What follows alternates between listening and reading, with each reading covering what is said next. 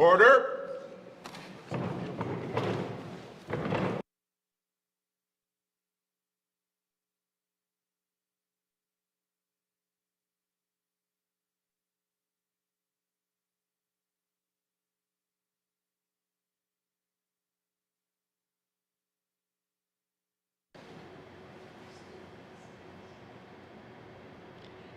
Heavenly Father, I pray for our speakers today, our elected members here today. I pray for our elders, our people back home in our communities. I pray for the younger generation to continue, guide them and give them strength.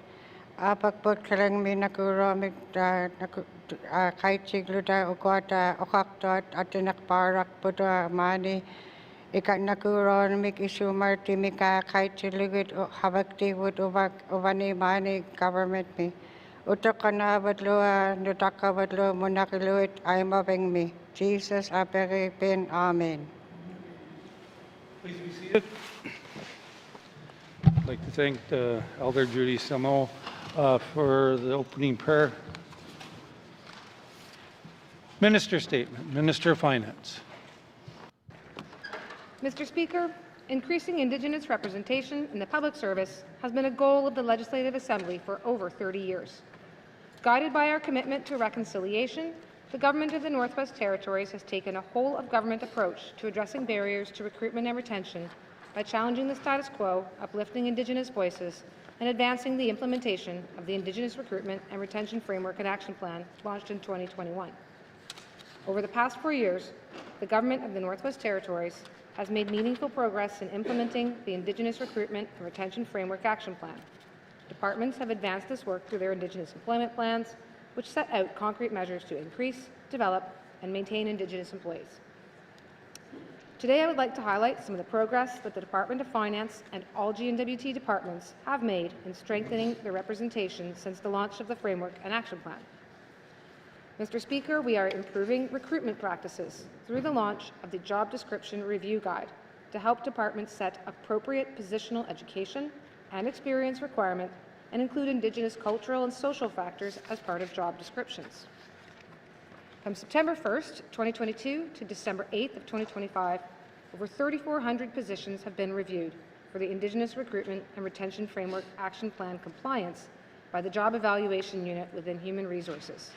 This is ensuring that job descriptions, again, accurately reflect the minimum education and experience for people to be successful in their positions. The Department of Finance has also launched mandatory training for managers on the staffing and recruitment programs. And Mr. Speaker, through the launch of Mitigating Unconscious Bias training, we are again ensuring Indigenous representation on Indigenous representation on selection committees within the recruitment process. Indigenous applicants now have the option to request representation on their selection committee, helping to enhance cultural competency, reduce bias, promote cultural safety throughout the hiring process. The department has also launched the establishment of an Indigenous eligibility list for all pre-qualified Indigenous candidates, and allowing applications to be reviewed for future vacancies before positions are opened to competition. Mr. Speaker, we are strongly focused on supporting Indigenous employees. We've also completed our review of the Leadership Development Program to ensure alignment within the Indigenous Recruitment Retention Framework. The program now incorporates strengthened Indigenous perspectives through collaboration with Northern employers, the Indigenous Employee Advisory Committee, and community partners, supporting altogether the framework's focus on removing barriers and embedding cultural relevance. There is an on-the-land learning component that further enhances culturally grounded leadership development consistent with the goals and values of the framework. Over the past 3 years, the Indigenous Development Training Program, Indigenous Career Gateway Program, and Building Capacity with Indigenous Governments have all been fully subscribed. Additionally, we've created now a Career Pathways Advisor position in 2025 to support Indigenous employees in identifying career pathways and achieving their career goals within the public service. Mr. Speaker, we are also pleased to announce the official launch of the Indigenous Mentorship Program. This is a 9-month initiative designed to support Indigenous employees through meaningful mentorship relationships with Indigenous mentors. Participants in the pilot cohort will commit approximately 2 hours per month to their mentor-mentee relationship. And while the pilot will include a small cohort of participants for now, mentorship resources and matching supports will be available to all Indigenous employees across the public service. And I was recently pleased to meet with one of these teams during a mentor-mentee meeting that fell on a day when the senior mentor had meetings here with their minister at the Legislative Assembly. Mr. Speaker, we are also committed to supporting the health and well-being of our employees. This year, the GNWT introduced a new employee assistance program, Green Shield Plus, which has an enhanced focus on Indigenous health and wellness. Through a partnership with Nujumu Health, an Indigenous-owned Canadian organization that provides culturally safe, supports Indigenous employees and their families have access to virtual mental health services exclusively for Indigenous people. All of these many initiatives and actions are also helping us strengthen our own accountability. We have implemented annual performance expectations for deputies that hold them accountable for their annual Department Indigenous Employment Plan targets. We have launched the GNWT-wide Succession Planning Guide to align with the goal of increasing Indigenous representation in this public service. An exit interview process is being launched on April 1st of 2026. The Department of Finance maintains continuous collaboration with the Indigenous Employee Advisory Committee on all human resource initiatives. And Mr. Speaker, this is not an exhaustive list of the work being done. It is a snapshot of key initiatives. I do want to thank every department and agency for their continued attention and efforts related to Indigenous recruitment and retention. In many cases, GNWT departments have not only met but exceeded their targets. All departmental Indigenous employment plans are publicly available on the Department of Finance's website. I would encourage people to review the progress being made and upcoming actions that our departments are set to achieve. Our shared goal, Mr. Speaker, is to foster a culturally safe and inclusive public service where Indigenous people can pursue and maintain and sustain meaningful employment. These values and these efforts benefit not only Indigenous employees, they benefit our current and future employees as a whole, the whole of the public service as a workplace, and the people across the Northwest Territories who we serve. Thank you, Mr. Speaker. Thank you, Minister of Finance. Member statements. Member for Minister of Health and Social Services. Mr. Speaker, residents across the Northwest Territory depend on a health and social service system that's steady, responsive, and able to adapt under pressure. In recent years, our system has indeed faced significant pressures, which is a key factor in my decision to appoint a public administrator to lead the Northwest Territories Health and Social Service Authority just over a year ago. His role is to help guide the authority through this period of transition and support the system as it responds to these pressures. Today, in light of recent concerns raised by members of this House about the pace and direction of the work being led by the public administrator, I want to provide a clear update on the progress underway, the challenges that have affected some timelines, and the priorities for the year ahead.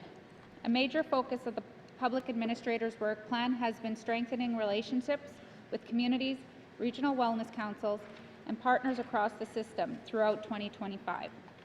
He and the Northwest Territories Health and Social Services Authority met with residents, practitioners, and community representatives in every region.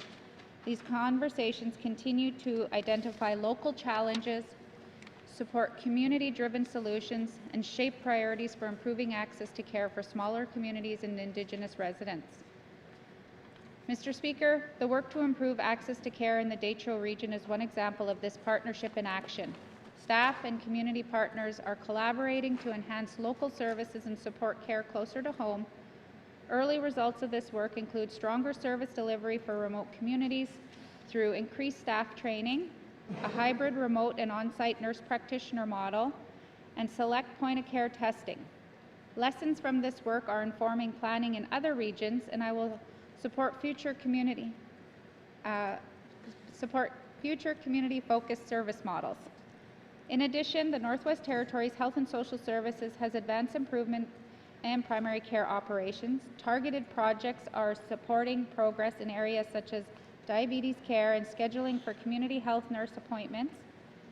The 52 and 52 initiative continues to encourage frontline staff to identify small but meaningful improvements each week that enhance access to care and improve the patient experience. Work is also underway to reduce administrative burdens. the Health Authority has begun testing new technology tools that help primary care providers complete their notes more quickly so they can spend more time with patients. Staff have been clear that administrative paperwork is a challenge, and Micah AI Scribe is a practical solution being piloted and evaluated to support them.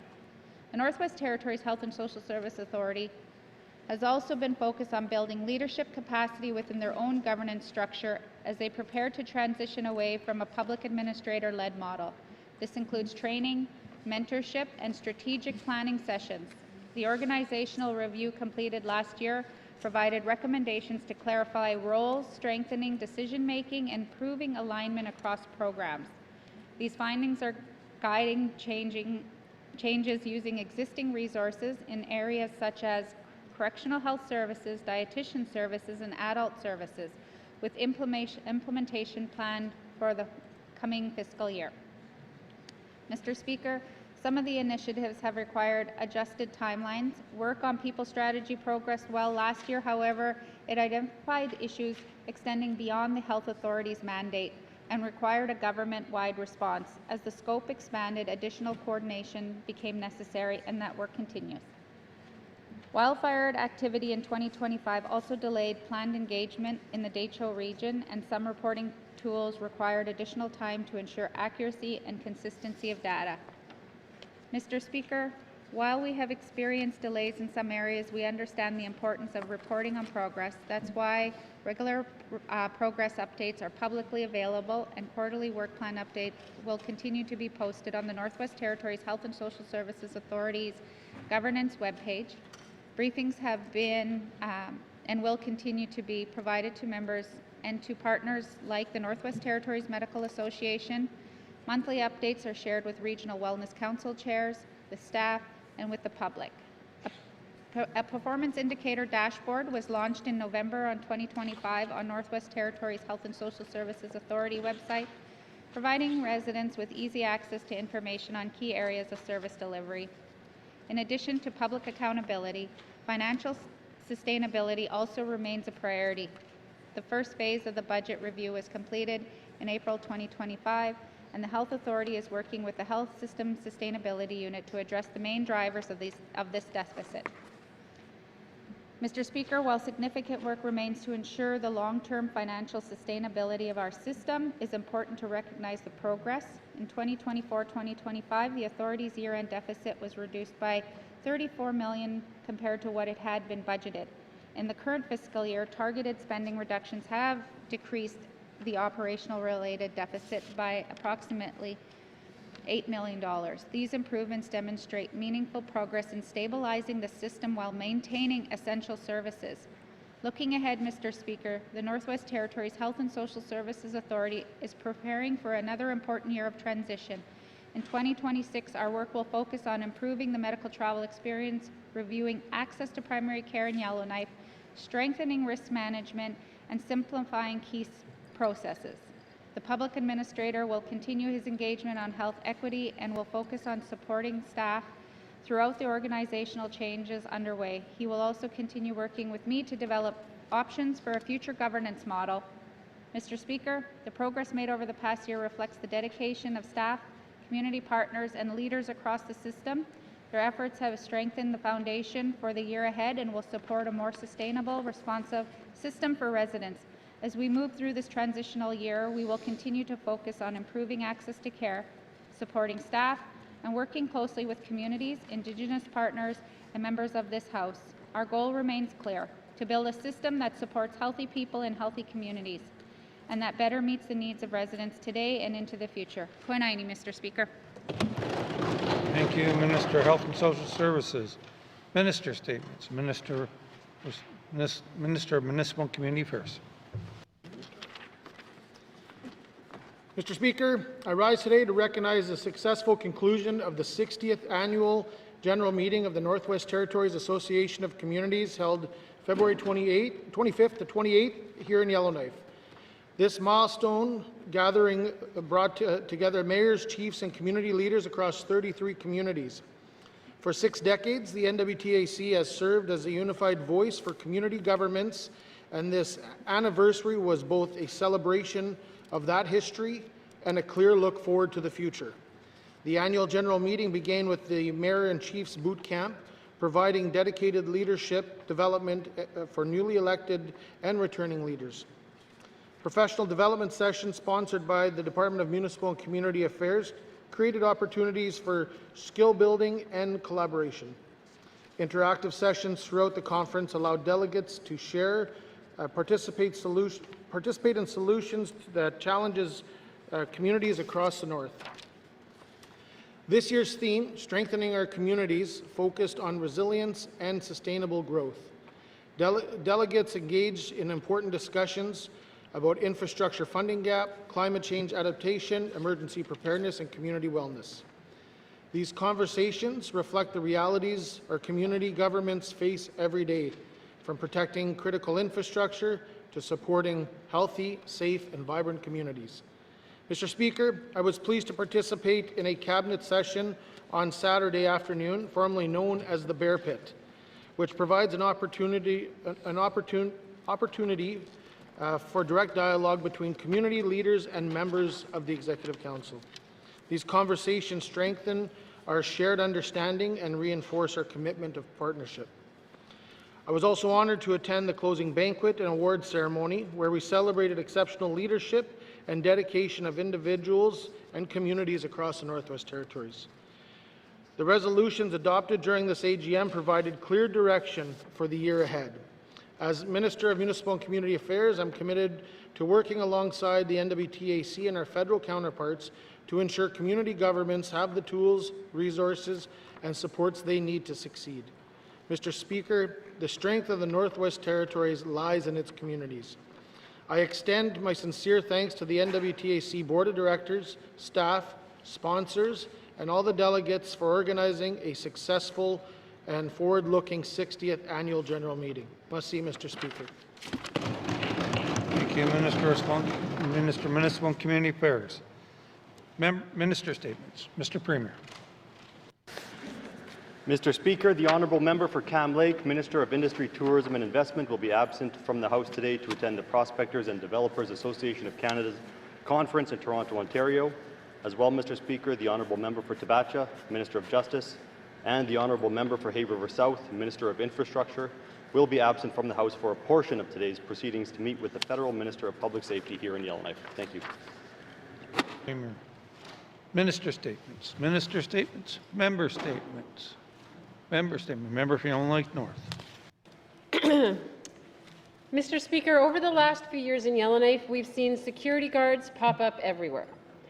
They're at the mall, the grocery store, apartment buildings, the day shelter, at hotels, and accommodations for medical travel patients. In the NWT, a security guard is a low-wage job that doesn't necessarily require any particular education or training. And like most of our low-wage jobs, they're often filled by recent immigrants, and guards often find themselves interacting with Indigenous residents.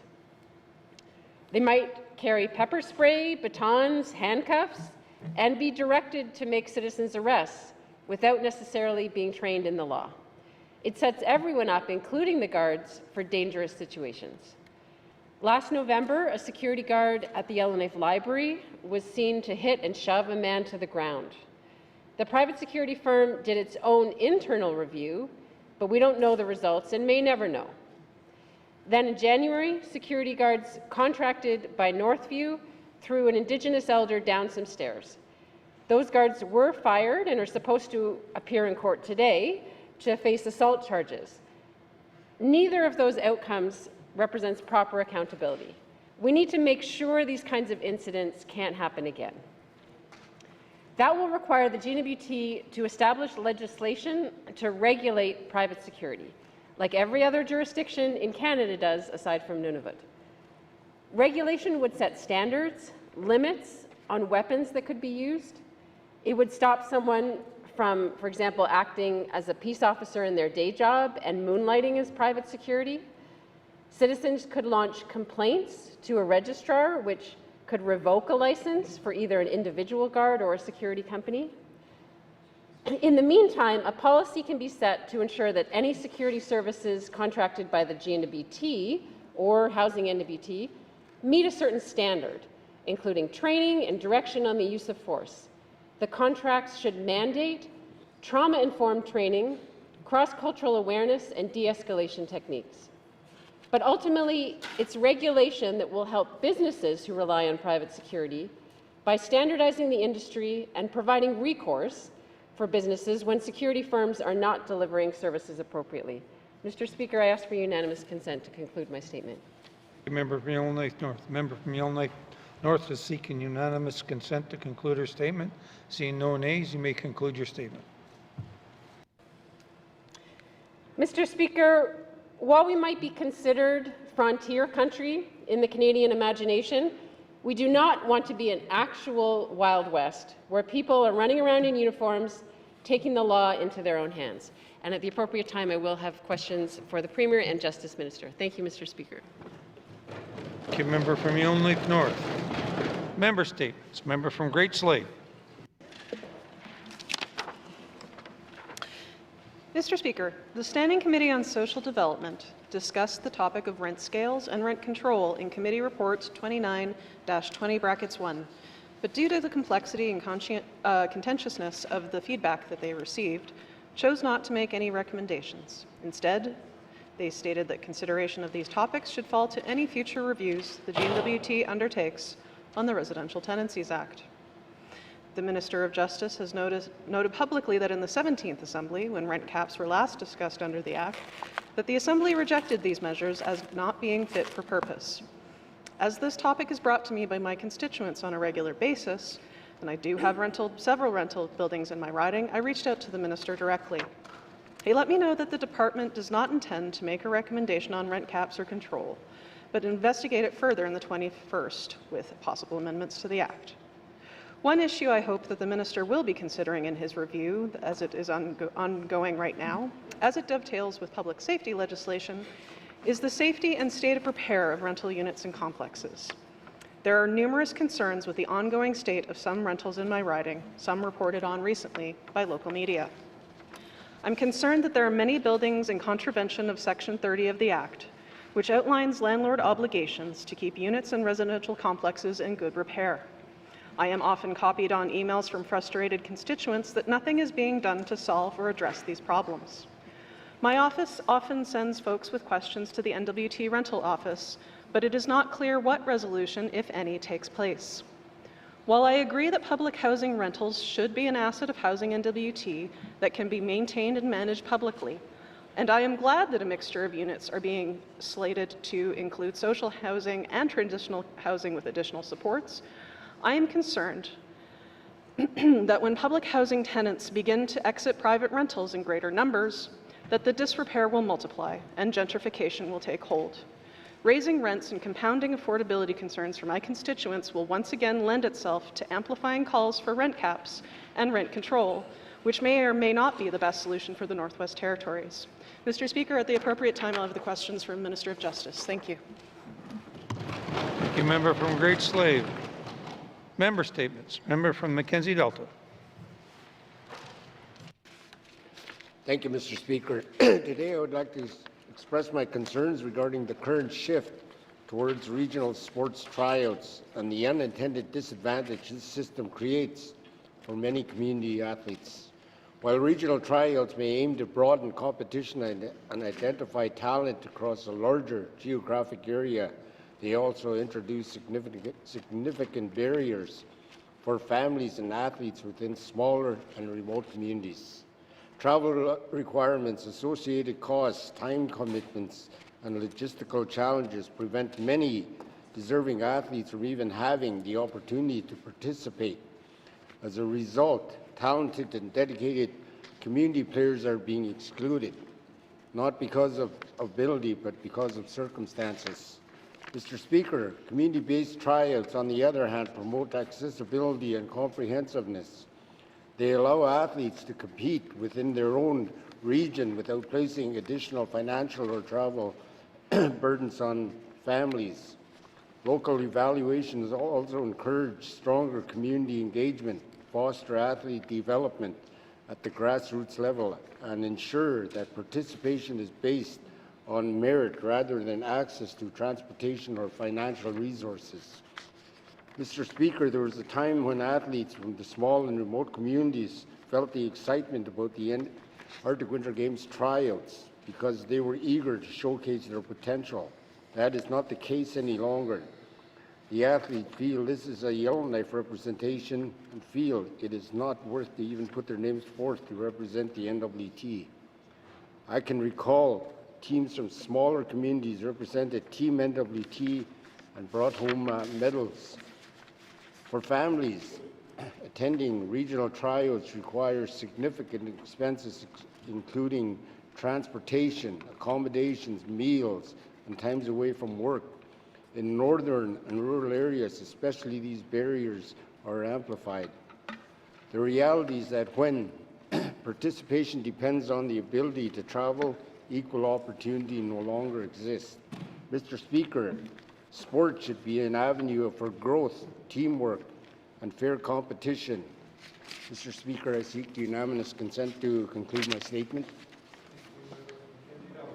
Member from Mackenzie Delta is seeking unanimous consent to conclude his statement. Seeing none, member may conclude your statement. Thank you, Mr. Speaker. Thank you, colleagues. Mr. Speaker, sports should not be an avenue for growth, should be an avenue for growth, teamwork, and fair competition. A system that unintentionally excludes capable athletes undermines those values. I respectfully urge consideration of a more balanced approach, whether through reinstating community-level tryouts, offering multiple regional locations, or providing financial and travel support to ensure equal access for all athletes. Thank you, Mr. Speaker. Thank you, member from Mackenzie Delta. Member statements. Member from Tunde-Willity. Thank you, Mr. Speaker. Mr. Speaker, in 2024, the Northwest Territories Ombudsman issued a special report entitled Ineligible for Public Service, Fairness in Rehiring.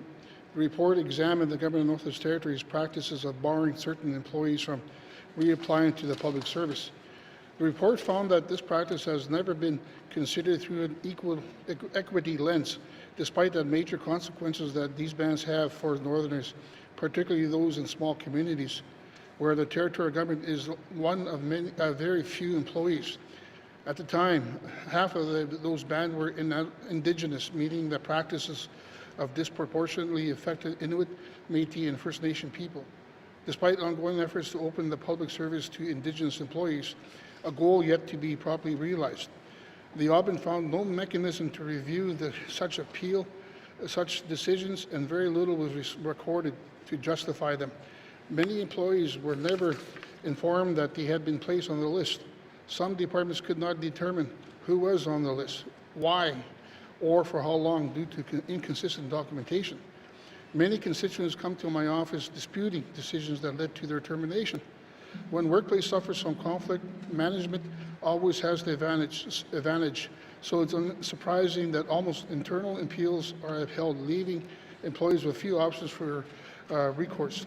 With these decisions determined by internal discretion and shrouded in secrecy, many wonder whether they have ever truly unbanned, and this effectively functions as a cross-department territorial blacklist. The Ombudsman recommended in 2024 that these bans are halted until a lawful authorized by the Minister or Public Service Act.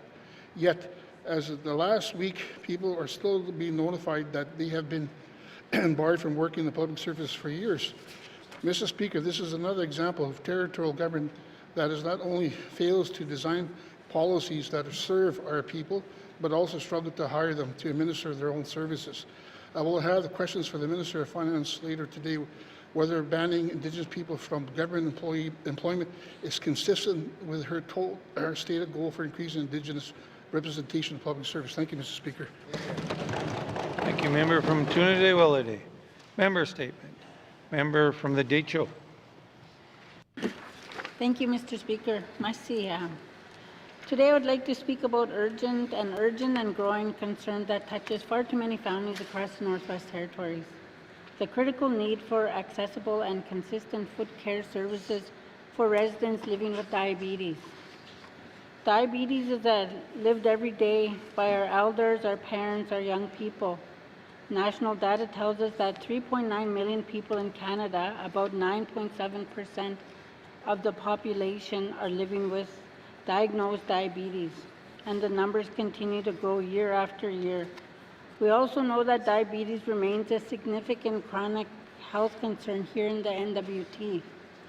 Mr. Speaker, complications from diabetes, including lower limb amputations, continue to place a heavy burden on people and on the health system. These are not just medical complications, they are life-altering experiences that affect mobility, independence, and well-being. One of the most serious yet preventable complications is foot disease. Without timely care, nerve damage and poor circulation can lead to infections, ulcers, and in worst cases, amputations. Regular professional foot care can prevent this, but many of our smaller and remote communities still don't have reliable access to this essential service. Mr. Speaker, this is about fairness, it is about dignity, it is about giving our residents the care they need to stay healthy and to stay home in their communities. Early intervention and regular monitoring are proven to reduce hospitalizations and long-term complications. My constituents need regular diabetic foot care. Investing in accessible diabetic foot care today will save lives, reduce future health costs, and support healthier outcomes for families in my riding and in the Northwest Territories.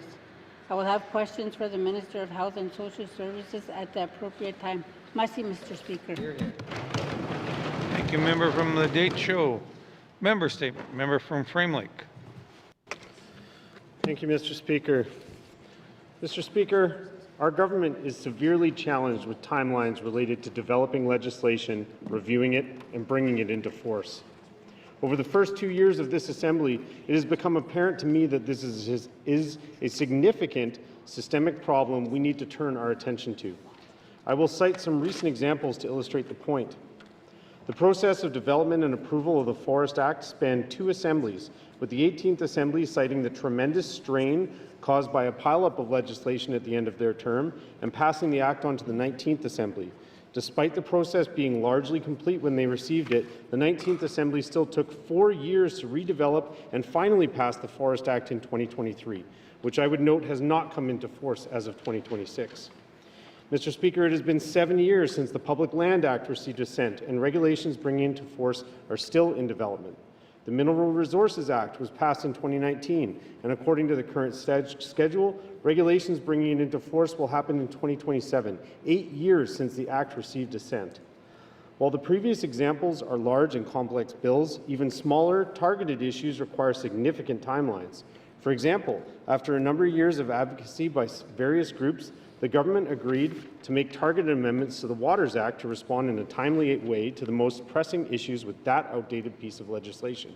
And that process is set to take us close to the end of the term of this Assembly. Mr. Speaker, the extensive timelines I have cited are severely hampering our government's ability to respond to current issues and the needs of stakeholders in a timely manner. When a government is not responsive to the needs of the public and stakeholders, they increasingly lose faith in the institution.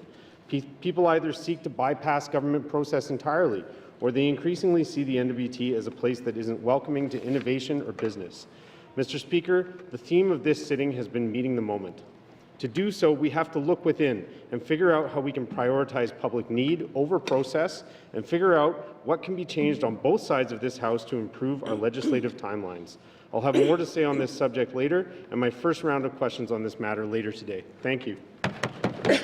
Thank you, member from Frame Lake. Member statement. Member from Inuvik Boot Lake. Thank you, Mr. Speaker. Mr. Speaker, in my member statement from February 2025, I spoke about our energy strategy, and its primary focus at the time had been solely focused on renewable. But the reality is, Mr. Speaker, we are still heavily dependent on diesel, LNG, and other non-renewable options in our northern regions. Given the Inuvialu Regional Corporation's M18 project is now fully funded and well underway, engaging with the significant discovery license holders in the Beaufort Delta must be a priority for this government. I often spoke in this House about the 2021 MDLNG report that clearly states it's technically and financially feasible to develop and export LNG from the Beaufort Delta. What we need now, Mr. Speaker, is a plan. How are we supporting energy? And just as importantly, looking to lower costs for our residents. We have spent millions on green energy initiatives. I understand the need to do our part to reduce greenhouse gas emissions, but again, I don't see an overarching plan that integrates those initiatives into our existing non-renewable energy grids. Nor have I seen an analysis of what it means for the residents who are not able to take advantage of green energy. What cost will that be to them, Mr. Speaker? As I've said before, I fully support a working group solution for my region, working with Indigenous governments, community leaders and our government to find the potential solutions that will attract industry back to the Beaufort Delta, to signal to the federal government that we are open for business and that the North can be an economic engine and a have territory that can pull our weight on the national economy. As we have said in this House, it's about meeting the moment, Mr. Speaker, and the moment is upon us. Build using the natural resources we have. Let's build it. Let's be the economic engine that can power our territory for many years to come. Thank you, Mr. Speaker. Thank you, member from Nunavut Lake. Member statement. Member from Range Lake. Mr. Speaker, few workplaces are as unpredictable as a hospital emergency department. Dedicated frontline doctors and nurses begin every shift not knowing what challenges the day may bring. This is especially true at Stanton, where the emergency department has become the mainstay for so many Northerners who have nowhere else to turn for medical care. This emergency room serves everyone, from workers injured on the job, to families who have nowhere else to bring their sick kids, to the most vulnerable who deal with drugs and violence on our streets. That is why Stanton must remain a safe haven of care for all, not only for patients, but for staff as well. Northerners know crime has reached a deplorable state here in Yellowknife, now spilling into too many corners of our community. Violence and intimidation are unacceptable on our streets, in our businesses, and especially within our public services, such as hospitals. Staff deserve safe workplaces, and all Northerners must feel safe when seeking care. This month last year, there were 2 serious violent reported instances at Stanton. An individual was apprehended in the hospital in a hostile state, triggering a code white, and just days later, the man was charged after threatening a security officer with a firearm. Later that year, another individual was arrested after pointing a handgun at security after repeated altercations. Now, just a few weeks ago, after a man pulled a knife on staff at Dollarama here in Yellowknife, he fled on foot to the hospital where he was subdued and apprehended. This incident continues the concerning trend of violent events increasingly finding their way to our hospital. At our town hall last month, the member for Yellowknife Centre and I heard constituents share stories of going to the emergency room late at night only to find themselves caught between security staff confronting violent individuals, sometimes with weapons present. Mr. Speaker, our emergency department often deals with disorder and disagreement, but as weapons become increasingly common in the North, any encounter with a person in a hostile state can be dangerous. Frontline staff don't want to take unnecessary risks, and they shouldn't have to. It's time for this minister to support our frontline workers because the measures currently in place simply aren't enough to keep them safe. Thank you, Mr. Speaker. Thank you, member from Range Lake. Member statements. Member from Wolfley. Merci, Mr. Speaker. Mr. Speaker, di clicho wayo on region isara wukegota di betreko wati gemeti egot wukweti sumbak ahead nagutra hunter North Slave region we. Mr. Speaker, the North Slave Administrative Region has a larger population than all the other regions combined. However, that population is not evenly distributed. More than 21,000 people live in Yellowknife, while just over 3,000 live across the 4 Klitschko communities. No other administrative region in the territory has such a significant population imbalance. That imbalance has real implications. Yellowknife is an urban center with concentrated services and infrastructure. The Klitra communities are rural and face distinct housing pressures, income challenges, social and educational needs. When communities with such different realities are grouped into a region dominated by Yellowknife populations, those differences are overshadowed. As a result, financial and performance reporting for the North Slave region is heavily weighted towards Yellowknife, making it difficult to assess and report on the circumstances of Klitra communities. Management decisions and regional priorities are also influenced by that same population imbalance. Mr. Speaker, I have raised this matter before, requesting a separate and distinct Klitra administrative region. To date, it is unclear to me what is preventing this from moving forward. The issue is clear. The difference between Yellowknife and the Klitra communities are not in dispute. The desire to establish a separate administrative region has been expressed clearly and consistently. My constituents has asked for it. Klitra leadership has asked for it. I have asked for it on the floor of this House. Mr. Speaker, what I am asking is straightforward. The creation of a separate and distinct Klitra administrative region will require effort and coordination on the part of government. That work may not be simple, but it is necessary to ensure that the needs of Klitra communities are properly reflected and supported. What is needed now is a clear commitment to move forward so that this work can begin. Mr. Speaker, I will have a question for Minister of Finance. Thank you. Thank you, Member from Moultrie. Member statements. Member from Yellowknife Centre. Thank you, Mr. Speaker. I want to thank the Electoral Boundaries Commission for producing their final report. It's a relentless task. They had to walk a tightrope, and certainly I admired the work they did. Their mission was very important. It looked at different types of dynamics of population, cultural, community interests, land claims, other types of regional concerns from size of communities, and even including languages, Mr. Speaker. Mr. Speaker, if we consider different types of dynamics that tightrope I mentioned that they had to walk, I mean, it would be easy to say we have this many people divided by this many MLAs and there's the outcome. But it's much, much more complicated than that. And hence we get to what's called relative parity, trying to find a path that balances certain interests, whether it's language, community, etc., bring them together in a harmonious way. And harmonious doesn't always mean exactly the same amount of people, but in representation has to be fair.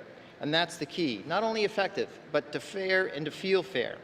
Our democratic process, the way we do it, is we recognize diversity as a strength, certainly not as something to wield a power, but a sense of how do we embrace and grow stronger.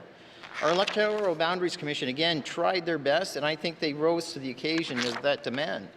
Mr. Speaker, the democratic process, as they point out in their report, is worth the investment. And I would say it would be a mistake to think past it. We could get caught up quickly and say, well, there's too many MLAs now, or more would be bad. But other regions, such as the Yukon and the Nunavut Territory, have larger legislatures than we do, and they find a way to do it. Mr. Speaker, democracy matters, and we must get there. If we worked on strict voting fairness, Mr. Speaker, and I'm saying just the raw data, if we want to treat every community like Yellowknife, let's just say, for example, Inuvik and Hay River, they would only have one MLA if you followed the standard deviation. Their populations fit exactly into one riding of Yellowknife. But yet, so when we hear people about saying Yellowknife's getting too many, I think it's a mistake. I think we have to ask ourselves, where can we balance the fairness? Mr. Speaker, the report commission was clear and very articulate. They do not recommend status quo. Status quo is a dangerous path to take. Currently, right now, I'm going to say before the House, there is recommendations, basically follow their 22, which they unanimously say this is the way to go. I'd say if this House does not find a way to support the final recommendation of the Commission, I say all future Commission reports are binding, and put it upon the Assembly to take the issue with it to court, and let the public pay that way, rather than putting it on the citizens, individuals or communities to rise to those occasions. Mr. Speaker, let the data speak for itself. Thank you, Mr. Speaker. Thank you, Member from Yellowknife Centre. Member statements. Colleagues, today I realize that I'm doing a little bit late, but I'm recognizing a tremendous community effort behind the first annual New Year's Eve celebration in Fort Simpson, a truly heartwarming example of what happens when residents come together to create joy and connect for families. This initiative began in mid-October where a group of local mothers met to discuss ways to bring happiness to their children during the holiday season. Their first project was Pumpkin Lane, which gathered over 100 pumpkins for a family carving night hosted by the Open Door Society, with pumpkins donated by the Union of Northern Workers. The event also included a carving day at the Littleco Regional High School. A group of volunteers then worked to display and light the pumpkins for 3 evenings after Halloween, bringing magic to the community. Following that success, the same group met again to plan something special for New Year's Eve. Inspired by Joyce McLeod event in Fort Providence, driven by the dedication of Shauna McLeod and Don Bell, the idea came to life on December 31st. The day featured family games, prizes, food, and community donations, followed by a chili contest, fireworks, and a drum dance to usher in 2026. At midnight, balloons dropped with $400 inside, adding extra excitement to the celebration. I had the pleasure of participating in several of the family games and got to watch the fireworks. Unfortunately, I did not make it to the balloon drop as the fresh air and excitement tuckered me out. College, this event was made possible through extraordinary volunteerism, local business support, and countless hours of preparation. The names of those who contributed have been provided, and I ask that they be deemed as read and included in answer. Fort Simpson's first annual New Year's Eve celebration truly showcased the spirit, generosity, and unity of the community. I'd like to thank everyone for these amazing family activities on New Year's Eve.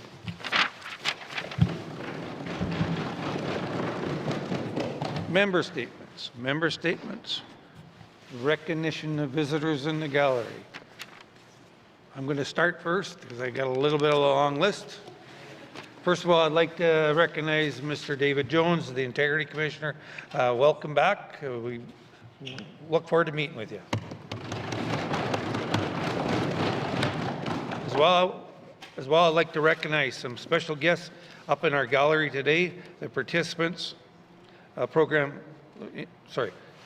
2026 Ontario Legislative Assembly Interim Program participants.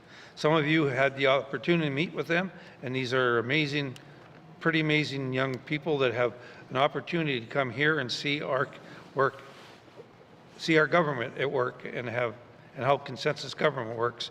So I'd like to recognize them. And I apologize, I've already apologized to them at lunchtime that I may get their name wrong, and for that I apologize. The people up in the gallery, David Landry, Bianca Morelli, Emily Shee, Kina Cavero, right on, Geneva Folina, Nora Akrowi, there we go, Ev Perry, Julia Yukbuki Chi,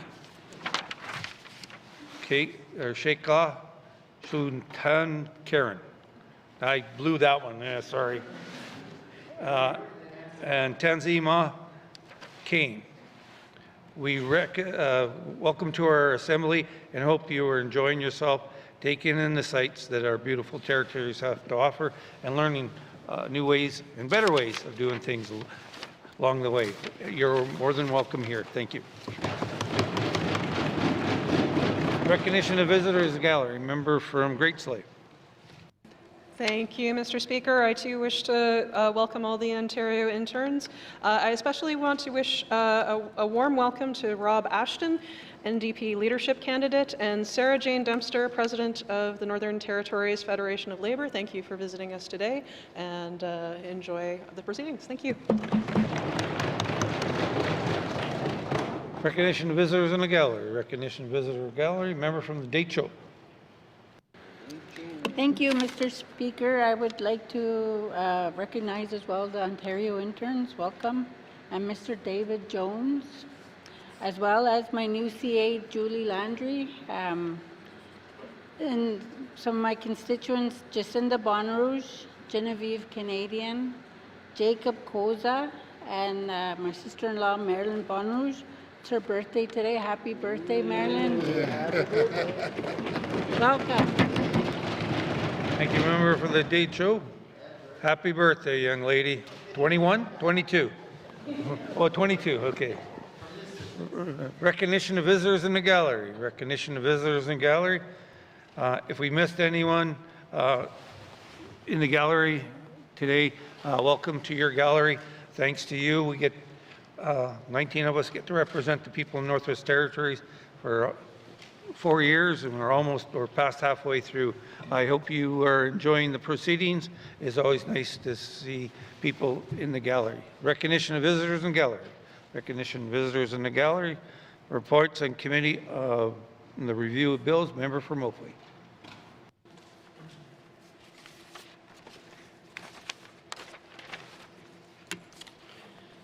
Thank you, Mr. Speaker. Mr. Speaker, your committee would like to report on its consideration of Bill 34, Trespass to Property Act. Bill 34 received second reading in the Legislative Assembly on October 31st, 2025, and was referred to the Standing Committee on Social Development for review. The committee held public hearings in Yellowknife and Hay River and received 4 written submissions on this bill. The committee also met with the Hay River Health Community Committee. The committee carefully considered the feedback received throughout the review process and in response proposed 9 amendments to Bill 34, all of which were concurred with by the Minister of Justice at the clause-by-clause review on February 25th, 2026. Mr. Speaker, the committee reports that Bill 34, Trespass to Property Act, is ready for considerations in Committee of the Whole as amended and reprinted. Thank you, Mr. Speaker. For Mophly. Bill 34 stands referred to the Committee of the Whole. Reports of the Committee on the Review of Bills, reports on the Committee Review of Bills, reports on Standing and Special Committee. Member for Mophly. Okay.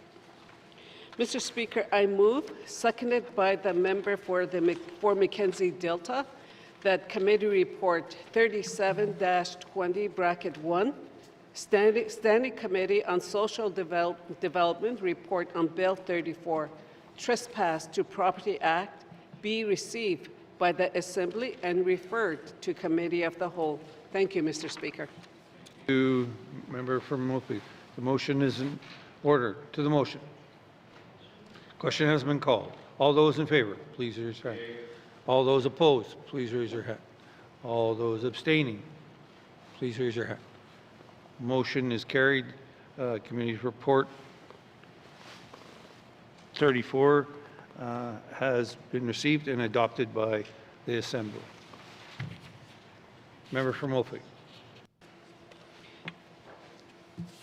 Thank you, Mr. Speaker. Mr. Speaker, your Standing Committee on Social Development is pleased to provide its report on Bill 34, Trespass to Property Act, and commence it to the House. Standing Committee on Social Development report on Bill 34, Trespass to Property Act. Introduction and background. Mr. Speaker, Bill 34, Trespass to Property Act, seeks to address significant gaps in trespassing law by creating legislation intended to govern trespass to private property, to schools, and to certain types of private interests on public lands such as leases.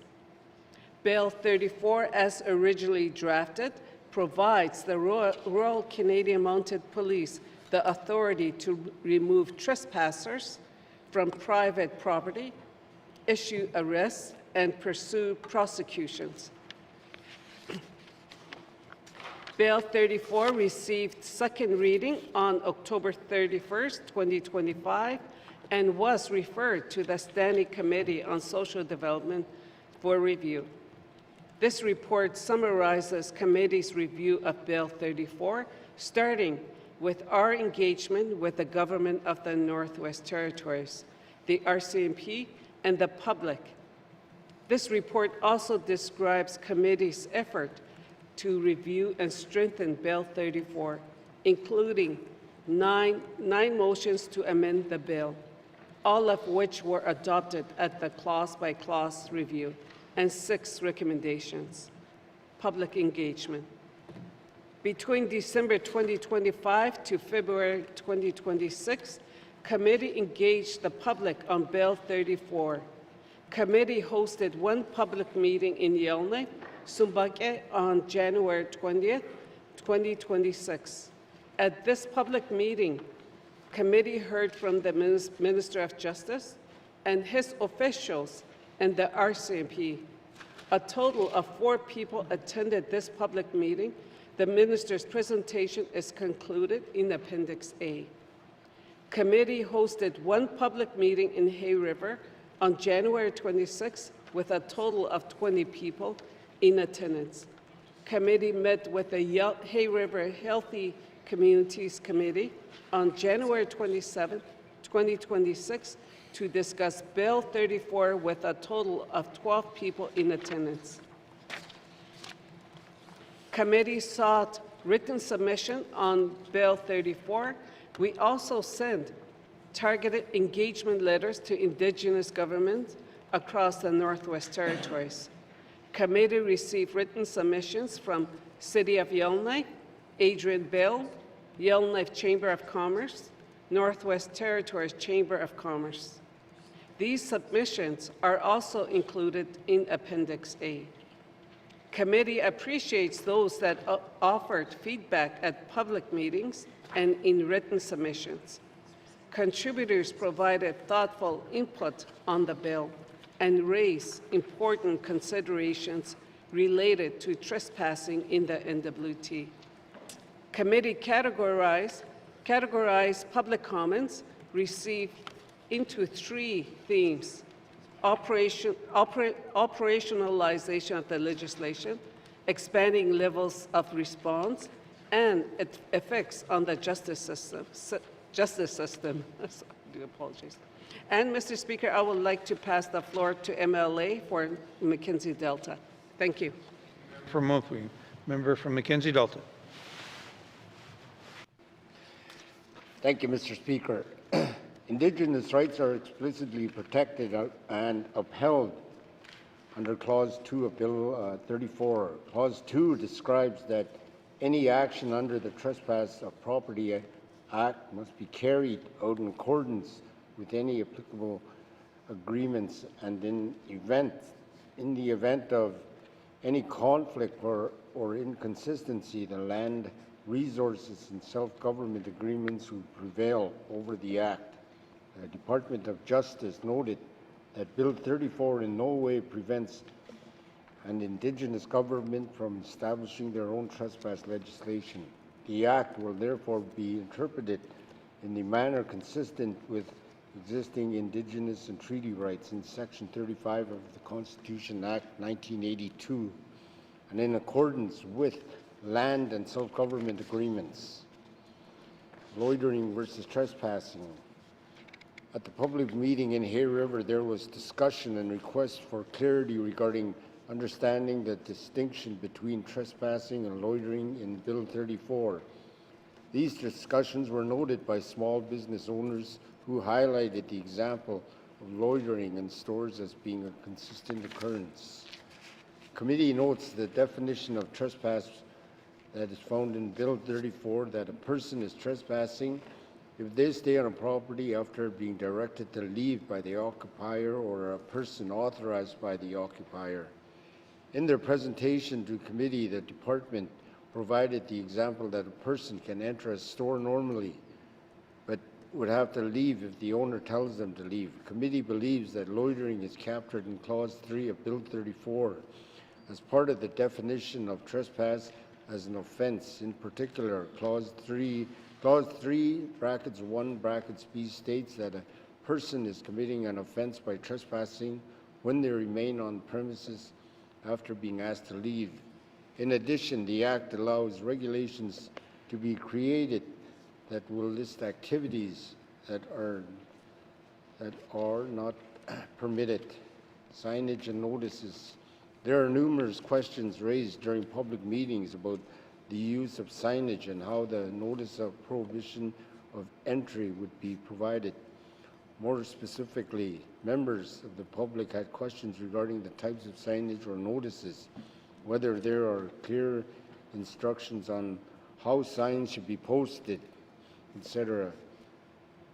Committee acknowledges these questions and hope to provide some clarity in terms of the operational of providing notices of prohibition of entry and methods of signage under Bill 34 in the following paragraphs.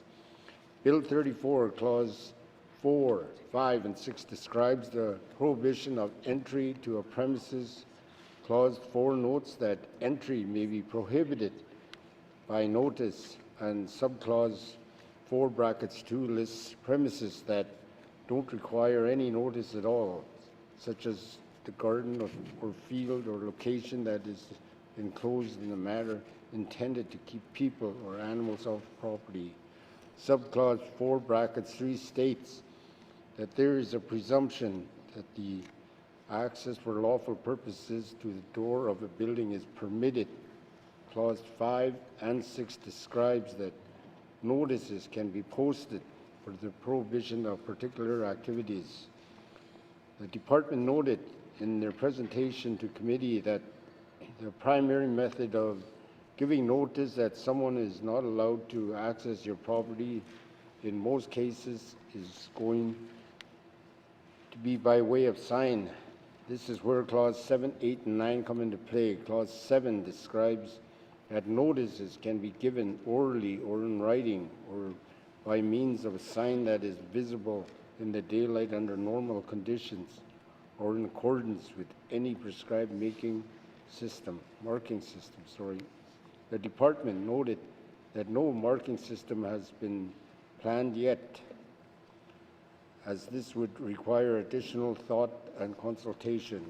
A marking system may be included in future regulations under the Act. Mr. Speaker, I would like to pass the floor to MLA for Range Lake. Thank you, Mr. Speaker. Mackenzie Delta, member from Range Lake. Thank you, Mr. Speaker. Schools. There were questions from the public regarding the use of the Act with schools in the NWT. In particular, there was confusion about whether school property becomes municipal property after hours and how quickly to call the RCMP for assistance if there were a trespasser on school property. It is the committee's understanding that education bodies are defined as occupiers under Bill 34 to ensure that the legislation will also be applied to both private and public schools. It is important that schools in the NWT understand how the Act will be applied to them, and therefore committee presents the following recommendation to ensure smooth operation of the Act and to minimize confusion for school staff. Recommendation 1, the Standing Committee on Social Development recommends that the Government of the Northwest Territories issue clear guidance and instructions to schools across the Northwest Territories on how to use and apply the Trespass to Property Act to their settings, including providing additional funds for producing prohibition of entry signage as needed. Youth. Committee had concerns regarding the protection of youth from being prosecuted under Bill 34 and the effects that arrest and prosecution could have on their lives moving forward. Section 13 of the Criminal Code of Canada does not allow for a youth under the age of 12 to be convicted of an offense, and the NWT's Youth Justice Act follows federal legislation. Similarly, the Government of Canada's Youth Criminal Justice Act applies to youth from the age of 12 to 17 years old. Therefore, it can be inferred that criminal responsibility begins at age 12. Committee trusts that youth 12 and under are sufficiently protected under federal and territorial legislation. Impact on unhoused populations. Numerous members of the public emphasized the need for targeted resources to support people experiencing homelessness and expressed concern that unhoused individuals could be inadvertently caught up in the legislation's application. There was also apprehension that vulnerable individuals could be convicted of trespass and lack the financial means to pay any resulting fines, and therefore lead to inevitable imprisonment. Committee agrees these concerns are valid and wants to ensure the legislation is applied in a way that does not set up vulnerable people for failure. On that note, committee is recommending measures that will create a graduated response to the enforcement of trespassing, including enforcement using tickets and allowing orders prohibiting entry to a premises. Bracket C recommendation 2 and motions 4 and 5. End bracket. In addition to graduated responses, fine option and restorative justice programs should continue to be made available, even for those convicted of trespassing. Committee believes implementing a range of options will help ensure that individuals convicted of trespass are appropriately supported, while also maintaining efforts to address public safety concerns. Committee would also like to highlight that Bill 34 requires clear signage or verbal notice to inform individuals when they may be trespassing, brackets C, signage and notice section, end bracket. Committee also proposed an amendment to help ensure that no trespass signs are posted falsely, bracket C, motion 6, end bracket. Further in their presentation to committee, the department noted that the NWT's Human Rights Act protects NWT residents from discrimination on protected grounds, including race, nationality, political belief, ancestry, sex, and gender identity or expression. Anyone who tries to misuse the Trespass to Property Act provisions, such as if they posted a sign or asked someone to leave on a protected ground, would be in violation of the Human Rights Act. And Mr. Speaker, I would like to pass the floor over to the member for Day Cho. Thank you.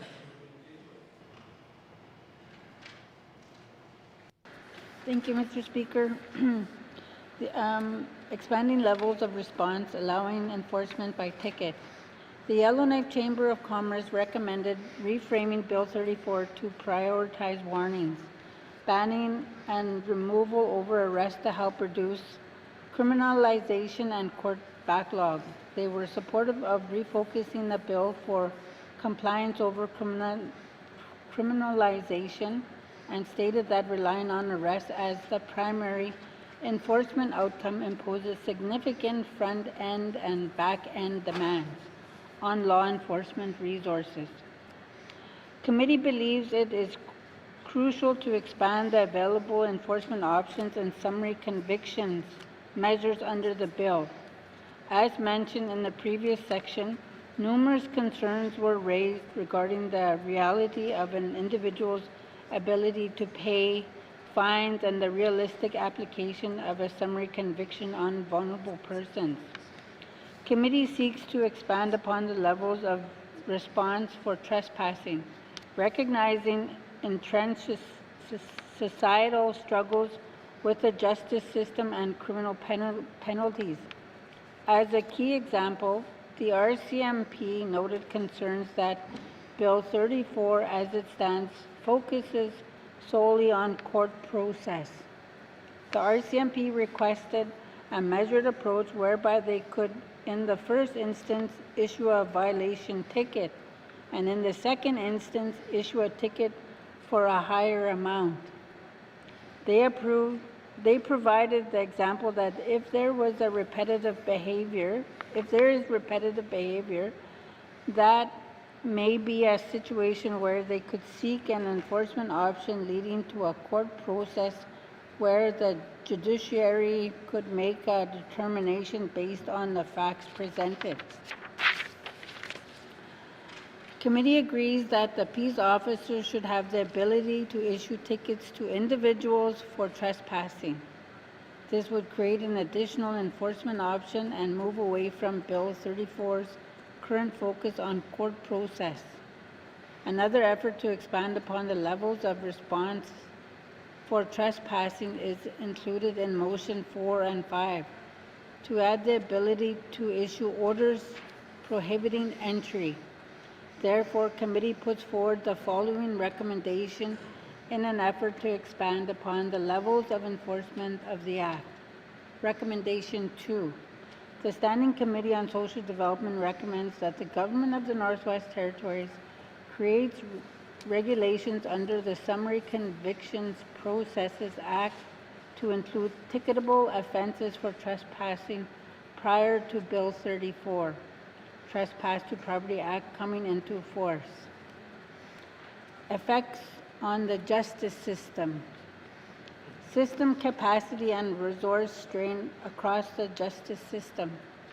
In their presentation to committee, the RCMP spoke to the extent to which the implementation of trespass legislation would increase calls for service. The witness noted that with the implementation of trespass legislation, there would not necessarily be a significant spike in calls, since the RCMP is already receiving a significant number of calls related to trespassing, currently treated in some cases as mischief. He further reiterated that the RCMP perspective, there are many tools they can facilitate and use, and the use of trespass legislation will not be at the very top of our toolbox. He emphasized the importance of measured approach, noting that trespass legislation can be used to manage certain behaviors. Municipal enforcement personnel in Hay River also noted that using this legislation may help curb behavior so that resources can be used towards more serious issues. Municipal enforcement and the RCMP in Hay River also brought forward the reality that they are already receiving calls related to trespass. During the public hearing in Yellowknife, the department noted that an increase to call volume would naturally be expected by way of introducing legislation that targets a specific activity such as trespassing. Members of the public noted that worries about overwhelming the courts with the prosecution of trespassing, including concerns with individuals not being financially able to pay fines, which may result in overwhelming correctional centers. At the public hearing in Yellowknife, the minister stated that the possibility of increased involvement in the justice system should not in itself prevent the legislation from being enacted where individuals are engaging in the behaviors the legislation seeks to address. Committee emphasizes the importance of utilizing and promoting alternative justice programs, such as restorative justice and fine options, that help address difficult behaviors with the complex circumstances individuals may face, while still ensuring accountability. Committee also believes in supporting the RCMP with the application of this Act. Accordingly, Committee put forward motion 3 and 9 to allow the minister through regulation to prescribe classes of people authorized to enforce the Act. This will help ensure the RCMP are not overburdened by trespass enforcement and related calls for services, while enabling other enforcement personnel to apply the legislation where appropriate. Current use of the criminal code provisions. The RCMP indicated they support the intent of the legislation and view it as filling a legislative gap. In its absence, they noted their options are often limited to taking no action or proceeding directly to a criminal offense under the criminal code. For instance, Section 340 of the criminal code creates the offense of mischief for many persons damaging property or interfering with the lawful use or enjoyment of property. Among other acts, subsection 349(1), being unlawfully in a dwelling house, states that any person who, without lawful excuse, enters or is in a dwelling house with intent to commit an indictable offense is guilty of an indictable offense. As the RCMP highlighted, committee believes that the Act will provide another tool for law enforcement to use to help curb behaviors outside of these criminal code provisions. And Mr. Speaker, I would like to pass the floor to the MLA for Yellowknife North. Thank you. Jay Cho, member from Yellowknife North. Thank you, Mr. Speaker. Measuring the effects of the legislation. A member of the public questioned what efforts will be in place for measuring the effectiveness of the legislation. Committee believes in analyzing what value trespass legislation will bring to the overall picture of public safety in the NWT. Therefore, committee presents the following recommendation. Recommendation 3. The Standing Committee on Social Development recommends the Government of the Northwest Territories ensures that statistics on prosecution for trespassing are routinely included as part of general reporting on offences and convictions in the Northwest Territories once the Trespass to Property Act has come into force to provide insight on the effectiveness of the legislation. Amendments. Committee put forward 9 motions to amend Bill 34. These are included in Appendix B of this report. Number 1, defining occupier as lawful occupier. The City of Yellowknife presented a recommendation to committee that the definition of occupier in Bill 34 be limited to lawful occupants only, referencing a definition found in British Columbia's trespass legislation. The department's presentation to committee noted their definition of occupier, which includes someone who has physical possession of the premises or who has responsibility and control over the condition of the premises or activities on the premises, or control over persons allowed to access it.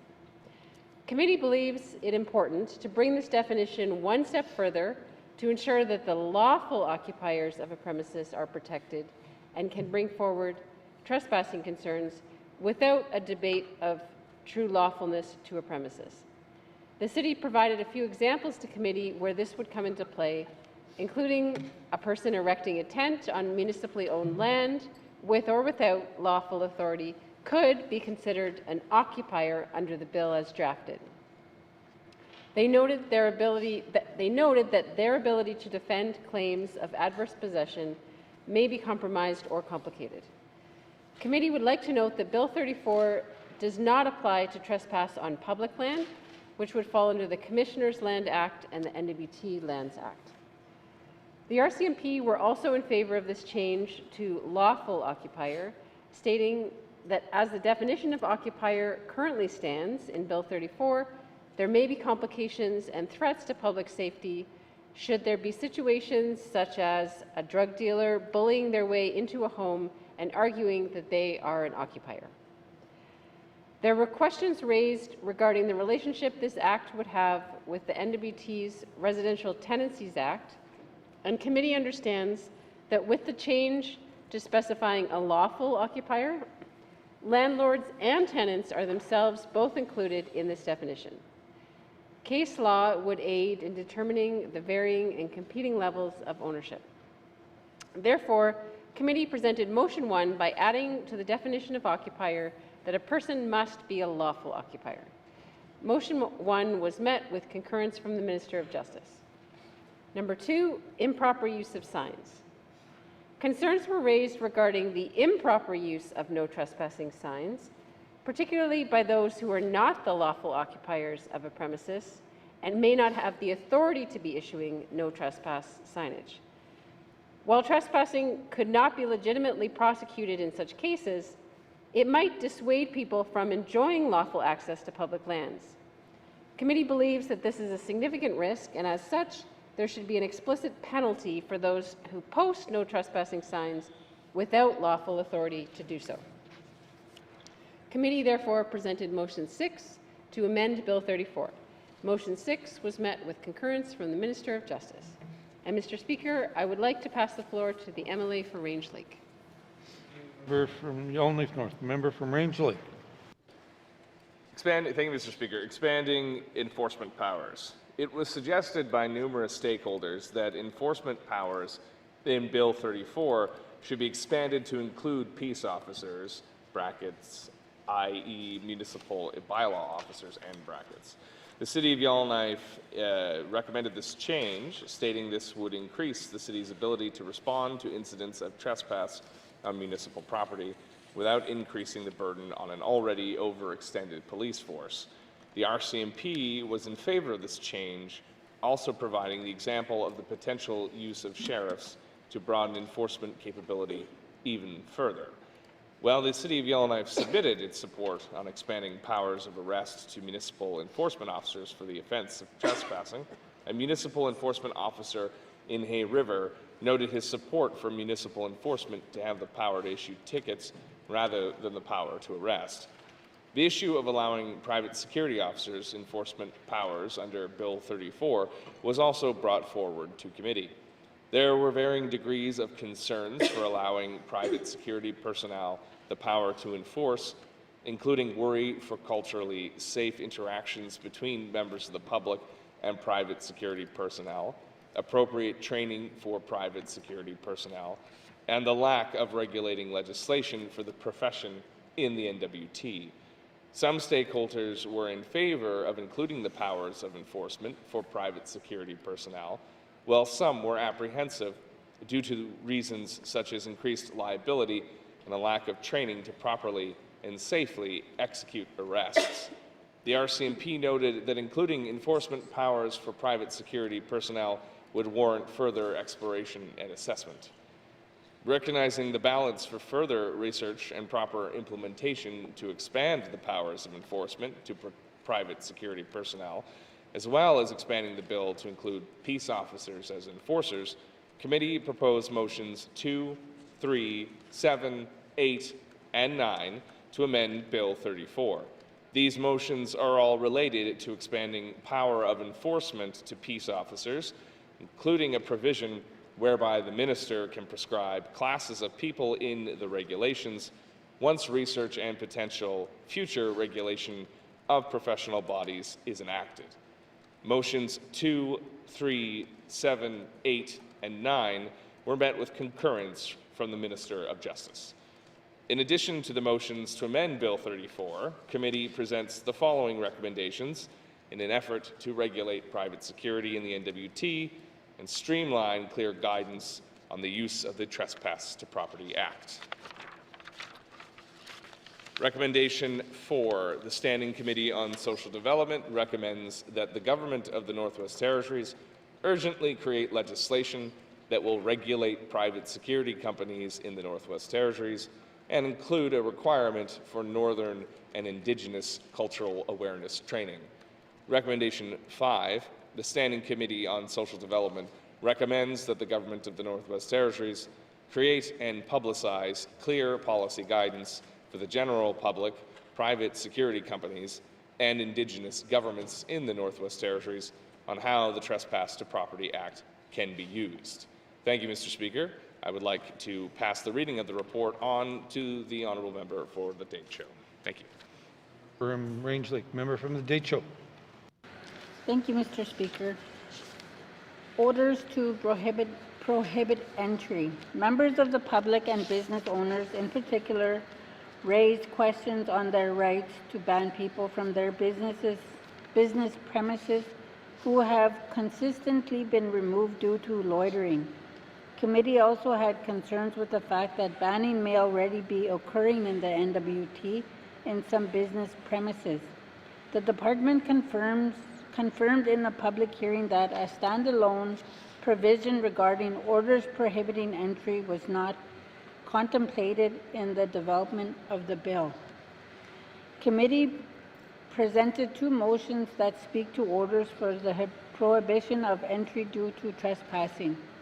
Firstly, committee presented motion 4, which amends clauses 3 of Bill 34 to allow for an additional penalty for the offense of trespassing, namely including orders prohibiting entry to a premise for a term not exceeding 3 years.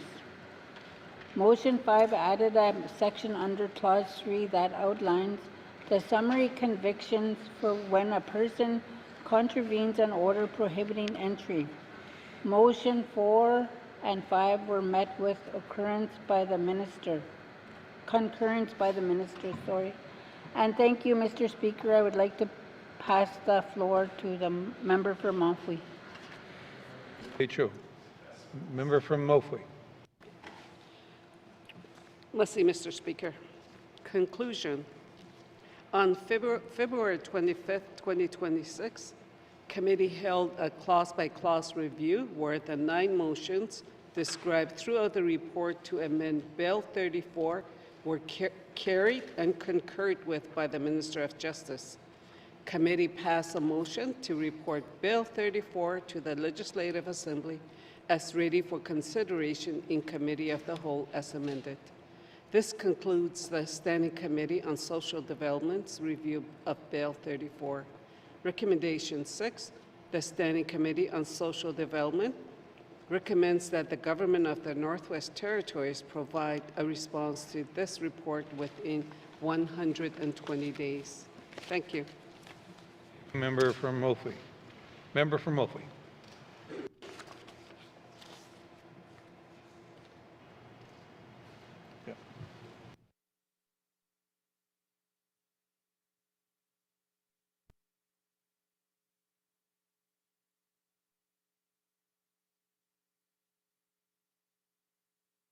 Member from Montfouille. Thank you. Thank you, Mr. Speaker. Mr. Speaker, I move, seconded by the member for Mackenzie Delta, that Committee Report 37-20, Bracket 1, Standing Committee on Social Development Report on Bill 34, Trespass to Property Act, be received by the Assembly and referred to Committee of the Whole. Thank you, Mr. Speaker. Thank you, member. The motion is in order. To the motion. Question has been called. All those in favor? Yay. All those opposed? All those abstaining? Motion is carried. So, good. Sorry, committee report 34 has been received and will be moved into committee for Committee of the Whole for further consideration. Colleagues, before I go any further, I'd like to recognize the Honorable, now the Grand Chief of the Gwich'in Tribal Council, Frederick Blake, known as Sonny. He has been member for the Mackenzie Delta the 17th, 18th, and 19th, and he was the former Speaker of the 19th Assembly. Welcome to the Assembly, Sonny.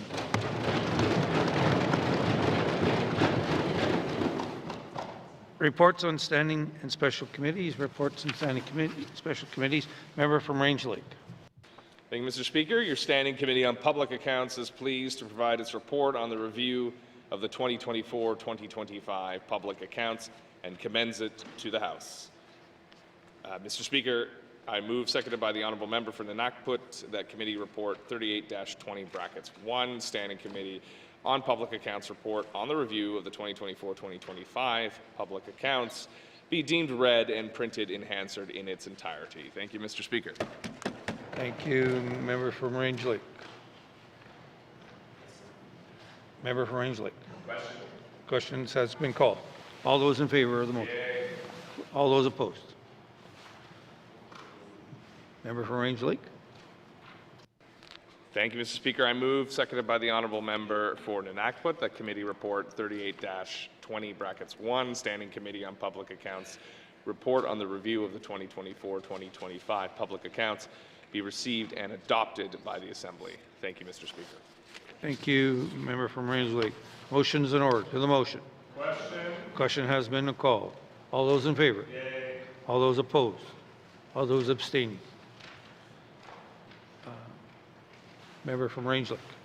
Thank you, Mr. Speaker. I move, seconded by the Honourable Member for Nanakput, that pursuant to Rule 9.4 Brackets 5 Brackets A, the Government of the Northwest Territories table a comprehensive response to this report, including all recommendations, within 120 days or at the earliest opportunity subsequent to the passage of 120 days. Thank you, Mr. Speaker. Member from Range Lake. To the motion. Question has been called. All those in favor? Yay. All those opposed? All those abstaining? Motion carried. Reports on standing special committees. Reports on standing special committees. Returns to oral questions. Returns to oral questions. Acknowledgements. Oh, acknowledgements.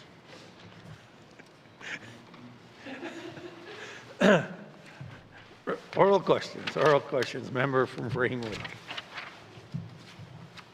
Thank you, Mr. Speaker. Almost got ahead of myself there. Mr. Speaker, I have a question for the Minister of Infrastructure. Earlier this sitting, I raised the need for a regulation under the Motor Vehicles Act for disposal of low-value vehicles. I note that the City of Yellowknife recently wrote the Minister about this issue again.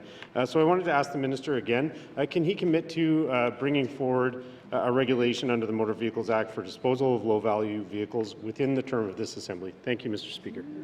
Thank you, Member from Frame Lake. Minister of Justice. Thank you, Mr. Speaker. Yes, I will commit to having that completed. Thank you. Member from Frame Lake. Oral questions. Member from Elmley Centre. Thank you, Mr. Speaker. I want to first begin by saying I was glad to hear another MLA spoke up about the crisis of lack of security guard legislation, so I applaud to that member, Mr. Speaker. I want to acknowledge that. On February 4th, I brought up and even tabled a working copy of the legislation, and of course, I welcome any member who wants to second the private member's legislation that I intend to bring forward. So my question is, as the House may know, and the Minister specifically knows this, after initiating the revitalization initiative on the Security Guards Act through a PMB path, the Minister assured me that he would provide me any information the Department has with respect to this matter, and I'm curious as to where that information is today so I can complete the draft of this bill. Thank you. Member from Elmley Centre, Minister of Justice. Thank you, Mr. Speaker. Mr. Speaker, I did commit to the member that I would share the information that was available on this issue, and I will commit to the member to follow up with the department. Thank you, Mr. Speaker. Member from Elmley Centre. Mr. Speaker, just briefly, given the lack of regulation on security guards, including training and problems, as even noted by my colleague from Yellowknife North, how do you manage complaints currently through this process, given that there's nothing? Thank you, Member from Elmley Centre. Minister of Justice. Thank you, Mr. Speaker. Mr. Speaker, depending on the nature of the complaint, there are a number of pathways. Either that is back through the employer to be addressed as a HR matter, or if it's a matter that's criminal in nature, it would be moved along through the RCMP. Thank you, Mr. Speaker. Minister of Justice. Final supplementary. Member from Elmley Centre. Thank you, Mr. Speaker. I've noted even training for NGOs is lacking with respect and asked any future agreements include training because of this problem. Mr. Speaker, my question is what can the Minister of Justice do on the interim of this gap until we bring forward a bill in some form that we can deal with this matter? Thank you. Member from Elmley Centre. Minister of Justice. Thank you, Mr. Speaker. Mr. Speaker, I think at this point, as we do not have any governing legislation in this area, I think certainly, our ability to work with our communities, with our Indigenous partners, with our Indigenous organizations and the GNWT across the NWT, and that, we're having conversations with those companies that are providing this service. Thank you, Mr. Speaker. Minister of Justice. Oral questions. Oral questions. Member from Tuna-Day-Willety. Thank you. Thank you, Mr. Speaker. My questions are for the Minister of Finance and follow up to my member statement. Mr. Speaker, for many fear they are never truly removed from the rehire and the eligibility list once they are placed on it.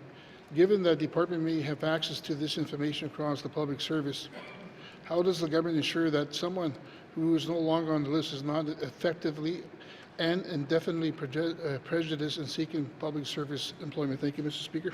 Member from Tuna-Day-Willety. Minister of Finance. Thank you, Mr. Speaker.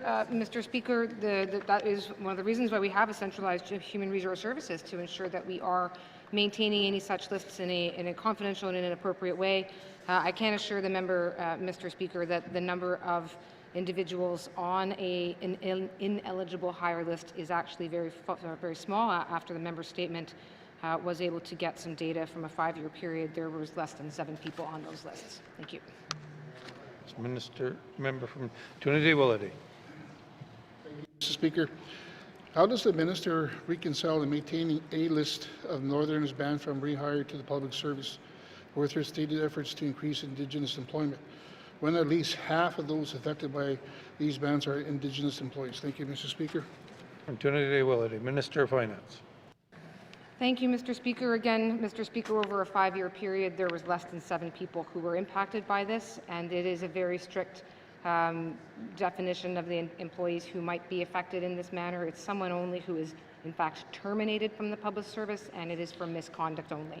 And under those circumstances, Mr. Speaker, I'm confident that that is being applied in a narrow fashion, and that we continue to otherwise have the other some 6,000 strong folks within the public service to whom this would not apply. Thank you. To Minister of Finance. Final supplementary, member from Trinity-Willety. Thank you, Mr. Speaker. 2 years after the OBIN recommended that this practice be immediately halted until it's reviewed through equity lens and lawfully authorized in legislation, Northerners are still being placed on the rehire ineligibility list. Why has this government failed to seize this practice as directed, and on what legal authority are these bans still being imposed? Thank you, Mr. Speaker. Trinity-Willety, Minister of Finance. Thank you, Mr. Speaker. Mr. Speaker, I believe that I'm familiar with the specific recommendations that are at issue here, and there have been some steps made by the department to address, as we would, any recommendations from the Ombud, in particular about the pathway by which decisions are made, particularly with respect to having a delegation done by deputy head, so ensuring that there is a clear pathway. And also, Mr. Speaker, that our own human resource manual be updated to reflect the practice clearly and transparently. That is available. And other than that, Mr. Speaker, again, to ensure that we are always abiding by our collective agreement, which is the foundation for determining what is an appropriate sanction for someone who may find themselves in misconduct and therefore could potentially be eligible to be or subject to be on the list. Thank you, Mr. Speaker. Our Minister of Finance. Oral questions. Oral question, member from Rangeley. Thank you, Mr. Speaker. Mr. Speaker, as I mentioned earlier today, the safety at the emergency room at Stanton Territorial Hospital is of top concern for the community and certainly for the people who work there. A number of high-profile incidents have been reported in the media. I'm sure there are many more that are not reported. How is the Minister of Health and Social Services addressing safety concerns at the emergency room? Thank you. Member from Rangeley, Minister of Health and Social Services. Thank you, Mr. Speaker. Mr. Speaker, at Stanton Territorial Hospital, the workplace violence prevention strategy was implemented, and within the time that this has been implemented, there has been assessments done. They established monthly meetings with RCMP, working with Dextera contractors on dealing with aggressive and potentially violent patients, education with staff, ensuring staff have access to safe room space, provisions of escorts out to the parking lot. They do meet regularly, and there are some statistics that have shown improvement over the time that they've established this. Thank you, Mr. Speaker. Service. Member from Rangeley. Thank you, Mr. Speaker. I'm going to encourage the minister to share those statistics that show the improvement. I'm sure that would put everyone's mind at ease. Mr. Speaker, previously when there was a firearms incident in the emergency room, it was brought to my attention that they didn't have a code silver in place at the time. I understand that has since been rectified, but are all the appropriate codes and operational procedures in place now for Stanton Territorial Hospital to the standard that other hospitals enjoy? Thank you, Mr. Speaker. From Rangeley, Minister of Health and Social Services. Thank you, Mr. Speaker. Yes, there is a policy and procedure development and revisions on Code Silver and Code White, and the education has gone out to staff. There's also, they've implemented many other changes, and I mean, I can share those with the member instead of reading the lists of the things that they've implemented. Thank you, Mr. Speaker. Minister of Health and Social Services. Final supplementary, member from Rangeley. Thank you, Mr. Speaker. Finally, the issue here is about weapons largely. It's about the presence of weapons in the emergency room and how they cause concern to both patients and staff. As a minister, is it time for a metal detector in the emergency room to ensure the safety of the public and the safety of staff? Thank you. Member from Rangeley, Minister of Health and Social Services. Thank you, Mr. Speaker. Mr. Speaker, according to the data that we have is since November 2025, there are 10 reports incidences, and before that, prior to that, for the two-year period before, there were 23 reported incidents. However, I do hear the member. I know that there has been implementation. I know in our emergency room here in Stanton, does have a secure area where staff are behind, and we do have implemented increase in security. The security guards even have improved puncture-proof body vests for security, and these are things that have been raised with this working group to be able to identify the concerns of the staff, and then as they come forward, we are the NTHSSA is trying to implement those concerns as they arise. And however, we continue to have the work plan, and it's reviewed monthly, and it is updated monthly as these things come forward. Thank you, Mr. Speaker. Services. Oral questions. Member from Great Slave. Thank you, Mr. Speaker. In their 24-25 annual report, the rental officer stated that only 2 successful rental applications for lack of maintenance and repair to the premises made it through. In their words, the rental office continues to receive many inquiries from tenants regarding landlords' obligations under Section 30 of the Act, although very few tenants follow through with making an application. I'd like to know from the Minister of Justice if Section 30 of the Residential Tenancies Act is planned to have a fulsome review and recommendations from the Department of Justice expected this year. Thank you. Thank you, member from Great Slave, Minister of Justice. Thank you, Mr. Speaker. Mr. Speaker, concerns with Section 30 of the RTA will be noted in the review that is currently being undertaken.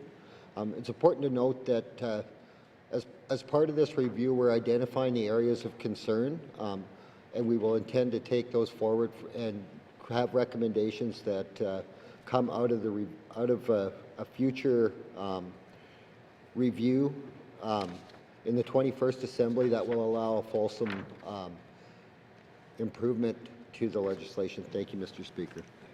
Justice. Member from Great Slave.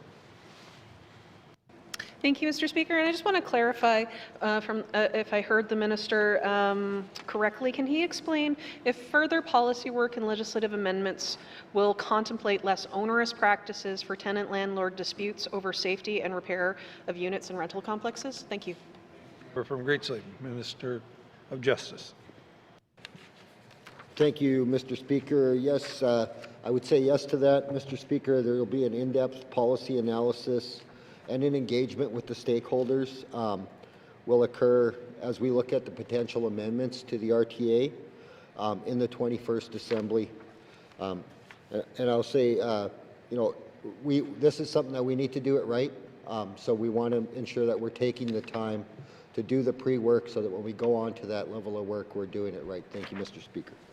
Minister of Justice. Final supplementary. Member from Great Slave. Thank you, Mr. Speaker. Mr. Speaker, I understand that rental caps and rental control might not be the best solution for the NWT, but can the minister explain what, if any, policy or legislative review has been done or is contemplated so as to reduce the likelihood of sudden rental price spikes, rent evictions, or other gentrification efforts in privately held rental stock? Thank you, Mr. Speaker. From Great Slave. Minister of Justice. Thank you, Mr. Speaker. Mr. Speaker, these issues have certainly been flagged for the review, and we'll receive an in-depth policy analysis from the department as we are determining what proposed amendments will come forth to the RTA. There will be significant engagement in this process as well with the public, the partners, and all of the stakeholders to ensure, once again, that we get this right as we go through this process. Thank you, Mr. Speaker. Mr. Justice. Oral questions. Member from the Decho. Thank you, Mr. Speaker. Merci.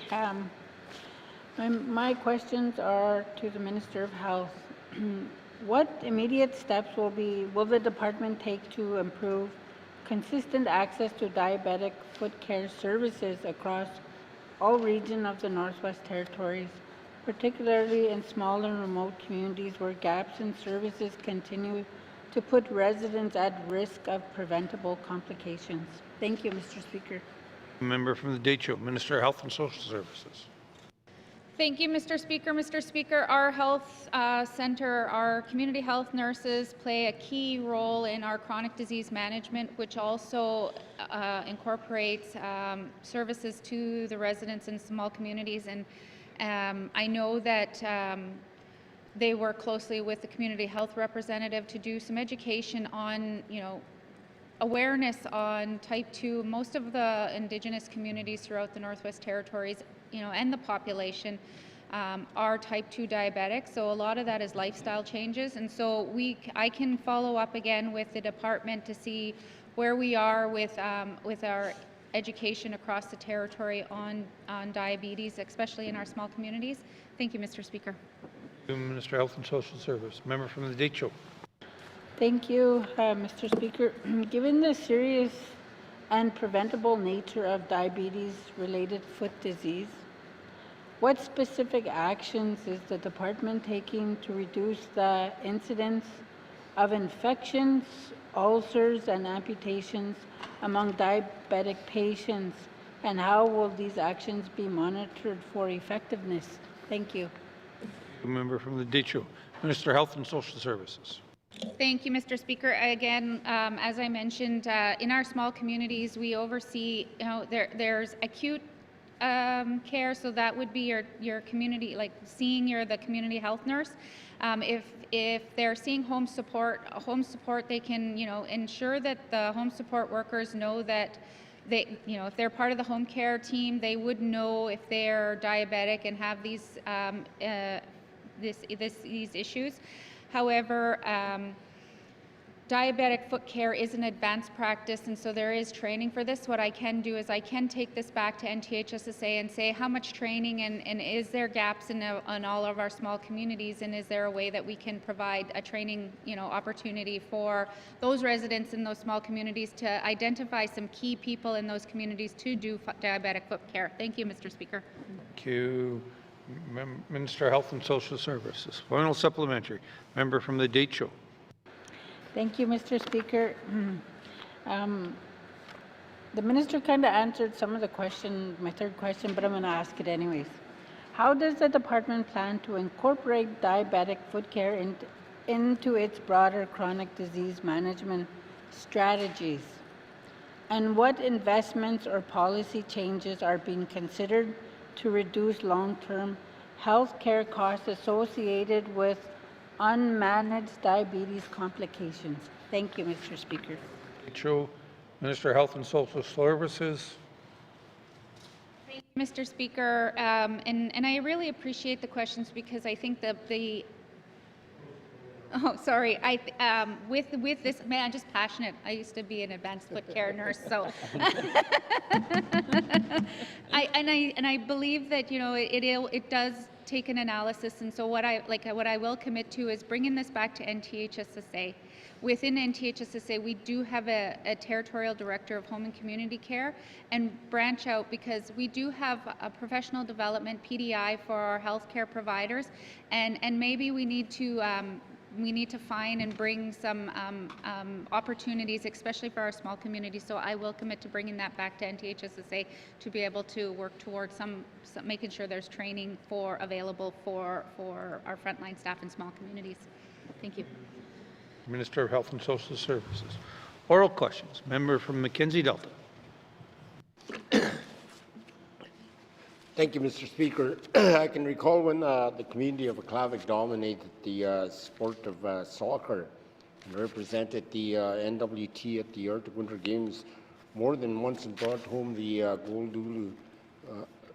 This was a community stronghold on sports and recreation, where the younger generation wanted to be the next in line to go to the Arctic Winter Games, but with the changes in tryouts, there's no chance for them to live their dream of going to the Arctic Winter Games. My question to the Minister Mack is, can the Minister give me some insight on why the tryouts for the Arctic Winter Games is being held in Yellowknife and not in the other regions throughout the Northwest Territories? Thank you, Mr. Speaker. Mackenzie Delta, Minister of Municipal and Community Affairs.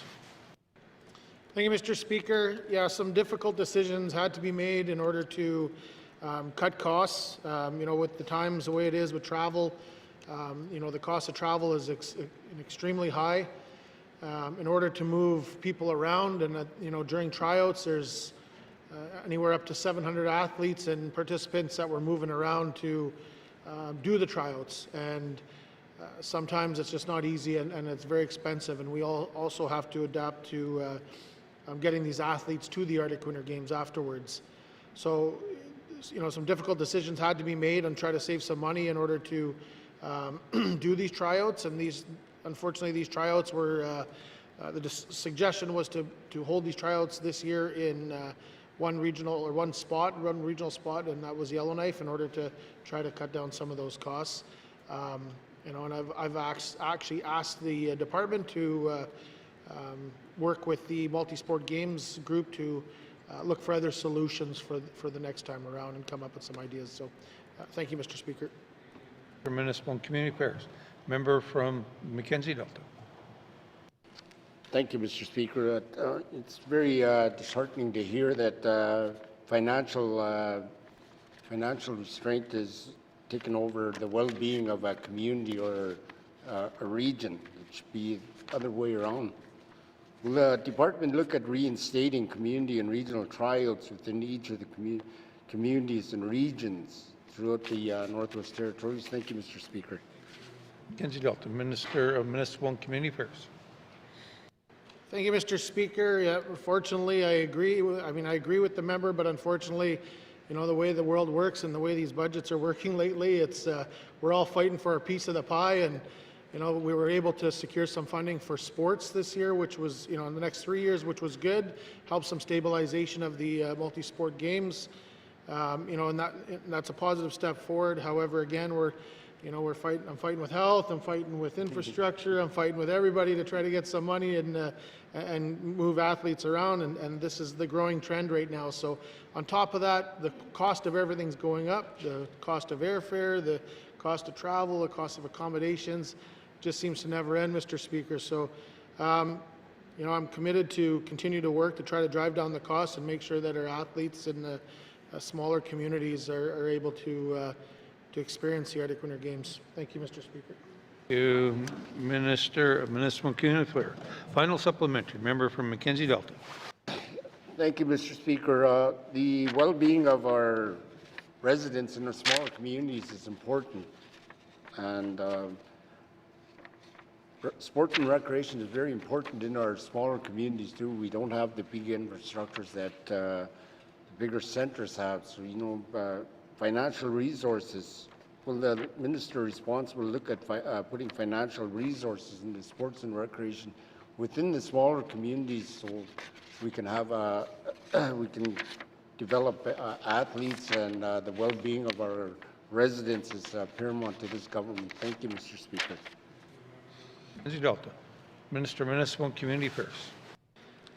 Thank you, Mr. Speaker. Again, I do not disagree with the member, and again, the reality is we're all fighting from the same pot for some of these funds, and that's the unfortunate reality. I would love to direct funds for every community to have dedicated, you know, rec coordinators, rec centers, whatever. But at the same time, it's, you know, I'm trying to, you know, we're fighting against other departments for the funds, and that's the reality here. But it also takes a community, and I have to be honest here. It's not just about money.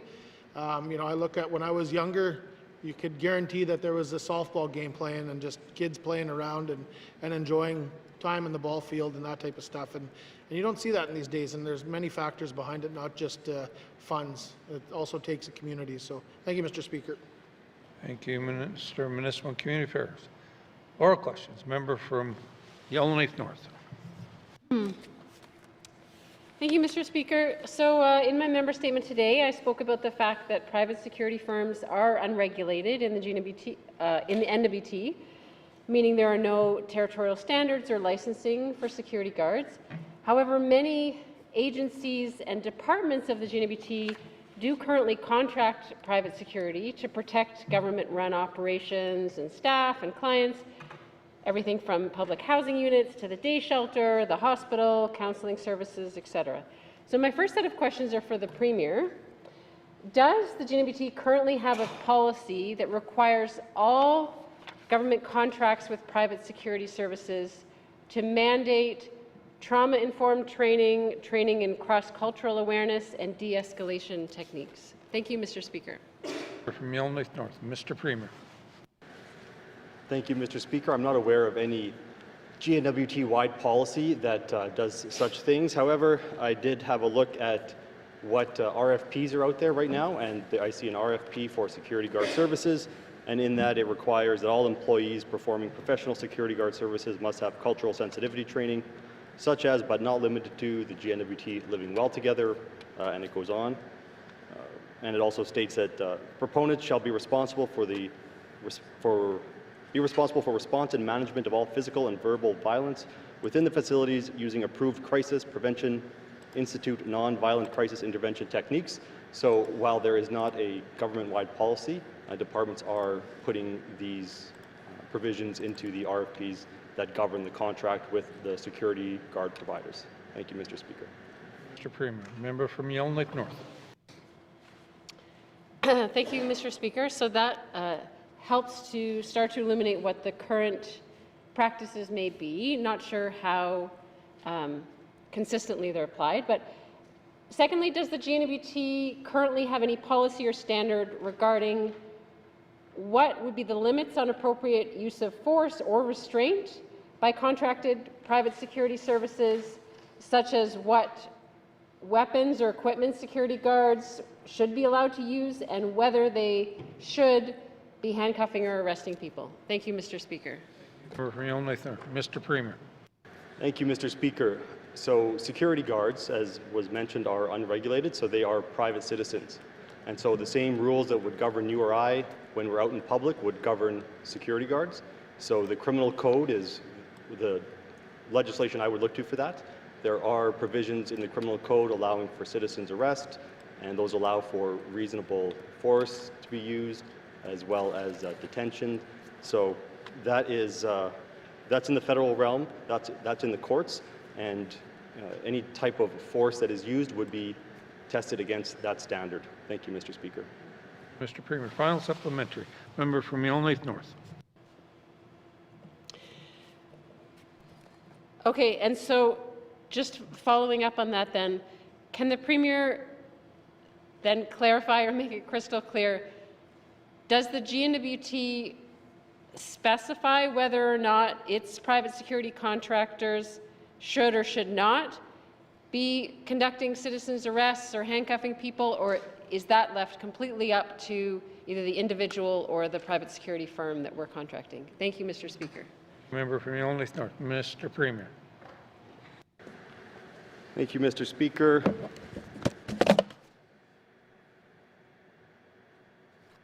I don't see it in the RFP here. I believe I saw something in there, so I don't have the information at hand, but this is a publicly available document that speaks about the expectations for how security guards will behave in environments where they're providing their services. There is an expectation that if there is the need to physically detain someone to protect the staff, protect the other residents at a facility or patients in a health center, that would be within the scope of the duties of the security guard, all while remaining within the scope of or ensuring that what is done is what's allowed under the criminal code. If there are concerns with a security guard provider about the behavior of staff and how they're exercising their duties, then that's a conversation to be had between the proponent and the government who holds that contract. Thank you, Mr. Speaker. Oral questions. Member from Nunavut-Moot Lake. Thank you, Mr. Speaker. Following up on my member statement today regarding our strategic energy plan, I have a question for the Premier, kind of if I can get an update on the re-engagement with the New Albert Regional Corporation on the M18 project, and specifically around LNG, and if there's been any conversations around how we can work together to move the development and export of LNG out of the Beaufort Delta. Thank you. Member for New Bootlick, Mr. Premier. Thank you, Mr. Speaker. Over the past number of years, those discussions have largely been confined to the at the officials level, but recently we have started having conversations at the elected officials level about LNG and the Inuvialuits, how we can work together to advance projects that the Inuvialuit might want to see, how we can work together to attract investors and industry if that's the desire. And so we are starting those conversations now. We had representatives from IRC here last week, and I raised this subject because it is of great interest to myself as well as, of course, the member. And I think everyone in the territory should be interested in this because it is such a massive opportunity for the people of the Beaufort Delta and the people of the territory. Thank you, Mr. Speaker. Premier. Member from New Bootlick. Thank you, Mr. Speaker, and thank you for that. Yes, indeed, it is a massive opportunity. I know the Premier has spoken previously, and we have talked about in this House the potential for working groups. I wonder, as part of the strategic energy plans, specifically again to the Beaufort Delta region, is there any interest in working with the strategic energy plan in forming a working group that may include MLA participation as well, regular MLA participation, and how we can further this this development, including reaching out to industry? Thank you. From New Bootlick, Mr. Premier. Thank you, Mr. Speaker. I don't have that level of detail, and I have to admit this is more in the Minister of ITI's realm. That being said, if the member would like, I'd be happy to invite him to sit down with officials and have a discussion so we can get some in-depth background and information and provide his comments on what he would like to see going forward. I'd be happy to do that because I know how interested the member is, and I'm sure he'd provide some valuable insight. Thank you. Mr. Premier, final supplementary. Oral questions. Member from Mophie. Okay. Thank you, Mr. Speaker. Mr. Speaker, Bichico is the largest Dene communities in the Blue Tea. All 4 communities, Wati, Gameti, Wukwati, and Bichico, majority of the people are Klitschko people who speaks fluently in Klitschko language. With that in mind, Mr. Speaker, my questions are for the Minister of Finance. Can the Minister clearly explain what is preventing the establishment of a dedicated Klitschko administrative region from moving forward at this time? Thank you. From Mophie, Mr. Premier. Thank you, Mr. Speaker. I will take these questions as this does relate directly to ongoing discussions with an Indigenous government. We have a very strong relationship with the Klitschko government. We have a bilateral agreement, and the creation of a Klitschko administrative region is something that is a live discussion. We have discussed it at the elected officials level at our bilateral meeting a couple of years ago. There have been ongoing discussions at the officials level. We are working to get a better understanding of what the Klitschko government would like to see, what areas they're interested in, what information they would like. And so there's a dialogue going on right now, and I don't want to preempt that by saying we're just going to create an entire region, which is going to be quite a bit of work administratively, and will take our efforts off of doing the other work that we're trying to do right now to advance government and for the benefit of the people of the Northwest Territories. So it's an active discussion with the Klitschko government, and we are committed to continuing to advance that discussion. Thank you, Mr. Speaker. Member from Mophie. Years ago, eh? Okay. Can the minister outline the process and criteria government uses when recognizing or establishing an administrative region, and confirm whether that same process is being applied in this case? Thank you. Okay, Mr. Premier. Thank you, Mr. Speaker. I'd have to go look through the archives to see if there is such a thing, but as I think you well know, there is no consistent administrative region of the GNWT. Depending on the department, the borders are different. The MACA and Education, Culture and Employment, Infrastructure, they all have different borders for the administrative regions. And so we don't have a process to do this. It's not something that is done very often. And so I guess that's the answer, is that there is no process right now. Thank you, Mr. Speaker.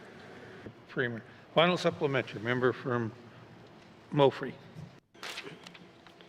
When we do terms of reference and working group, it's going to take more than a couple of years to get the region. So I just want to ask the minister, will the minister commit to advancing and expediting the establishment of a separate and distinct cultural administrative region during the life of this assembly? Thank you. Thank you, member from Mofree. Mr. Premier. Thank you, Mr. Speaker. I am committed to working with the Tlicho government and advancing a Tlicho administrative region at a pace that both of our governments can handle, while we still continue to deliver the programs and services that we need to for our respective citizens. Thank you, Mr. Speaker. Premier, colleagues, realizing that we've been going over 2 hours, we're going to take a brief break because I have a number of members still on orders to ask questions. So.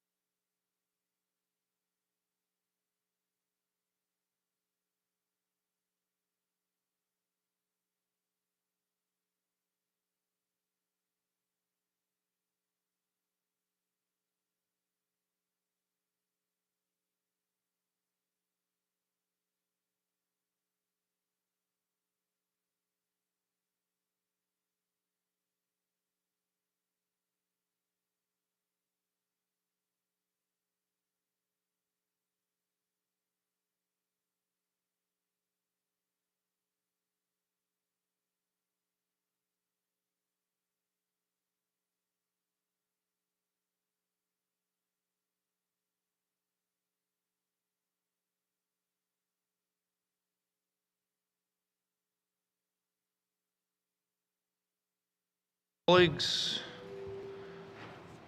oral questions. Member from Frame Lake. Thank you, Mr. Speaker. I'm going to continue the pylon of the Premier today. I promise we did not plan this in our House planning. Mr. Speaker, it's noted in the 2026-27 business plan update that EIA will be coordinating the 7-year review of the NWT Intergovernmental Agreement on Lands and Resources Management. Can the Premier speak to how process timelines will be addressed during this review? Thank you. Thank you, member from Frame Lake. Mr. Premier. Thank you, Mr. Speaker. So the review is going to look at the governance system. How well is our governance system functioning? Examining the period from signing of devolution until 2023. We're going to look at what works well, what's been working well, what doesn't work well, what lessons have been learned. Are the current processes sufficient, in particular, in terms of how we deal with roadblocks when we run into roadblocks? Are we letting them linger too long at the working group without elevating them up to the officials or the political level? So it's definitely, we're looking at the entire operations, how efficient it's been, how effective it's been. It's really the first big review. It's a 7-year review that was delayed a couple of years, so it really is the first big substantive review of devolution. We want to make sure we examine all of these serious issues. Thank you. Mr. Premier. Member from Frame Lake. Thank you, Mr. Speaker.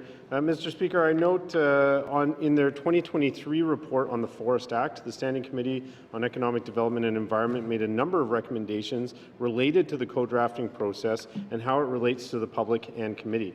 Can the Premier confirm these recommendations will be reviewed and addressed by the IGCS committee conducting the Intergovernmental Agreement review? Thank you. From Frame Lake. Mr. Premier. Thank you, Mr. Speaker. The IGCS is not going to review itself or the IGC. It's going to be put out for tender, and so there will be a contracted to do the review, and certainly we can bring that to their attention. Thank you, Mr. Speaker. Premier. Final supplementary. Member from Frame Lake. Thank you, Mr. Speaker. I appreciate the commitment to bring it to the attention, and that's news to me. It's a bit different than what was communicated in the business plan, so I appreciate getting that news, and we'll be inquiring further about that as well. Mr. Speaker, the Standing Committee also recommended that the co-drafting process needs additional resources to proceed efficiently. Will those recommendations be responded to by the government as part of the Intergovernmental Agreement review? Thank you. Thank you, member from Frame Lake. Mr. Premier. Thank you, Mr. Speaker. So that what will be looked at in the review is sort of what I mentioned earlier, and I can see how the funding piece would play into that, but we are not waiting for a review to look at how we have Indigenous governments participate or how they're funded to participate in this process. Just the other day, it could have been yesterday, maybe the day before, we were down at PDAC, the Prospectors and Developers Association of Canada's conference, the largest mining conference in the world, where Minister of Environment and Climate Change signed a memorandum of understanding with the Minister of CERNAC on our regulatory system. One of the goals of that MOU is to explore opportunities to align federal and territorial funding mechanisms to support the meaningful participation of Indigenous peoples and Northerners in impact assessment and regulatory processes. So that's only one of the objectives of the MOU. We're also looking at how we do everything. And so what the member is asking about, that's already something that we're on top of. I'll leave it there. Thanks, Mr. Speaker. Mr. Premier. Oral questions. Member from Yonley Centre. Thank you, Mr. Speaker. During today's member statement, I talked about the electoral boundaries report and the Commission's final report, that is. And my question is actually to the Premier with respect to we'll call it the final disposition of the report. So will the Premier be exercising a free vote in Cabinet so Cabinet ministers can not only vote their conscience, as they say, or vote representative of their perspective? Thank you. To member from Yonley Centre. Mr. Premier. Thank you, Mr. Speaker. When something comes up that is a matter for the Legislative Assembly or more of an MLA matter like this, it's always been a free vote. I don't see any reason why I would change that. Thank you. Premier. Member from Yonley Centre. Thank you, Mr. Speaker. Mr. Speaker, the age-old matter of cost is always an issue. Does Cabinet have a particular issue on cost or size of this change in the Assembly? Thank you. Member from Milne Centre. Mr. Premier. Thank you, Mr. Speaker. That is not within the administrative authority of the Government of the Northwest Territories to decide. When the Assembly says it wants more members in the House, then the budget for government at large goes up. So if there's more members, hopefully we'll have at least one more minister to share the workload, which would mean another office, some staff. So there will be cost implications, but we'll take that when it comes, if it comes. Thank you, Mr. Speaker. Premier. Final supplementary. Member from Milne Centre. Given that I have the floor and certainly the attention of the Speaker, would he be able to articulate the current position based on the report for the member for Hay River North? Thank you. Thank you, member from Milne Centre. I don't know if the Premier...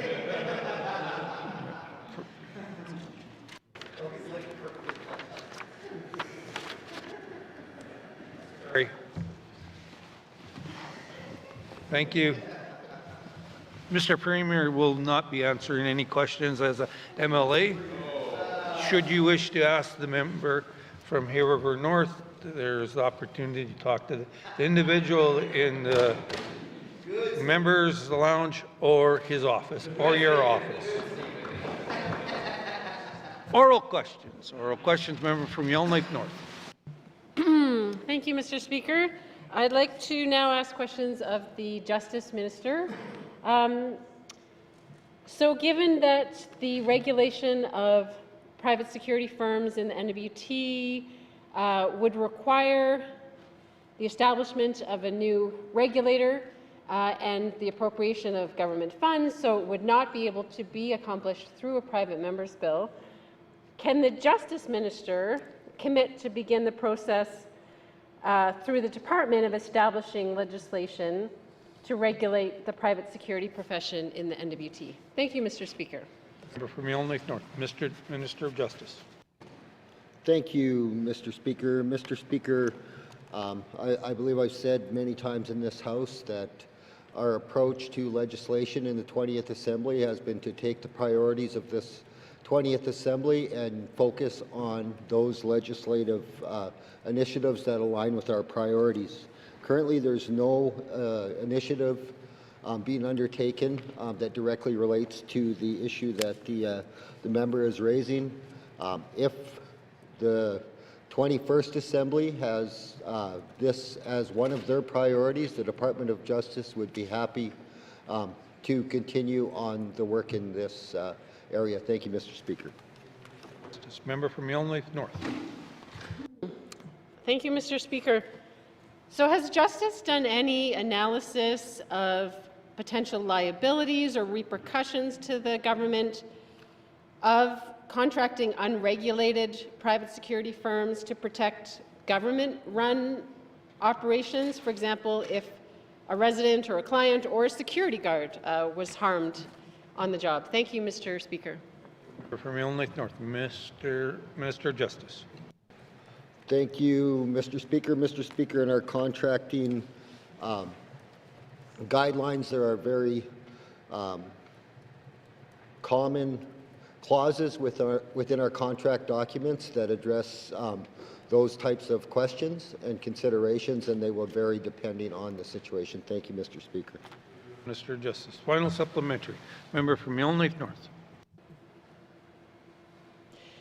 Thank you, Mr. Speaker. So can the Justice Minister confirm that the Department's position is that the Department is not liable or does not bear responsibility for the fact that we don't have regulation or standards for private security in the NWT? Thank you, Mr. Speaker. Member from Yellowknife North, Minister of Justice. Thank you, Mr. Speaker. Mr. Speaker, I cannot provide legal or advice or analysis. Thank you, Mr. Speaker. Thank you, Minister of Justice. Oral questions. Oral questions. Member for Moultrie. Thank you, Mr. Speaker. Mr. Speaker, the questions are for Minister of Municipal and Community Affairs.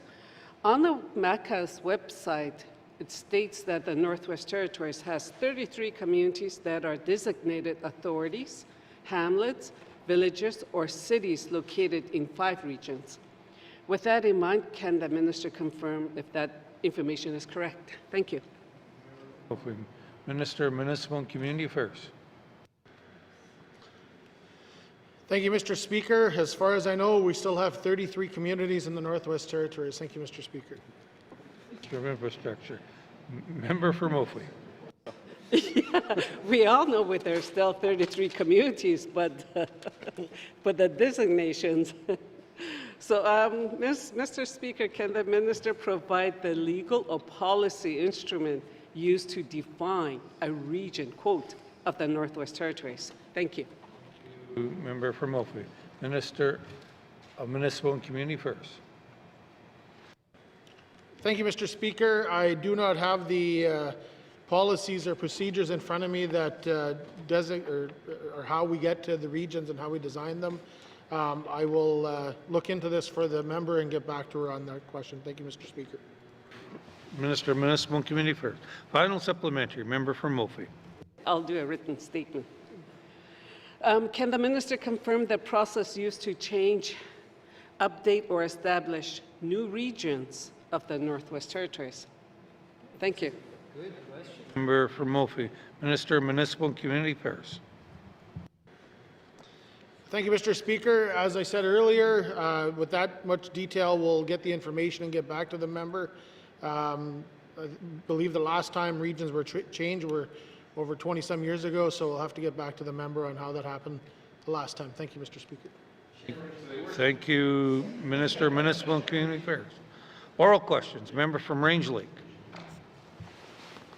Thank you, Mr. Speaker. Mr. Speaker, I listened keenly on the Minister of Health and Social Services minister's statement today on the public administrator.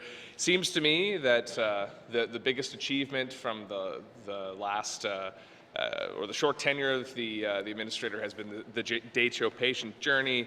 Now we're seeing a promised Yellowknife patient journey. My question is it going to be one patient journey per region per year? Is this going to be a 5-year thing where we get to one at a time? Because we urgently need healthcare reform now, and we can't wait 5 years for every region to have a journey. Thank you, Mr. Speaker. Here, here.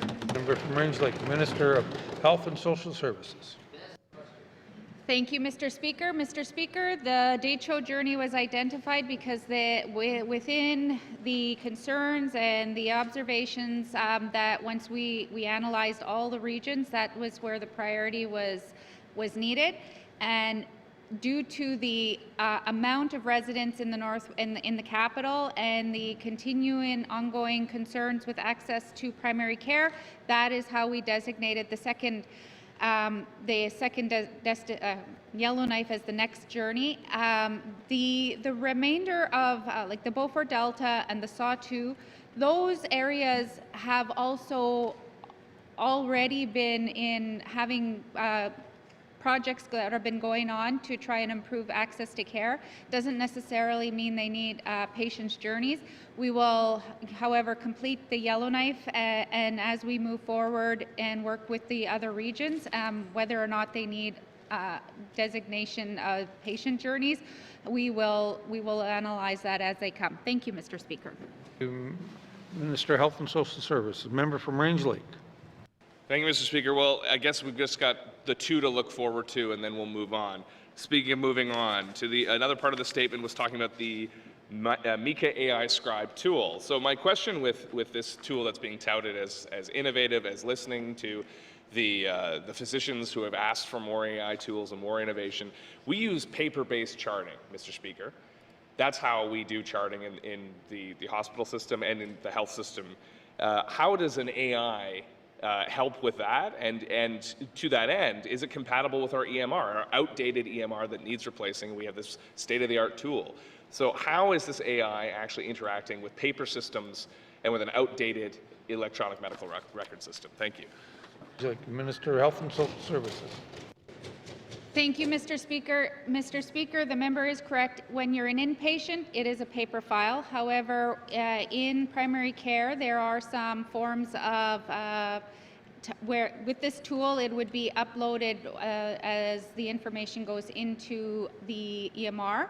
However, many of our specialty reports that come back are paper and they're uploaded into EMR, so that way it's accessible throughout the EMR. Thank you, Mr. Speaker. And Social Service. Final supplementary. Member from Range Lake.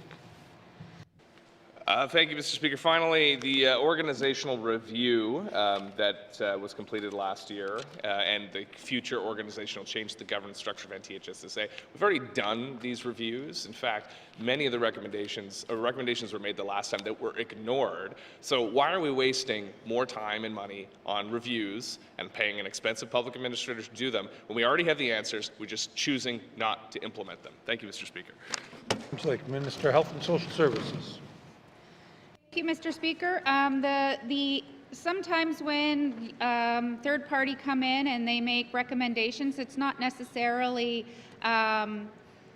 easy to implement those recommendations, and also working within some of the recommendations that were suggested.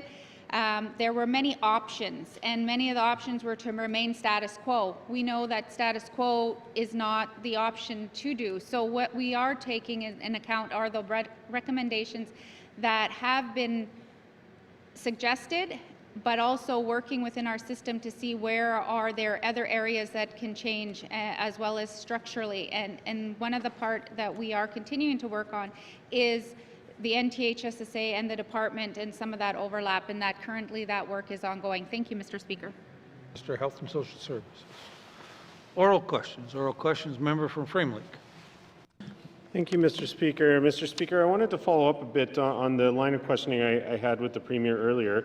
He mentioned that the review of the intergovernmental agreement is going to be done by a contractor. However, the business plan that they just shared with us a few weeks ago says an internal IGCS committee and terms of reference for that review have been established, and that they have been meeting regularly to advance the review. So can the Premier just clarify for us, is this being done by a contractor or a committee? Thank you.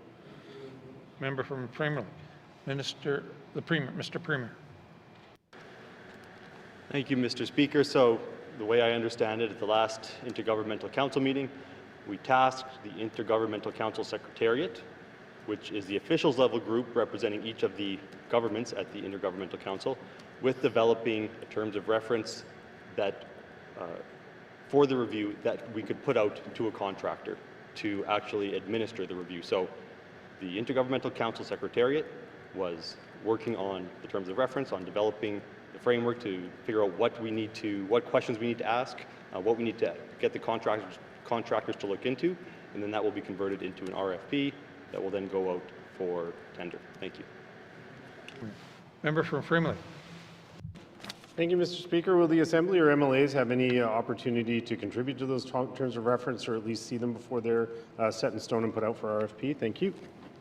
Frame Lake. Mr. Premier. Thank you, Mr. Speaker. And once again, the IGC is not the GNWT, and so we don't have ultimate say over the final decisions there. That being said, the members have been contributing to the terms of reference. Every time the member gets up and talks about the IGC timelines and processes, that information is heard by myself. I relay to the department that, listen, we're getting some good ideas out of the Assembly. Let's ensure that we're feeding these into that process. Thank you, Mr. Speaker. And I will also say that we'll share the RFP with the member as well. Thank you. Thank you, Mr. Premier. Final supplementary. Member from Frame Lake.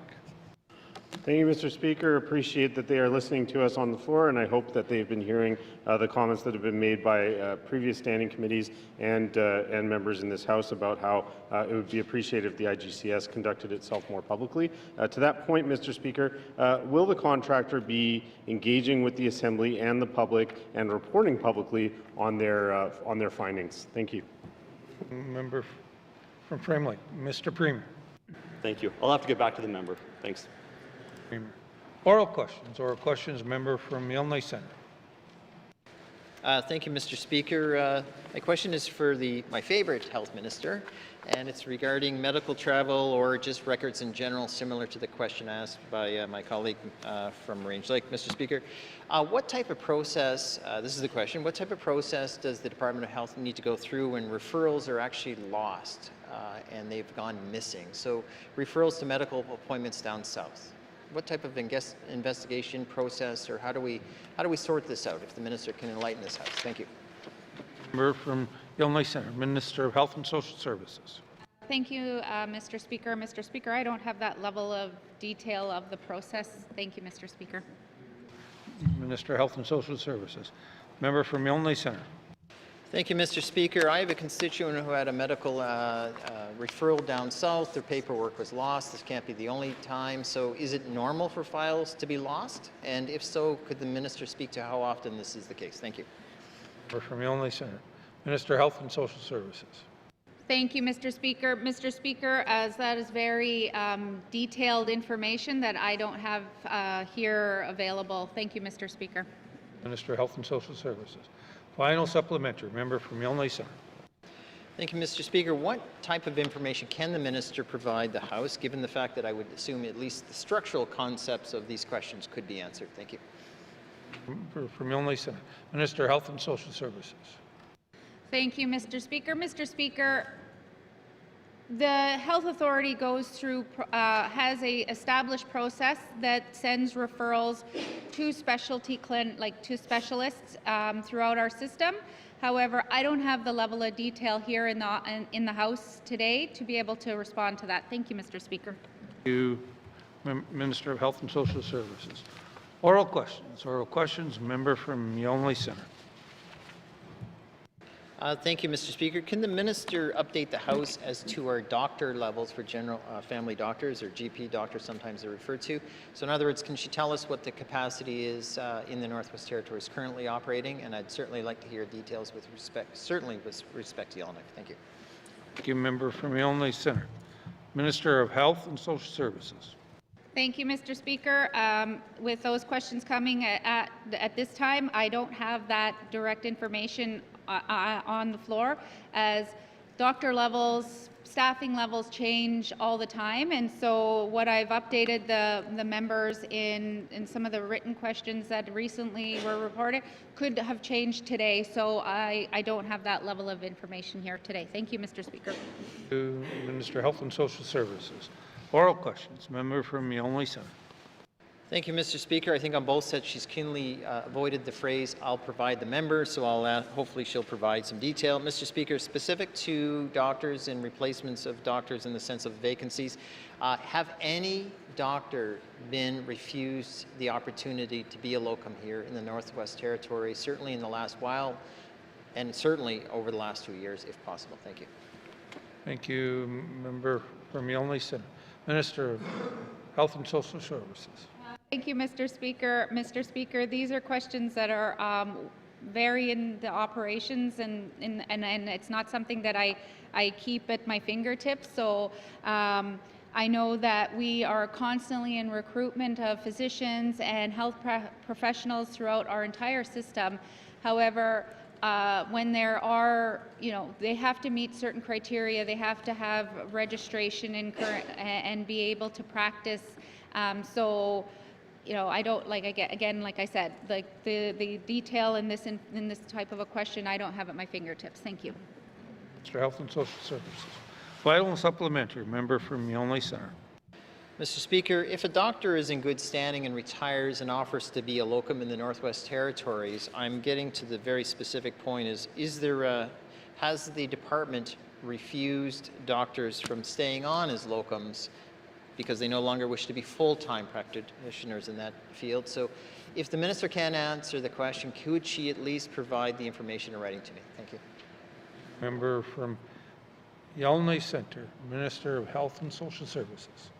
Thank you, Mr. Speaker. Mr. Speaker, if there are many physicians who have left the territory and do return back and are locums, There are many physicians that are currently employed here in the territory that do not work full-time.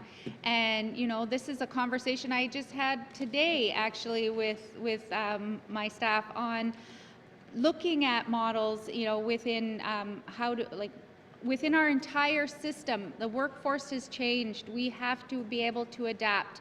People want a work-life balance, and that doesn't mean, you know, in some sense, that means, you know, they have family in the south, and, you know, they have young children, and they may want to only come and do shorter-term contracts, and that's in all areas. So this type of information and these questions, you know, if the member wants to send me a BF on specifics, I'm glad to be able to respond to those. Thank you, Mr. Speaker. Minister of Health and Social Services. Colleagues, our time is up for oral questions. Oral questions. Oral questions. Colleagues, by authority given to me by as the Speaker under Rule 2.2 brackets 4, I hereby authorize the House to sit beyond the daily hours of adjournment to consider the business of the House. Written questions. Written questions. Returns to written questions. Returns to written questions. Replies to Commissioner's address. Replies to the Commissioner's address. Petitions. Petitions. Tabling of documents. Tabling of documents. Notice of motions. Member from Yonge Centre. Thank you, Mr. Speaker. I have two notice of motions. I'll deal with one at a time. Mr. Speaker, I give notice that on Thursday, March 5th, 2026, I'll move the following motion. Now, therefore, I move, seconded by the Honourable Member for Yellowknife South, that tabled document 483-20 brackets 1, the 2025-26 Electoral Boundaries Commission final report be referred to Committee of the Whole for consideration. Thank you, Mr. Speaker. Member from Frame Lake, or sorry, Yellowknife Centre. Motion, notice of motions. Member from Yellowknife Centre. Thank you, Mr. Speaker. My second notice of motion is today. It is, Mr. Speaker, I give notice that on Thursday, March 5th, 2026, I will move the following motion. Now, therefore, I move, seconded by the Honourable Member for Yellowknife South, that tabled document 445-20 brackets 1, the 2025 review of members of the Northwest Territories Legislative Assembly Compensation and Benefits Report be referred to Committee of the Whole for consideration. Thank you, Mr. Speaker. Thank you. Member from Yonge Centre. Notice of motions. Notice of motions. Member from Toonaday-Willety. Thank you, Mr. Speaker. I give notice that on Thursday, March 5th, I will be moving the following motion. Now, therefore, I move, seconded by the member from Ditchell, that this Assembly calls on the Government of the Northwest Territories to formally oppose Alberta Bill 7 Water Amendment Act 2025 and any upstream policies that could enable interim basin transfers of basin merges without robust science-based safeguard and full consideration of downstream impacts of the Northwest Territories. And furthermore, that the Government of the Northwest Territory urges that the Government of Canada to ensure that one project, one review agreement preserves strong enforceable protection for water quality, aquatic, ecosystem, and cumulative effects oversight, including shared watershed that affects the Northwest Territories. And furthermore, that the Government of the Northwest Territories ensure its transboundary water agreement allow for transparent, timely, and proactive notification and information sharing from Alberta and federal regulations regarding any incidents and releases with potential transboundary effects consistent with the best practice learned from the Curl tailing seepage event. And furthermore, that the Government of the Northwest Territories ensure that its transboundary water agreement allow for transparent, timely, and proactive notification and information sharing from Alberta federal regulations regarding any proposed or actual treatment, discharge, or release of oil, sands, tailings with potential transboundary impacts. And furthermore, that the Government of the Northwest Territories reaffirms that First Nation, Inuit, and Métis people must be meaningfully consulted and involved and consistent with their rights on decisions affecting shared water and watershed governance. And furthermore, that the Government of the Northwest Territories strengthen publicly communicate its ongoing hydraulic monitoring and drought reporting for the Northwest Territories. Include clear summaries of the conditions, drivers, and implication for communities and ecosystem. And furthermore, that the Government of the Northwest Territory respond to this motion within 120 days. Thank you, Mr. Speaker. The member from Tune-a-Day-Willowday. Notice of motions. Member from Tune-a-Day-Willowday. And member, can you, member, can you just slow down a bit, please, with your motion? So member from Tune-a-Day-Willowday. Thank you, Mr. Speaker. Mr. Speaker, I give notice that on Thursday, March 5th, 2026, I will move the following motion. Now, therefore, I move, seconded by the member from Montfrey, that the Legislative Assembly calls upon the Government of the Northwest Territory to strengthen the medical travel policy by establishing a rapid response emergency support mechanism, including a contingency fund to provide interim approval and funding for medical travel escorts in extraordinary circumstances while awaiting federal NIHB decision, where the delays risk undermining patients' safety, continuity of care, of exercise of Indigenous peoples' rights to access health services beyond territorial borders as per recognized treaty obligations. And furthermore, that the Government of the Northwest Territories build greater flexibility into medical travel, determination on whether in-territory care is reasonably available, explicitly considering significant diagnostic, surgical, and treatment wait times. And furthermore, that the Government of the Northwest Territories implement a compassionate medical evaluation policy with all reasonable speed, so that medevac support complements and integrates with medical travel policies, including guarantees for patients' escorts where needed.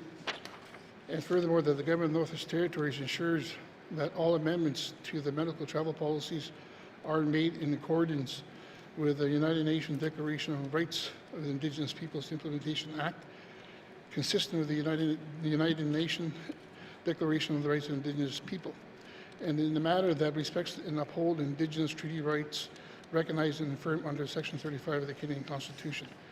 And furthermore, that the Government of the Northwest Territories respond to this motion within 120 days. Thank you, Mr. Speaker. The member from Tune-a-Day-Willowday. Notice of motions. Member from Moffley. Thank you, Mr. Speaker. Mr. Speaker, I have two motions. Mr. Speaker, I give notice that on Thursday, March 5th, 2026, I will move the following motion. Now, therefore, I move, seconded by the member for Mackenzie Delta, that this Legislative Assembly calls upon the Government of the Northwest Territories to conduct a detailed assessment of its market rental inventory to determine which units are suitable for transfer, taking into account building condition, community needs, and long-term housing strategy impacts. And further, that the Government of the Northwest Territories develop and implement a program allowing for the transfer or sale of selected market rental units to the current tenants occupying them, subject to clear eligibility criteria, including, but not limited to, tenancy duration, payment history, and demonstrated capacity for property ownership. And further, that the Government of the Northwest Territories be encouraged to support this initiative by reviewing any legislative, regulatory, or policy adjustment necessary to facilitate the orderly transfer of market rental units to its current tenants. And furthermore, that the Government of the Northwest Territories respond to this motion in 120 days. Thank you, Mr. Speaker. Notice of motions. Member for Moffley. Mr. Speaker, I give notice that on Thursday, March 5th, 2026, I will move the following motion. Now, therefore, I move, seconded by the member for Deschaux, that this Legislative Assembly calls upon the Government of the Northwest Territories to implement a policy to waive rent for all elders aged 65 and over residing in public housing units as as soon as administratively feasible. And furthermore, that the government of the Northwest Territories respond to this motion in 120 days. Thank you. Removed. Notice of motions. Notice of motions. Motions. Motions. Notice of motions. First reading of bills. Member from Mackenzie Delta. Thank you, Mr. Speaker. Mr. Speaker, I give notice that on Thursday, March 5th, 2026, I will present Bill 46, Prevention of Proceedings that Hamper Expression of Matters of Public Interest Act, to be read for the first time. Thank you, Mr. Speaker. Thank you, member from Mackenzie Delta. Notice of motion. First reading of bills. Notice of motion. First reading of bills. First reading of bills. First reading of bills. Second reading of bills. Second reading of bills. Consideration of committee of the whole of bills and other matters. The member from the Deschaux in the chair.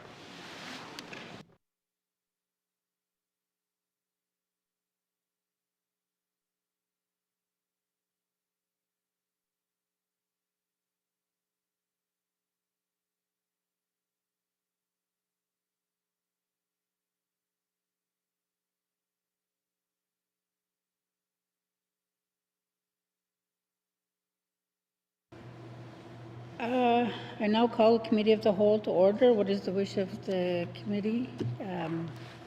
Member for Delta.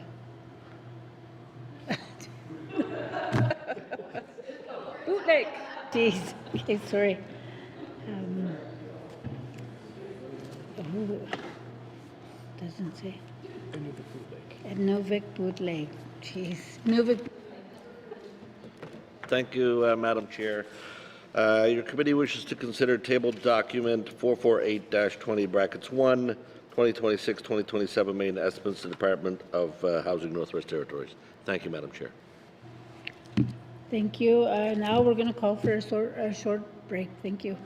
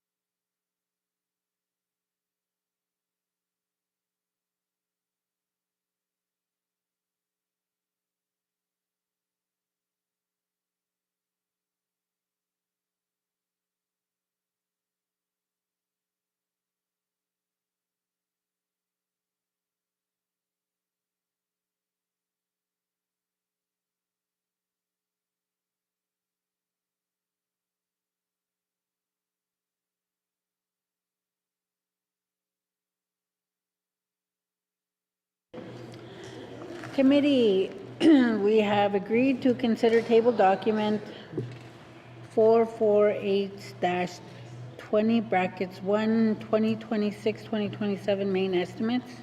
We will now consider Housing Northwest Territories. Housing Northwest Territories. Committee, Housing Northwest Territories is included in the main estimates as information and the totals are not votable. We will continue to review these estimates as we have for the previously considered departments. However, we will not vote on the totals. If members have comments or questions, they can be raised at the appropriate time. Does the minister responsible for Housing Northwest Territories wish to bring witnesses into the House? Madam Chair. Committee, does the committee agree? Thank you. Sergeant at Arms, please escort the witnesses into the chamber.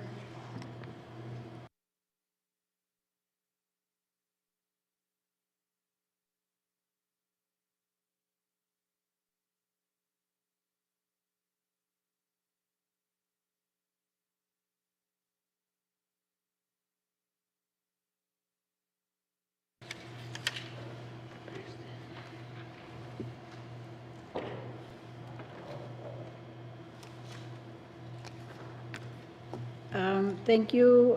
Would the minister please introduce her witnesses? Thank you, Madam Chair. To my left is Aaron Kelly, President of Housing Northwest Territories.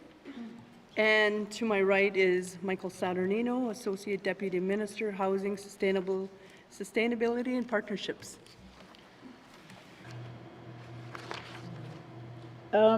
The committee has agreed to forego general comments on Housing Northwest Territories. Does the committee agree to proceed to the detail contained in the table document?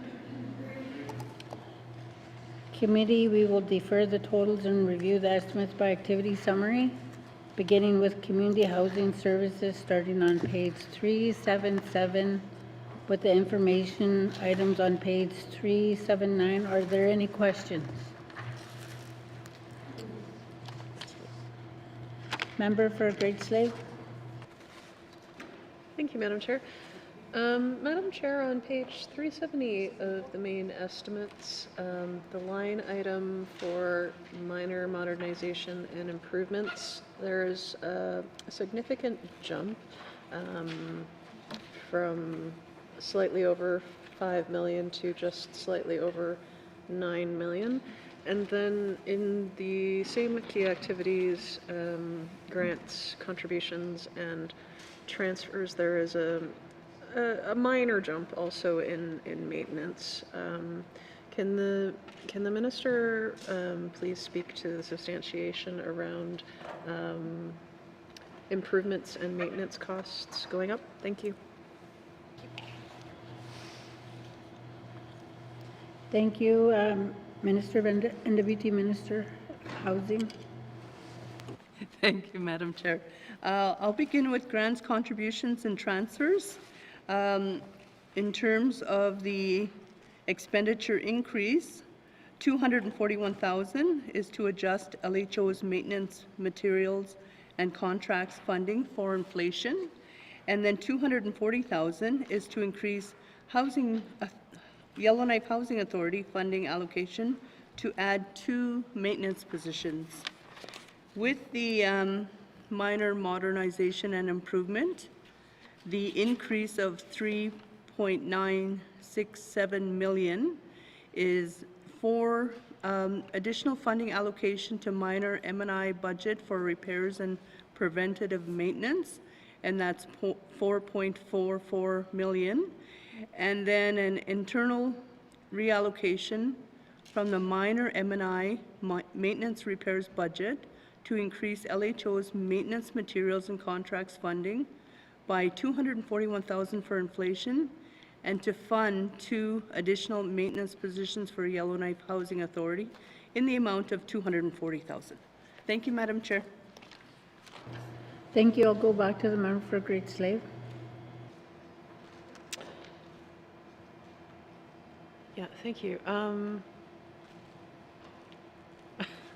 I feel so incredibly silly right now, but that was a lot of words, and I'm not sure I understood what the 4 million is for. Perhaps the minister could explain it again. I'm very sorry. It's my own time, and it's my apologies to the minister.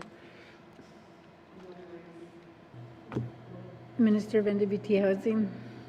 No worries, it is a lot of information to take in. Perhaps I'll turn to Aaron, or President Kelly, who will provide more in-depth information to the minor modernization and improvement.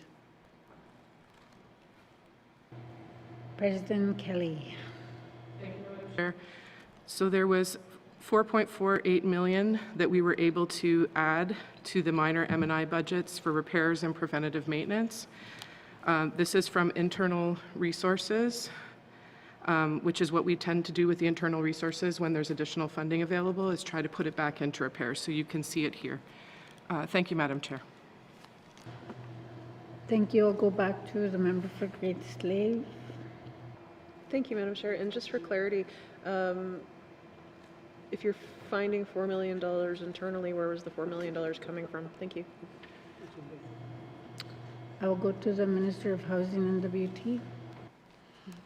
Yep, thank you, Madam Chair. President Kelly will provide more information to that. Thank you, President Kelly. Thank you, Madam Chair.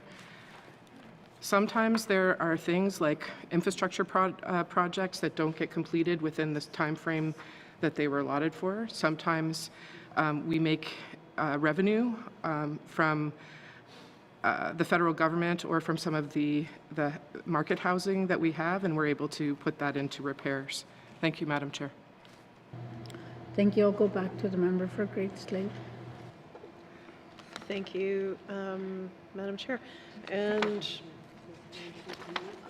I'm not certain if this is perhaps the best place to ask this question, but it's a very general question, so I hope the minister is all right with that. But can she tell me what was the infrastructure deficit before and after the $150 million that came to Housing NWT after negotiations in this House? Thank you. Thank you. I will go to the Minister of Housing and WT. Thank you, Madam Chair. In April of 2025, Housing NWT's infrastructure deficit estimate was updated to $307 million, with a 20-year projected deficit of approximately $1.27 billion, or $63 million a year. The $150 million, which included $124 million from the GWT, will reduce the infrastructure deficit estimate to $257 million, with a 20-year projected deficit reduced to $1.17 billion, or $58 million a year. So the 20-year projection was initially $63 million a year, and with the $150 million injection, it was $58 million a year. But we still have a deficit overall for infrastructure estimating at $257 million. Thank you. I'll go back to the minister, the member for Great Slave. Thank you, Madam Chair. I don't want to ask any further questions on that before the minister has announcements later this week, so I will stop there right now. Thank you. Anything further? Ms. Wayal, member for Mafway. Okay, thank you. I want to, okay. It says here in page 377, Housing NWT operates 3,000 rental units in 32 communities. According to MACA website, there's 33 communities. So maybe it's a typing error, or like, so which community is left out? That housing is not, have no housing rental units in that community. Thank you. I'll go to the Minister of Housing and WT. Thank you, Madam Chair. At this time, there's no public housing or market housing units in enterprise. Thank you, Madam Chair. Thank you. I'll go back to the member from Mafway. Okay. Thank you. Thank you for that information. And maybe it should have been, included in there. But there's another one too, is that HELP, Home Ownership Entry Level and Market Rental Housing Program. That's HELP program, is it? Okay. I know that the last time we were talking, say that housing is trying to get rid of or get out of this HELP entry or this HELP program. To date, can the minister tell us how many, I know there's I don't know how many is in Cleacher region, but just to let us know, how many are these settled in Cleacher region? I know there are some in the community. People have said, okay, they're doing that paperwork. It's in the process. So I just want to ask the minister, to date, how many did we settle so far out of the, I think there's 30, I think, in Cleacher region. Thank you. Thank you. I'll go to the Minister of Housing and WT.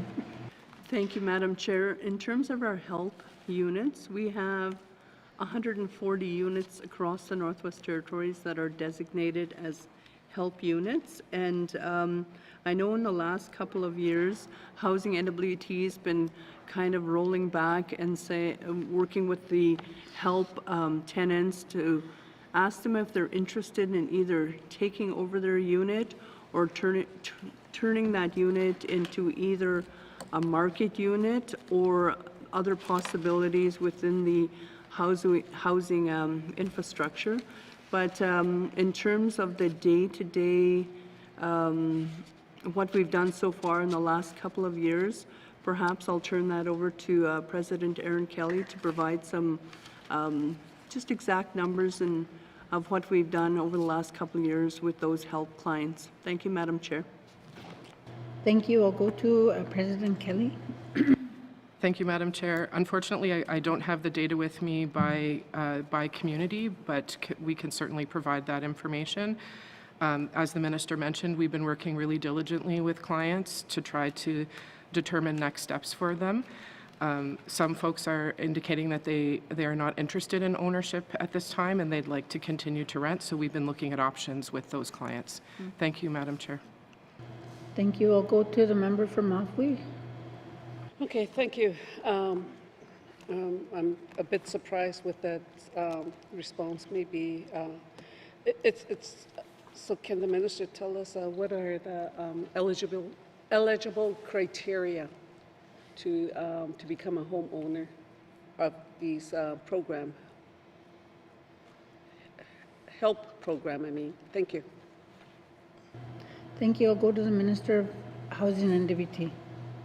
Thank you, Madam Chair. In terms of the HELP program, and again, this program was initiated probably 25 years ago, and it was working with the clients, working with potential housing tenants to take on a HELP unit. With that criteria, what we're hoping at the time with HELP was that they would pay the utilities and the overall cost for the unit and pay a minimum amount of rent to manage the unit itself.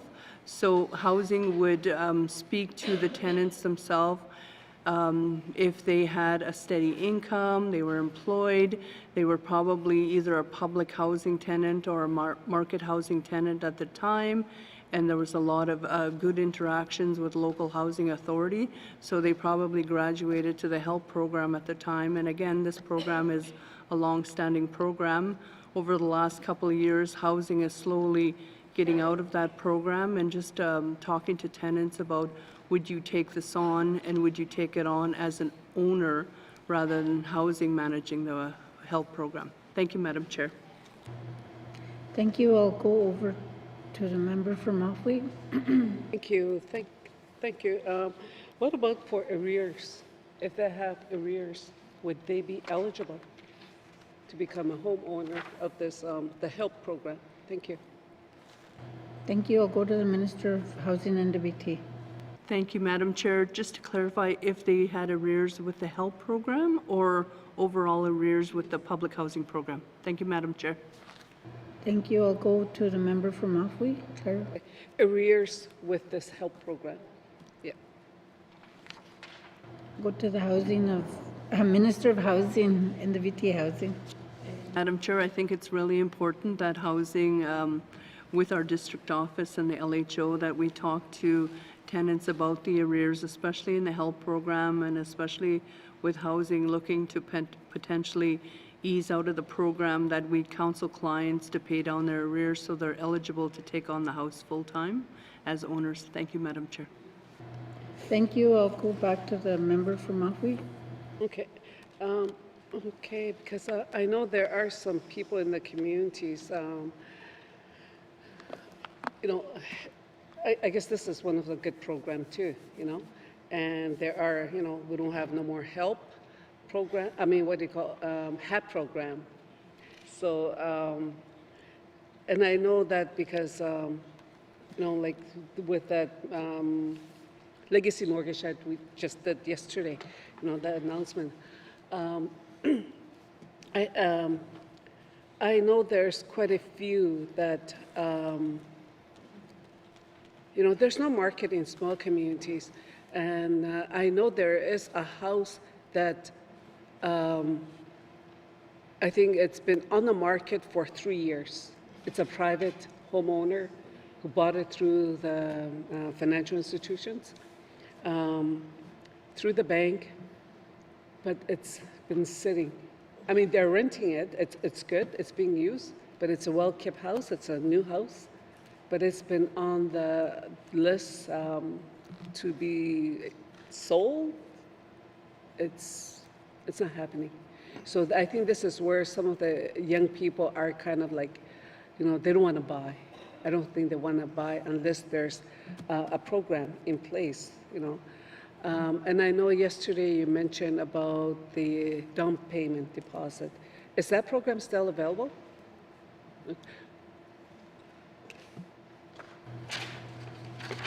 I'll go to the Minister of Housing and NWT. Madam Chair, with the down payment program, that's usually offered in our regional centers. And Housing NWT right now is doing a review of the programs to look at the eligibility to include those outside the larger regional centers, because we are getting many questions throughout the Northwest Territories of interested, mainly young people that want to buy their own home. And if housing is kind of exiting, like the HELP program and other programs in our smaller communities, they want to put a down payment on a unit themselves. So housing is looking at that right now. All our home ownership programs, housing is doing a review on it. And presently, we're doing like applications in our regional centers, but could consider applications from smaller communities. Thank you, Madam Chair. Thank you. I'll go back to the member from Mafui. That's what I was going to ask about, is that small communities don't, at this time, they don't qualify for it, even in Bichiko and Edzo, they don't qualify. We used to have that program there, that's what we were told, and then they stopped funding that program in Klitschko region, so I was worried about that. So do you think you'll be expanding that program, not just only to Klitschko region, but to other regions as well? Thank you. Thank you, Minister of Housing and NWT. Chair, we really want, Housing and NWT really wants to improve our programs and the outreach. And I've asked staff and asked the President if we could expand it to the smaller communities. They're currently looking at that, and they will review applications like on a one-off basis right now, until we get a firm policy in place. Thank you, Madam Chair. Thank you. Seeing no further, Yellowknife North. Thank you, Madam Chair. So my first question, under the overall active positions. I'm not sure where else to ask this question, but on page 376. So the overall staffing for housing and MBT has gone up from 100 positions last year to 134 positions this year. I know that housing and MBT took on the day shelter. And so does the extra 34 positions, is that all staff associated with the day shelter that were transferred from health, or are there any additional positions not associated with the day shelter? Thank you, Madam Chair. I'll go to the Minister of Housing and NWT. Thank you, Madam Chair. Housing NWT will take on the operations of the Yellowknife Day Shelter and also the Sobering Center. So we're taking that on April 1st, and that includes 30 staffing positions for the two facilities. We've added 5 positions for the new homelessness programs division. So 5 positions, which include a manager, advisor, an advisor in Hay River, an advisor in Inuvik, and also the director of homelessness programs. Thank you, Madam Chair. Thank you. I'll go back to the member for Yellowknife North. Thank you, Madam Chair. So thanks to the Minister for clarifying that. I wanted to turn to a few items in the business plan. So on page 12 of the business plan, it talks about how our funding agreement with the federal government it's going to expire in March of 2028, and that's a pretty big deal, and that we need to seek a new and sustainable funding approach. The current agreement was struck in, I believe, 1997. That's a long time ago, but I think the assumption that someone had in the federal government was that over time we just wouldn't need public housing anymore, that this was just going to kind of decrease and then everyone would move off public housing and we wouldn't need funding for this anymore. And that has not been the case. And so the target in the business plan right now is to have a new agreement in place by October of 2027. Seems like a ways away, but it's coming up quick and it's the end of this assembly. Can the minister talk about the status of the negotiations with the federal government, if there are different stages to this, or do we just kind of keep trying and hope for the best and then maybe suddenly one day we get a whole new agreement that is more sustainable? Thank you, Madam Chair. Thank you. I'll go to the Minister of Housing and NWT. Thank you, Madam Chair. With that social housing agreement that was signed in 1997 with CMHC, they funded the operations and maintenance of our public housing units up until 2038. But the one thing with that agreement was it's slowly declining year by year. And then the federal government back in, I think it was 2018 or 2019, signed a bilateral agreement with Housing and NWT and the Government of Northwest Territories to supplement that social housing agreement that was signed back in 1997. So the bilateral agreement, and that was through the National Housing Fund, was signed and provided supplemental funds until 2028. So there are 2 key dates here, is 2028 and then 2038. We're funded up to 2038, but the supplemental funding was 2028. And perhaps I can just ask our Associate Deputy Minister, Michael Saturnino, just to provide some supplementary information for the member. Thank you, Madam Chair. Thank you, Associate Deputy Minister Saturnino. Thank you, Madam Chair. As the Minister mentioned, the current bilateral does expire in 2028, and as does the National Housing Strategy. So this is one of the significant topics being discussed at the FPT table, is the future of the National Housing Strategy.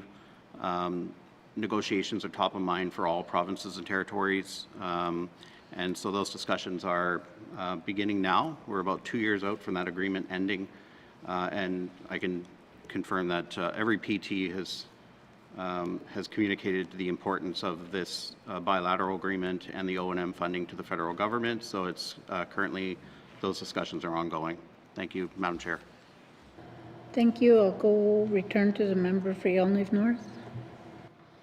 Thank you, Madam Chair. I do appreciate that additional detail and the distinction between the base sort of funding agreement and then the supplemental funding agreement. That's important for us to understand. So the assistant or associate deputy minister mentioned the national housing strategy. However, the supplemental funding, it's bilateral.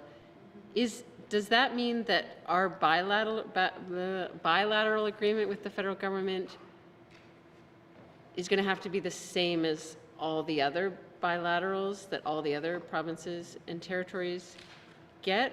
Or are we at the same time making a case for the specific needs for the NWT to try to get sort of a different bilateral agreement than others are getting? Thank you, Madam Chair. Thank you. I'll go to the Minister of Housing and WT. Thank you, Madam Chair. I think it's important when we are at the FPT table just to make the case for the North. We talk about remoteness, we talk about cost of repairing units, we talk about many of the communities that are spread out throughout the Northwest Territories and how getting to them and providing that repair and maintenance is so critical to the everyday operations of housing. So at the FPT table, we have all our partners at the table, including the provinces and the territories, and especially in the North with our partners in Nunavut and Yukon.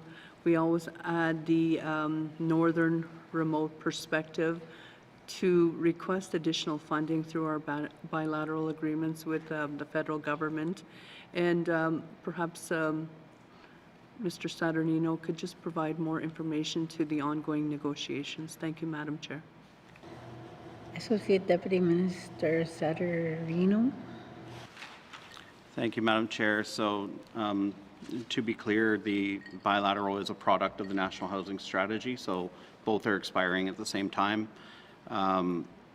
When we do engage with the federal government, of course, there's sort of you attempt to align across jurisdictions, but we do have our own unique needs in the NWT. And so we do present that case forward of what our needs are. They're very different than especially what the provinces would have. We also work pan-territorially with the other two territories. We're having active conversations with the other territories around needs in the North. They are unique, and I would also just comment, so those discussions and those negotiations are still ongoing. One comment I would say is that the bilateral also is not just O&M. There's other aspects to it. We also get repair dollars from it. We get the Canada NWT national or the housing benefit from it as well. So there's a number of different components that make up the bilateral, which comes from the National Housing Strategy. And those discussions are still ongoing. Thank you.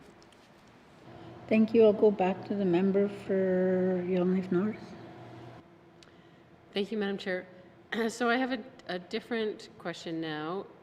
One of the priorities in the business plan was to provide more supportive living options. And I know that there's some specific buildings going up and projects that are sort of transitional housing that, you know, are run by nonprofits and have the wraparound supports. But I wonder what Housing NWT is doing to try to provide more intensive supports even within quote unquote like normal public housing units or buildings. So maybe not the same level that an NGO would provide with sort of like a live-in center, but within, say, when we have a whole building of public housing units, can we be doing more to, for example, provide security, provide supports, do relationship building, just support tenants to ensure that they can be more successful in the existing public housing units? Thank you, Madam Chair. Thank you. NWT Minister of Housing. Thank you, Madam Chair. A really important conversation because what we're facing at housing now is we're not only a provider of the actual unit itself, we're providing more social supports, and that's probably a big key to our success moving forward is working with the tenants on an everyday basis to make them succeed. And I think back to the strategic renewal that was implemented in the 19th Assembly, and it had people thinking about like tenants within the public housing units and how we can succeed. So those 42 recommendations were really important at the time to deliver on that. And with the work that we're doing over the next couple of years, President Kelly will provide more in-depth information on our wraparound supports or supportive living component. Thank you, Madam Chair. Thank you, President Kelly. Madam Chair, so we're really pleased that we've been able to work with the Yellowknife Housing Authority to put a pilot project in play at Aspen. So we have 18 tenants that have moved in. The security support started today. There is a competition out right now for a tenant support navigator, which will be helping tenants within that building get some of the supports they need. I can definitely say that we have some university folks that are going to help us to monitor and evaluate this pilot, and we're looking at it as a model for other areas in housing as well. Speaking of security supports, we do have an RFP out right now for security in Yellowknife and Inuvik, and we also have a security provider in Hay River. Thank you, Madam Chair. Thank you. Next, I have member for Mackenzie Delta. Thank you, Madam Chair. Giving some responsibilities back to the communities and the Indigenous governments, back to owning their own homes, running their own infrastructure within their communities. Has the Housing NWT been looking into providing support to developers or Indigenous governments to incentivize building market housing and public housing, affordable rental units in smaller communities to expand options across the northern housing continuum? It's much needed. In some of the communities have more market housing than others, and some are limited. Is there something in that area that Housing NWT is looking at? Thank you, Madam Chair. Thank you. I'll go to Minister of Housing and NWT. Thank you, Madam Chair. A good question. I think that the work we're doing is important work with our Indigenous governments and in our small communities, because again, we come in as a partner. We don't come in as the only purveyor of housing in the Northwest Territories. So interested in working, especially through the NWT Housing Forum. And Mr. Saturnino can provide more information with the forum itself and the relationships, especially with Indigenous governments. Thank you, Madam Chair.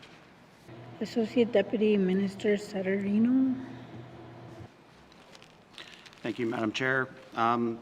So as the Minister mentioned, the NWT Housing Forum is a collective group of Indigenous governments and Housing NWT that comes together to discuss common housing concerns and issues, opportunities to share best practices and lessons learned. Definitely lots of productive conversations there. I would also say that we have a number of MOUs with Indigenous governments, so where we're having bilateral conversations with Indigenous governments. And so, you know, we do have, presently, there's a small number of Indigenous governments that are talking about social housing, but most are talking about market housing, home ownership programs, and we actively do discuss those with Indigenous governments. We also have a program, the Community Housing Support Initiative, that can provide some financial supports. So, for example, when Indigenous governments or other partners are looking at submitting applications for federal funding, getting some support from the federal or from the territorial government, and specifically Housing NWT, is a critical component. The federal government likes to see that support. They'd also like to see some investment, and so we also have that program available to support their efforts as well. Thank you. Thank you. I'll go to the member for Mackenzie Delta. Thank you, Madam Chair. Some of these vacant units in our community, especially in my region, they've been vacant a long time. They've been boarded up. On one street alone in my community, there's these units that are well over 50 years old and boarded up and been sitting there for for a long time, but there's other units in the community with where people may have moved to another unit or for some other reason they moved out of that unit. And I know for a fact in my community, one of my residents passed away, and that's been over 3 years, and that house is still vacant. And I'm wondering, how much authority does the local housing board have over the staff? Does the staff take their recommendations, or do they make their own decisions on how people are allocated? Because in another instance, there's 2 young men living in a 4-bedroom house, and there's a growing family that's pleading with me to get another unit. My question is, how much authority does these boards have over the staff? That the staff have to take their recommendations and implement them, or it's just the board is just there for nothing? Thank you, Madam Chair. Minister of Housing and DBT. Thank you, Madam Chair. I think it's important that we understand the structure with housing and housing authorities. We also have housing associations. So we have 24 of either an authority or an association across the Northwest Territories. And we sign community housing services agreements with either the association or the authority, and that outlines the terms and conditions of the authority itself, including either an advisory board or an authority board or an association board. So President Kelly can provide more information in terms of the authority itself and how much just responsibilities that authority would have, and just talk a bit about some of these vacant units, because this is something we've heard throughout, especially when we visit community or go into regions, that there's a lot of vacant units that are boarded up and owned by Housing Northwest Territories. So we turn it over to President Kelly. Thank you, Madam Chair. Thank you, President Kelly. Thank you, Madam Chair. With respect to allocations, they're based on a point system. So when a client comes in, they fill out an application, and there's certain criteria that are in there, and they develop a point rating. So people who, when their allocations are based on the points from those applications. And I guess it's really important to note that people need to update their applications if they're waiting for public housing, because as their circumstances change, it can adjust their points. So I recommend that if someone is waiting, that they're going and they're talking to the LHO on a regular basis, making sure that their application is up to date, so we can make sure that their points are correct and that they're on the list in the proper place. Let's talk about the reallocation. Thank you. I'll go to the member for Mackenzie Delta. Okay, the reason I'm asking the questions about these boards is because a lot of these tenants, rather than going to these boards and seeking, asking them why am I not, getting moving up the wait list or getting allocated a unit, instead of them going to those boards because they feel the boards have no authority. They're coming to me. So they're scared, rather than, if they can go to the boards and get an answer, maybe it might get resolved there, but they're coming to me and I'm going to the minister. So, I don't know what's the purpose of these boards. I mean, I never asked you about any point system or anything. I asked what's the purpose of the boards if their recommendations are not taken. Because you got, like I said, you got 2 young men living in a 4-bedroom unit. There's something wrong there. And I believe I spoke to one of the board members, and they did bring it to the attention that these changes have to be made so they can accommodate larger families, but nothing's been done. And even if they move out, it'll take them about a year to prep that house for the next person. Okay, I'll go on to training and support workshops, do you have, or these annual workshops you have for the staff of the local housing authorities? Thank you, Madam Chair. Thank you. I'll go to Minister of Housing and WT. Question on the OAG. He asked about LHO training. Mm-hmm. That's the question. Yeah. With the LHO training, there was a question just asking if there's training available or the number of training events, or just to clarify. Thank you, Madam Chair. I'll go back to the member for Mackenzie Delta. Hey, thank you, Madam Chair. You got training and support workshops on page 379 for 254,000. Thank you, Madam Chair. Thank you. I'll go to the Minister of Housing and WT. Madam Chair, it just helps to know which page and what subject matter because we have notes related to each item. Mr.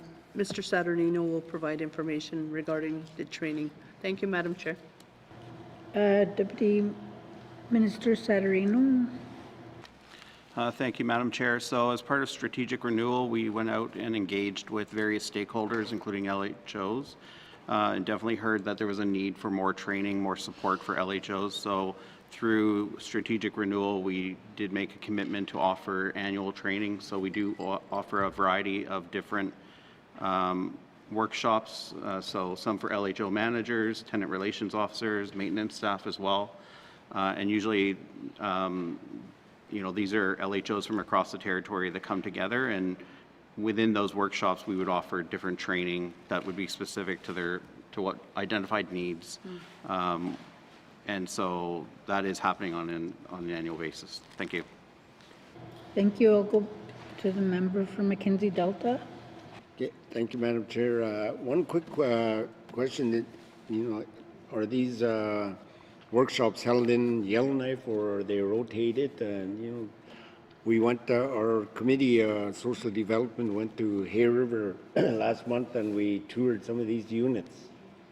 I think that'll be a good spot for one of these workshops to show the local housing authority, the staff, the maintenance workers, like how much work that organization does because they take recommendations of their board. Thank you, Madam Chair. Thank you. I'll go to Minister of Housing and WT. Final. Thank you, Madam Chair. President Kelly could provide more information to that. Thank you, Madam Chair. President Kelly. Thank you, Madam Chair.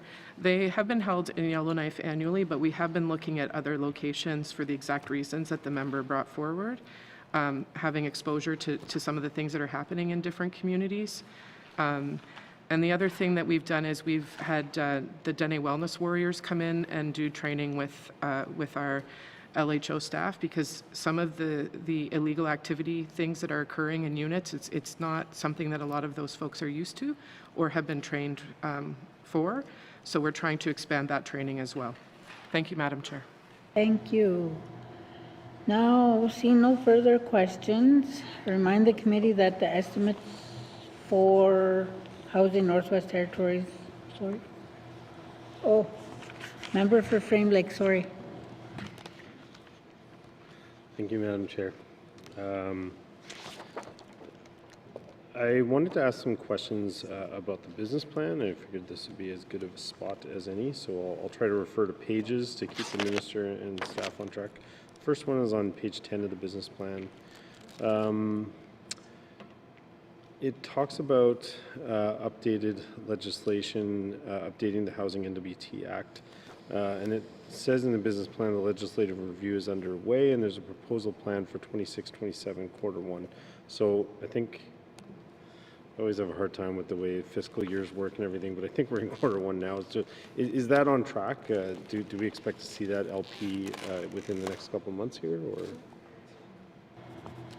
Minister of Housing and WT. Thank you, Madam Chair. Associate Deputy Minister Michael Saturnino will provide an update related to the legislation. Thank you, Madam Chair. Associate Minister Saturnino. Thank you, Madam Chair. So the legislative project has been To this point, we've undergone the planning, going through research, doing all the preliminary work that we typically do, jurisdictional scans, digging into the issues that were, within the legislation that we want to narrow the scope. Specifically on the member's question, this refers to the fiscal year, so it would be Q1 of 26-27. So the April to June timeframe would be the target for a legislative proposal. Thank you. I'll go to the member for Frame Lake. Thank you, Madam Chair. And so is the department confident that they'll be able to go from legislative proposal to draft legislation, or to having legislation drafted in a bill in the House within a time period to get this done within the term of this Assembly? The time is ticking. Thank you. Minister of Housing and WT. Thanks, Madam Chair. Thank you for the question. Yes, that's the current plan. Thank you, Madam Chair. Member for Frame Lake. Thank you, Madam Chair. Looking forward to reviewing it and getting that through the Assembly, especially considering my statement today about moving legislation quickly. Next question I have is on page 16 of the business plan. I just note that the department has a goal of getting 25 housing NWT units demolished and moved out of communities to make land available for housing development. They have a goal of getting 25 units done by October 2027. We're only at 4 units in 2026, and they have 7 units currently approved for demolition, so we're not quite halfway there. I'm just wondering if the department is still confident they'll be able to meet their goal by the end of the term of the Assembly.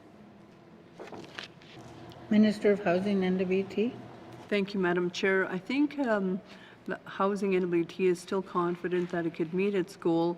One of the things that we are finding, especially in smaller communities, even our larger center, is the room within the solid waste side, and if there's certain types of like asbestos or other materials that need to be remediated, so there might be some challenges there. But President Erin Kelly can provide more information related to that business plan item. Thank you, Madam Chair. Thank you, President Kelly. Thank you, Madam Chair. As the Minister mentioned, we think that we are going to be able to get to this goal, and we do recognize that there are many units that people are looking to have demolished. So our hope is that there'll be more available funding and we'll be able to do more than what we have, and it's looking positive from a federal government funding perspective, but we'll see how that results. Thank you, Madam Chair. Thank you. I'll go back to the member for Frame Lake. Thank you, Madam Chair. And before I go on with questions, I do just want to make a note of complimenting Housing NWT on all the outcomes-based goals in their business plan. Certainly appreciate seeing that. It's something we talked about at the beginning of our Assembly when the business plans were updated. Didn't see that from a lot of departments, and I think HNWT is a great example of, just setting an outcome that they're trying to achieve and working towards it. I see that in the business plan here, so good work. But I want to, next item is on page 19 of the business plan. I'm curious about this project, the mixed-use building, the 50 units being built in Yellowknife, which combines advanced manufacturing for mass timber structural components. So it sounds like HNWT is taking a innovative approach there. I'm just curious, how does that relate back to creating capacity and building entrepreneurship and building local economy? I'm just curious how that works, if the minister or her staff can help us better understand this project and how it's leading to local job creation and construction. Thank you.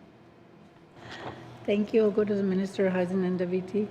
Madam Chair, President Kelly will talk about the 50 unit and the build there. Thank you, Madam Chair. Thank you, President Kelly. Thank you, Madam Chair. There's been a number of RFPs and projects that have gone out recently, and many of them are focused on developing capacity locally. And one example is the CORE project that we've been working on in Delaunay, where we're hopeful that that can be expanded out so that there's more work for folks in local communities. The 50-plex is looking at a different technology that can go up faster and be more efficient. And so when we say that we're looking to build jobs and capacity, it's true when you look across all of the work that we're doing. In the case of the 50-plex, it's looking at different innovative ways that we can get units built faster. And in this case, this mass timber, what we're hearing is that in the coming months, you'll be seeing things going up really quickly at that site. So we're learning from that process. Thank you, Madam Chair. Thank you. I'll return to the member for Frame Lake. Thank you, Madam Chair, and certainly very excited to see that, and really appreciate Housing NWT's work there. You know, as I am starting to run out of time, I did have one kind of just basic and fundamental question to ask the Minister. Can Housing NWT confirm how many new units are anticipated to be added to the public housing stock by the end of the 20th Assembly? And just to be clear about the question, I'm not asking how many units is at Housing NWT building, but how many units are being added to public housing's overall stock, knowing that some get removed when things get built. So I'm just curious. Thank you. Thank you. I'll go to the Minister of Housing and WT. Thank you, Madam Chair. President Kelly will provide an exact information on how many units. I do know with the $150 million fund that 152 units will be provided, along with $30 million for M&I projects and preventative maintenance, deferred maintenance that has been deferred over the many years. So we put $30 million aside, and then $120 million was the 152 units that will be built over the life of this assembly, and more information will be either President Kelly or the associate. Okay, Mr. Saturnino will provide the exact number. Thank you, Madam Chair. Thank you, Associate Deputy Minister Saturnino. Thank you, Madam Chair. The 152 units being funded by the $150 million capital plan are all replacement units. So they're not new, they're not net new, they're replacing aged units. There was, in the last government, an incremental investment of 100 new units into public housing. Some of those did carry forward into the current government, so many were completed in the 19th Assembly, but they carry forward. Those would be new, net new. And then beyond that, I would point out that on the recently announced Rock Hill project, we're adding 10 new public social housing units. Those are, and also in the 50-plex, those are all units that are intended to allow us to exit leases with private contractors. So it is a little bit of a complicated question as far as net new, but we are building units. It's allowing us to exit leases. There is a bit of an increase. I think as we kind of move forward and we look at something like Build Canada Homes, which is intended for new units more so than replacement, that's where we would see the focus sort of shift. But given what our current infrastructure deficit is and what our 20-year infrastructure needs are to replace units, we still have a very big focus on replacing existing units that have reached the end of their service life. Thank you. Thank you. I will allow member from Mafui to ask another question. Yes. Or else I could wait until we do the, summary, but I can, if it is okay, I can ask, I can ask this question here. Community Housing Services Administrations. There, for the upcoming fiscal year, $7.7 million, and funding for local housing organization to provide property management. So does that include the administrations like the office staff or administrative team, and then so that includes the maintenance as well? Okay. Thank you. Minister of Housing and WT. Thank you, Madam Chair. Thank you, Madam Chair.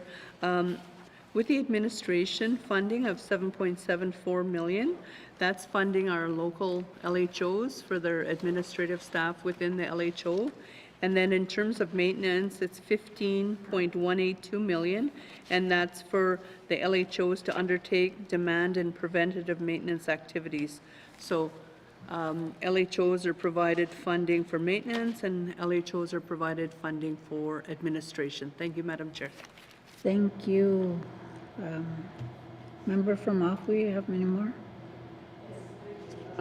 Okay, so that 15.2 million, so how are these funds allocated?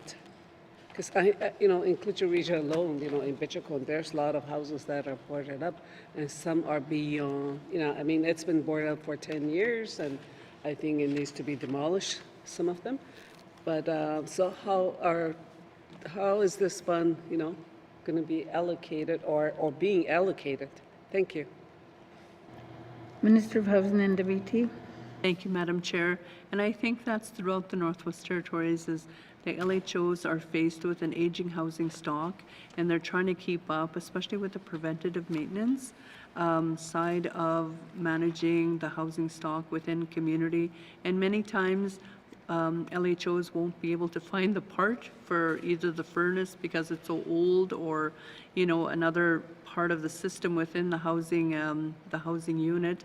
But in terms of the allocation itself and how we allocate those funds throughout the Northwest Territories with our 24 housing associations, President Kelly could provide more information with the allocation itself. Thank you, Madam Chair.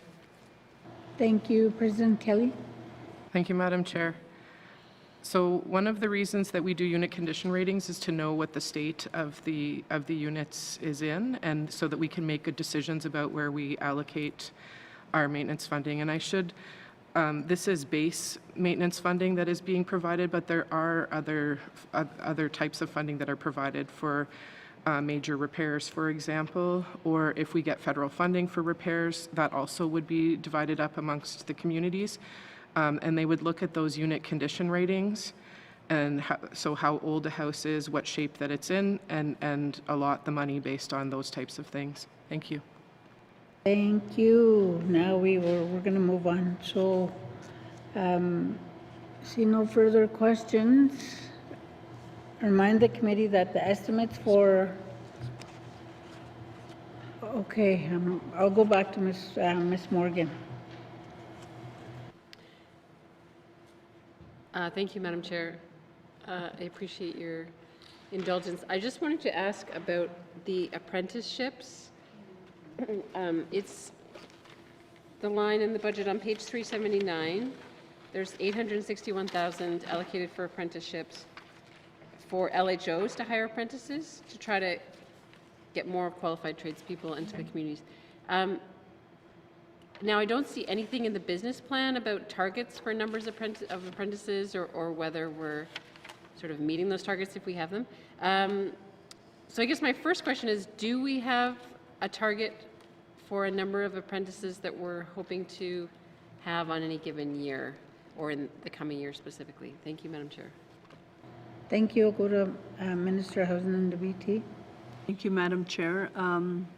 Housing NWT increased the number of apprentices from 12 to 15 in the most recent fiscal year. Thank you, Madam Chair. Thank you. I'll go to the member for Yellowknife North. Thank you, Madam Chair. Okay, so that's good to know. Does that mean that we're using up the full amount, 861,000? Like, are we fully subscribed in terms of the maximum number of apprentices we can handle, or do we have room in that funding to take on even more if we could find interested apprentices and interested like supervisors, mentors? Thank you, Madam Chair. Thank you. I'll go to the Minister of Housing and WT. Thank you, Madam Chair. The fund is fully subscribed. And what we're doing as Housing NWT is actually having conversations with our other sister departments about apprenticeships and trade opportunities and labor market development within community, because truly, like with the projects that are coming on stream, that we really need local capacity, so we're encouraging apprenticeships, and also apprenticeships is part of the terms and conditions with our projects within community. Like if we're putting out an RFP for a housing build within community, that company needs to add some apprenticeships to the overall proposal. Thank you, Madam Chair. Thank you. I'll go back to the member for Yellowknife North. Thank you, Madam Chair. I appreciate that. That's good to know that that's underway. And I wonder if some of those successes could be shared with other departments that I know are struggling to find apprentices and put those requirements in. I think infrastructure was saying they're struggling to find apprentices and integrate those into the ongoing work. Okay, last question. In the business plan on page 14, it talks about a new asset management program, and there's a policy and a roadmap. And I know the minister was speaking earlier about needing more sort of ongoing maintenance happening at the local levels with the LHOs. Can the minister give any examples or idea of what is this new, like, high-level asset management program going to do for people on the ground, or what is that going to do for LHOs in terms of keeping more on top of needed, maintenance, repairs, improvements? Thank you, Madam Chair. Thank you. I'll go to the Minister of Housing and WT. Madam Chair, if I could defer the question to the President Kelly. Thank you, Madam Chair. Thank you, President Kelly. Thank you, Madam Chair. So I think a good on-the-ground example would be the use of the Azir system, which is a new system that will help us to manage repairs and have data input on devices. So instead of writing things down and then having it data entered, the LHO is now going to be able to enter information on what needs to be repaired and be able to check what available parts are there with a system, which is really great. I think another part of this pilot that's more on the part of this, that is a pilot and that is also more on the ground, is that we are going to be in the process of hiring technical teams to support repairs at the district level in the Nahende riding, the Sawtoo, and the Beaufort Delta, where we've had some challenges sometimes with proponents bidding on some of the RFPs that we've had. And so they're going to be going out and helping to get some of those things done as well. Thank you, Madam Chair. Okay, thank you. See no further questions. I remind the committee that the estimates for Housing Northwest Territories are included as an information item only. The committee will not be voting on the activity total. Moving on to homelessness program, starting on page 380 with an information page on 382. Are there any questions? Member for Great Slave. Thank you, Madam Chair. So I'm just trying my best to follow the money on emergency shelters. So on page 381, the line item has moved from 2.997 million to 16.154 million. And within that particular line item, I believe the vast majority is grants, contributions, and transfers to run emergency shelters of about 11.691 million. I hope I'm getting this right. It's my understanding that EIA transferred some responsibilities to Housing NWT for this upcoming fiscal year, and the revised estimates said the strategic approach to homelessness line item under EIA was about 3.211 million. I guess I'm trying to find the substantiation of the money that moved to housing, as well as the substantiation of what amount of money is going to which shelters. Thank you, Madam Chair. Thank you. I'll go to the Minister of Housing and WT. Thank you, Madam Chair. Yeah, it could be a little confusing because there's two different streams of funding, but in terms of the funding through Housing NWT, so 2.11 was transferred from Health and Social Services to Housing NWT for the Yellowknife Day Shelter and Sobering Center operations. And then 3.77 was forced growth funding for the Yellowknife Day Shelter and Sobering Center. So those two combined would be operations for the Yellowknife Day Shelter and Sobering Center. And then 7.27 is initiatives funded for the Emergency Shelter Program, and that's shelters that we run throughout the Northwest Territories. Thank you, Madam Chair. Thank you. I'll go back to the member for Great Slave. Thank you, Madam Chair, and I believe there might have been a breakdown shared with committee, but if not, hopefully the minister can share that with committee in writing. That would be wonderful. It's been a long 2-ish months, Madam Chair. I apologize if we've already seen that before. So regarding the operations and approach to staffing for the YK Day Shelter and Sobering Center, I understand that that is sort of a temporary holding spot while the Wellness and Recovery Center comes online. Is there any contemplation then of how that may shift when the Wellness Center is available? Thank you, Madam Chair. Thank you. I'll go to the Minister of Housing and WT. Thank you, Madam Chair. President Kelly will provide more information related to that. Thank you, Madam Chair. Thank you, President Kelly. Thank you, Madam Chair. We need to take a look at the budgets and what will happen with the Wellness Center to get a better understanding of that. But we do know that the budget works for what we have right now, and that's that $7 million the minister referred to earlier was right-sized the budgets for the other shelters across the NWT. Thank you, Madam Chair. Thank you. I'll go back to the member for Great Slave. Thank you, Madam Chair. So if that 7.27 million is right sizing, what was the deficit? Was that the full deficit of what was needed across the territory? Could I get a little bit more explanation on that? Thank you. Thank you. I'll go to the Minister of Housing and WT. Thank you, Madam Chair. President Kelly will provide more information related to the deficit. Thank you, Madam Chair. Thank you, President Kelly. Thank you, Madam Chair. Housing NWT was running 2 shelters in Inuvik, and there was over a $3 million deficit for that for many years.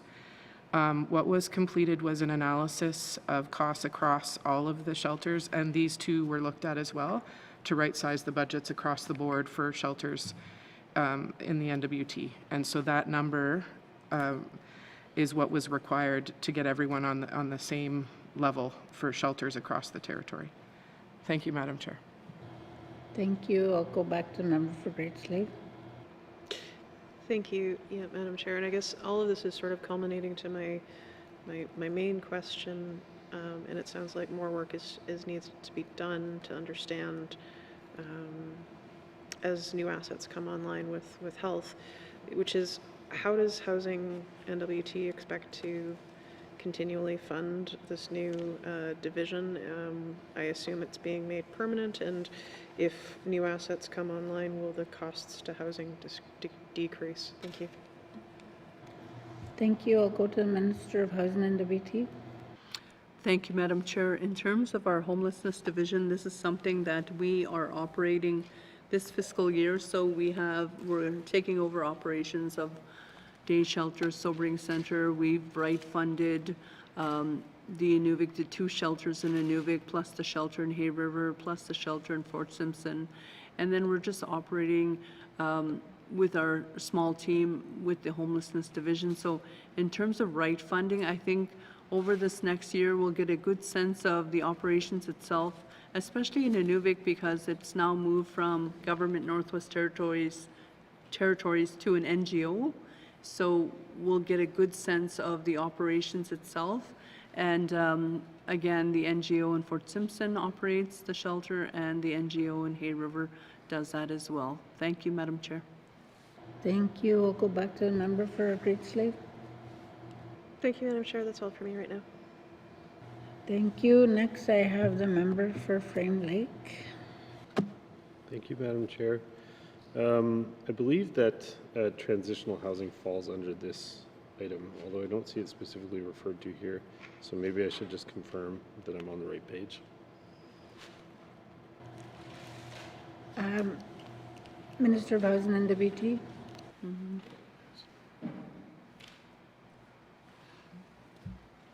Thank you, Madam Chair. President Kelly will provide information related to the temporary transitional housing unit. Thank you, Madam Chair.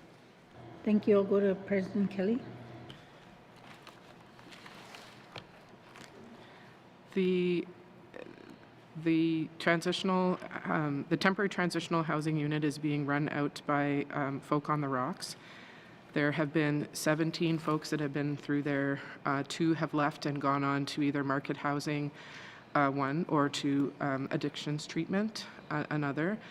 There have been some challenges, but we're working to get folks in there. And then the most recent announcement that you would have seen for the replacement at Rock Hill is where the permanent transitional housing will go when that is built.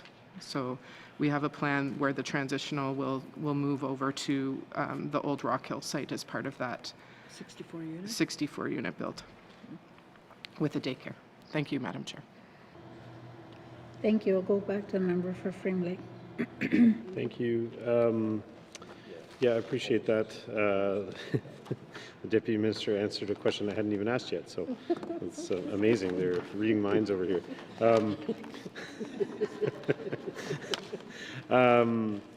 What I'm curious. I think that the temporary transitional housing project out by the airport has a 24-bed capacity.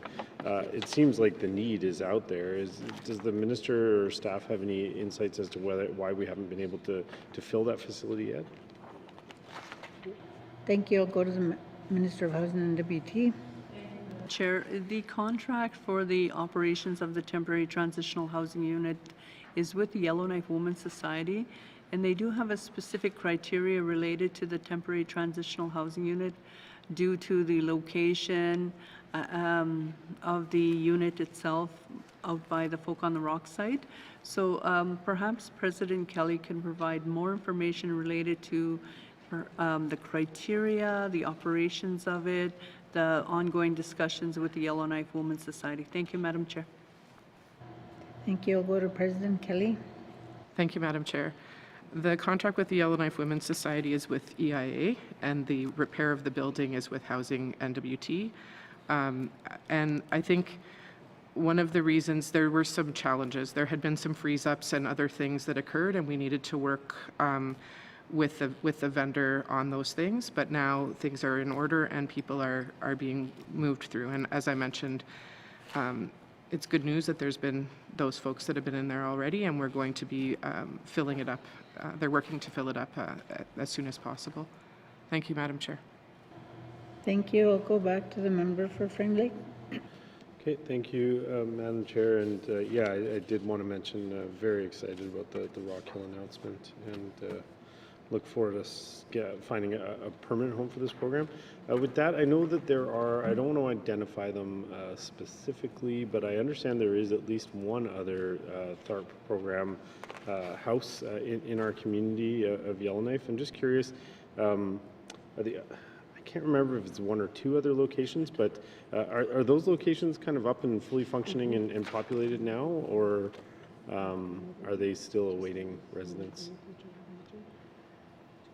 I'll go to the Minister of Housing and WT. Thank you, Madam Chair. I'll defer to President Kelly to provide an update. Thank you. President Kelly.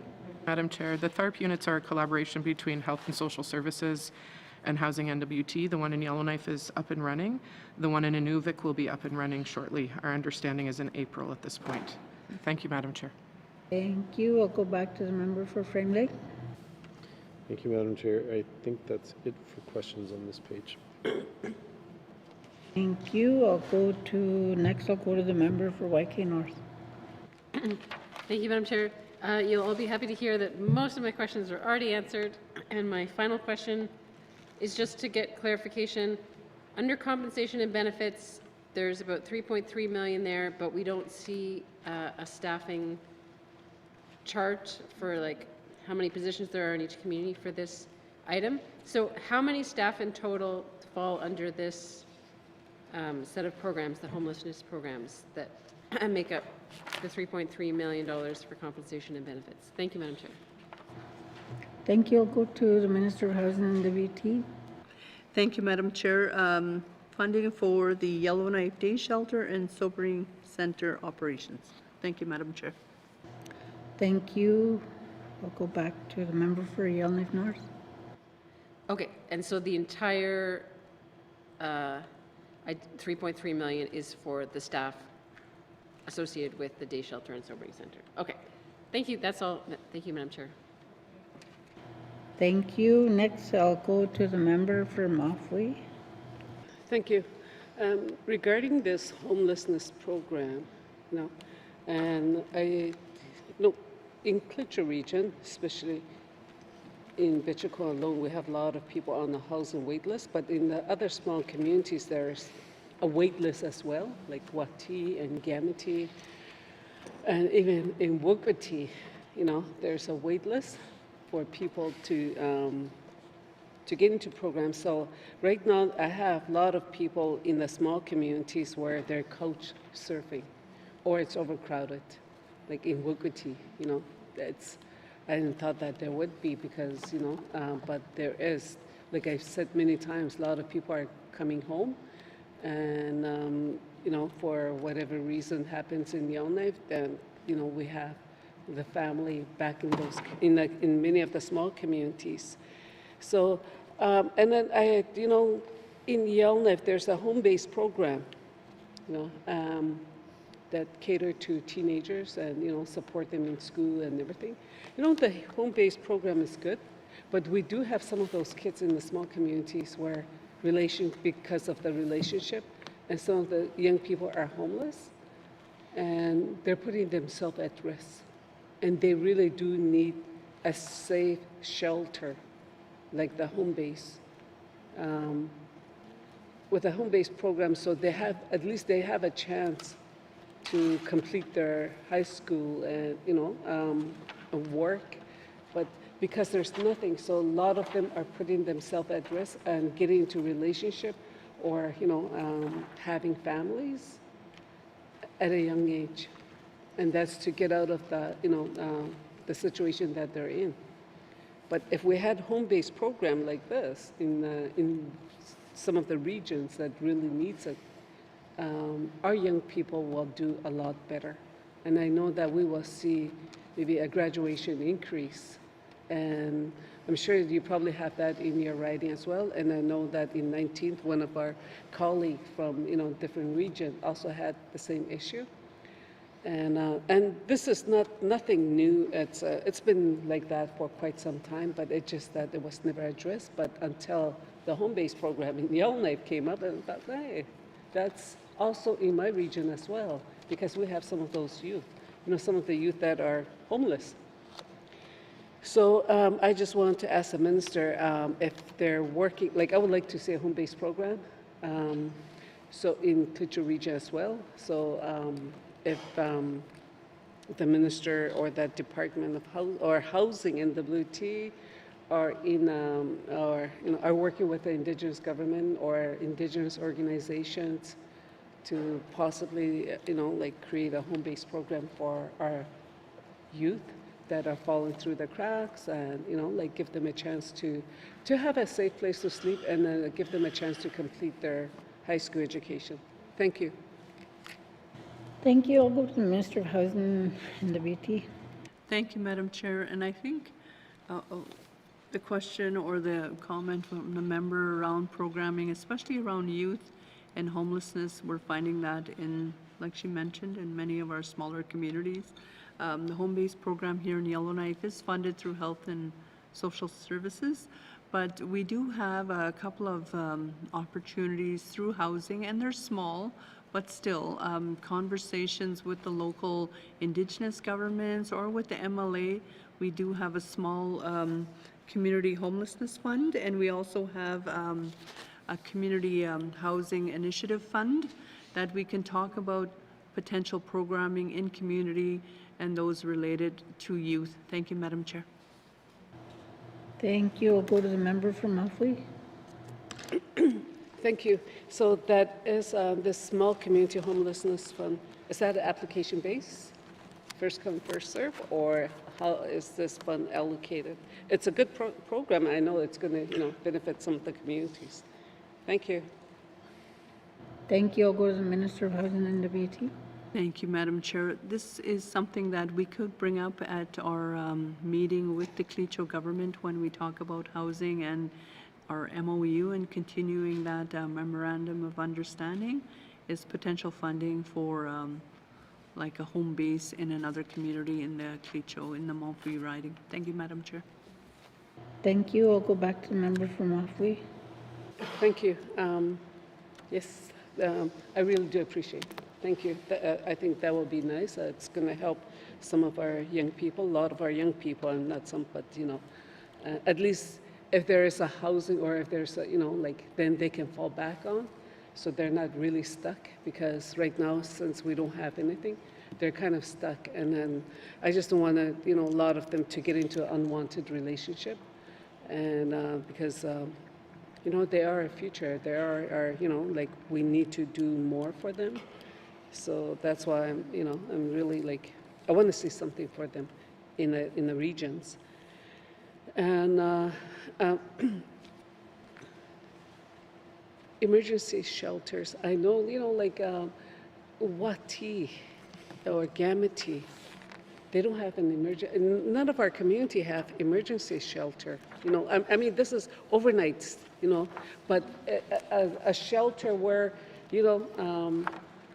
like with what happened in our community, with the unit that we don't have enough, like from the local housing, so we have to go look elsewhere, outside. So even in any of the small communities, I don't think we don't have any emergency shelter. I know this is different, but but it would be nice if we can, if we can look at possibly, doing one, or having that program in the small communities. Maybe you can put that on your agenda when you're talking about a home-based program. So, thank you.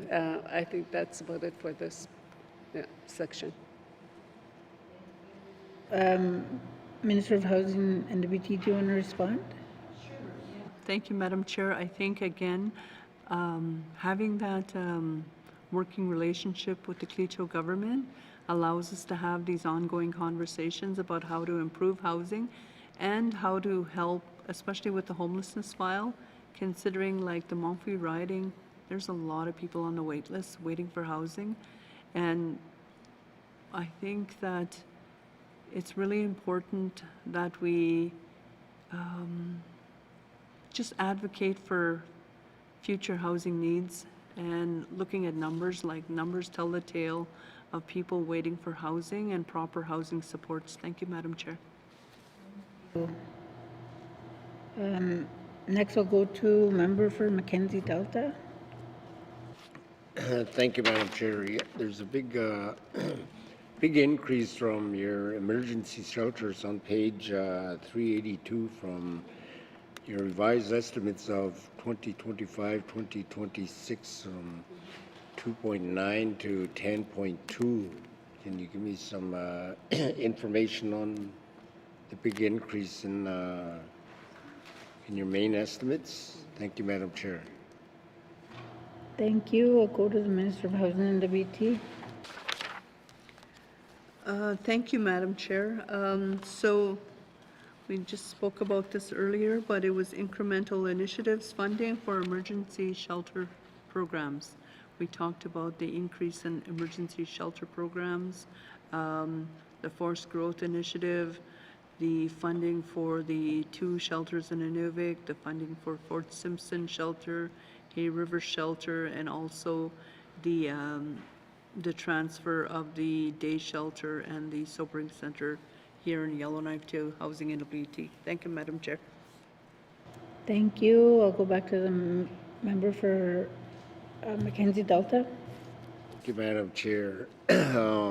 Just following up on my colleagues,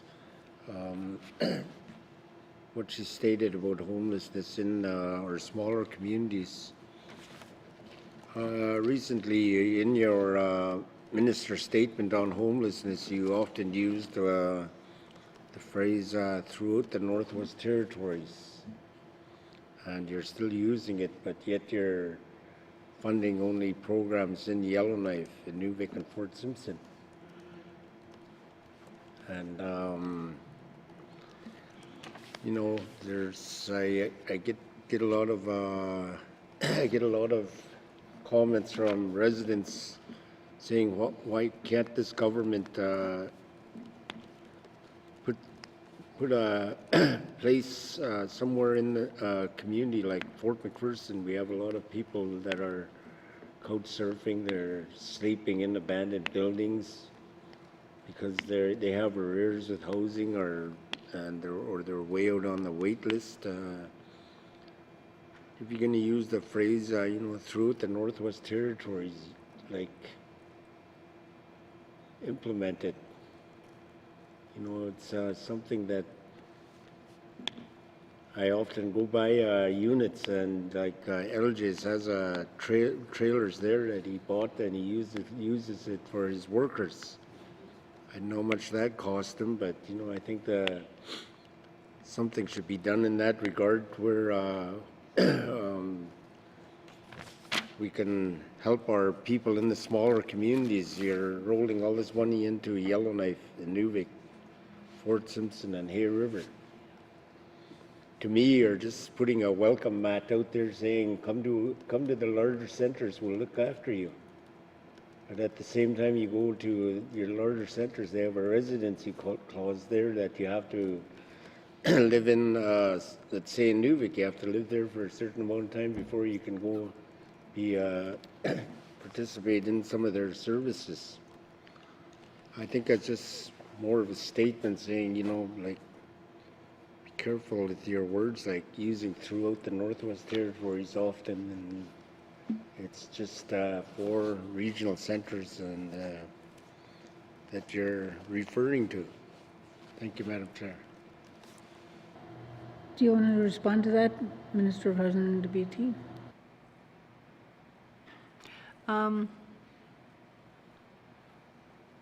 Thank you, Madam Chair. I think that tomorrow's announcement on the territorial housing needs assessment is going to give us a clear indication of the housing needs across the north, and it's across the north.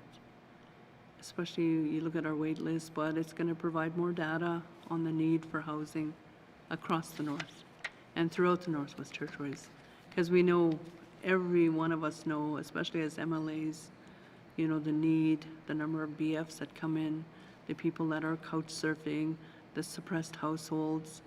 It's going to be, when I looked at the report, I was pretty astounded with the number. But I shouldn't be surprised, because this is something that we're seeing right from Sachs Harbor to Fort Smith. People need housing, and many of these houses are old houses, and the systems are breaking down because they're so old. And that's why it's really important that we continue and press the federal government to provide us, you know, federal housing funds to build more infrastructure within community.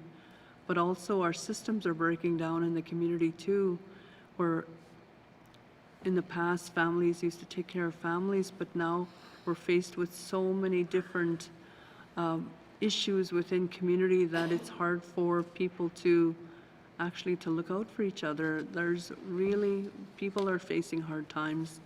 And I will say across the Northwest Territories, or in the Northwest Territories, because it's true. And you can see from the wait list. And in terms of the homelessness programs, I mean, these are programs that have been instituted well before my time, but there is increased needs for shelter support systems, and mainly in the regional centers, because that's where people get caught in the system, either from leaving correctional institutions or health-related issues, or they have to migrate to a regional center because of a health-related or an education-type issue. So I understand that we do have much increased need in small communities. Regional centers have been funded for emergency shelter support systems for a number of years. Thank you, Madam Chair. Thank you. I'll go back to the member. Okay, seeing no further questions, we will proceed to the next activity summary without voting on this activity total. Moving on to Home Ownership Assistance Program, starting on page 383. Are there any questions? Member for Yellowknife North. Thank you, Madam Chair. So in the business plan, it says that the department's going to do reviews of some of the programs, including the home purchase program. We'll start with that one. It says that the time frame is 2028-29, but has Housing NBT already started to review how effective the home purchase program is, or come up with any ideas for changes that need to be made to the design of that program? Thank you, Madam Chair. Minister of Housing and WT. Thank you, Madam Chair. Our home ownership programs and home repair programs have been or are being reviewed by Housing and WT presently, and President Kelly can provide more information in terms of the details related to the reviews. Thank you, Madam Chair. Thank you. President Kelly. Thank you, Madam Chair. This has been a real focus because we've seen that there have been some things that have been ineffective in the past. As the minister mentioned earlier, for the home purchase program, the down payment piece, we've opened it up for folks to go into the district office who are in communities that are ineligible, and if they meet eligibility criteria, to try to support them in that way. So this is ongoing work right now, and it's taking it's going to take some time, but we're reviewing home ownership broadly to see if there's ways that we can improve upon and learn from what we've done in the past. Thank you, Madam Chair. Thank you. I'll go back to the member for Yellowknife North. Thank you, Madam Chair. So can the minister just confirm then that while so far the down payment program was only available like in regional centers, is it available now in smaller communities to people to take advantage of the down payment program? Thank you, Madam Chair. Thank you. I'll go to the Minister of Housing and WT. Madam Chair, yes, I've asked Housing and WT to consider those outside the regional centers for the down payment assistance program. Thank you, Madam Chair. Thank you. I'll go back to the member for Yellowknife North. Thank you, Madam Chair. I appreciate that, and I really appreciate the minister's willingness over her time in this role to really look at policies and whether they make sense and to make changes. That I think is quite remarkable. I also just wanted to ask, I know that in the past few years, Indigenous governments have taken on much more of a role in, getting funding and building homes and trying to ensure local people can own more of these homes. Has Housing NBT considered working with Indigenous governments or transferring over any of these programs to Indigenous governments that are more active seemingly right now in this space of trying to help people in communities own their own homes? Thank you, Madam Chair. Thank you. I'll go to Minister of Housing and WT. Thank you, Madam Chair. President Kelly will provide more in-depth information related to this question because it's daily conversations with IGs Indigenous governments, especially those that we've signed MOAs and MOUs with. So President Kelly will provide more information related to this. Thank you, Madam Chair. Thank you. We'll go to President Kelly. Thank you, Madam Chair. So we've definitely considered what programs and heard from Indigenous governments on what programs they're interested in. And a lot of the focus is on the home repair programs for owned homes.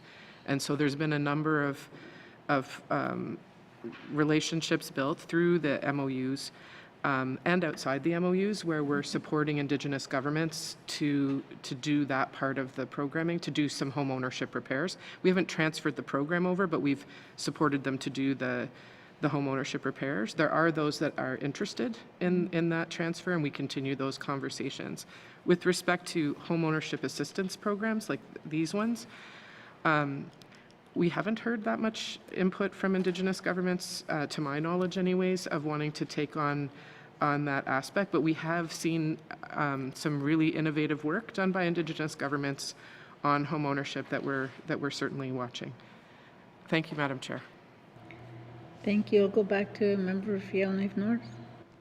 Thank you, Madam Chair. I'll keep it short. I think it's good that the Minister in Housing and MT has made this a priority. I've certainly heard a lot about the importance of home ownership from my colleagues in the past few years, and trying to move away from being dependent on a public housing system. And so I think it's an important theme. I certainly don't have the answers, but I'm glad that this is a priority topic that the Minister is engaged in. So I'll leave it there. No further questions. Thank you. Thank you. Next, I see no member from Mafway. Okay. Thank you. Seniors aging in place, retrofits and repairs. So I just wanted to ask the Minister, for the last fiscal year, is this fund 1.6, was it used up to date? Like, did we use it to the capacity? Or when did this program ran out? Because I know that I've been getting a lot of phone calls, or talk to elders that they were approved, but they have to wait until the next fiscal year. So do they need to do an application? Do they need to do another application even though they were approved within the last fiscal year and they realize, okay, they have no more funds available?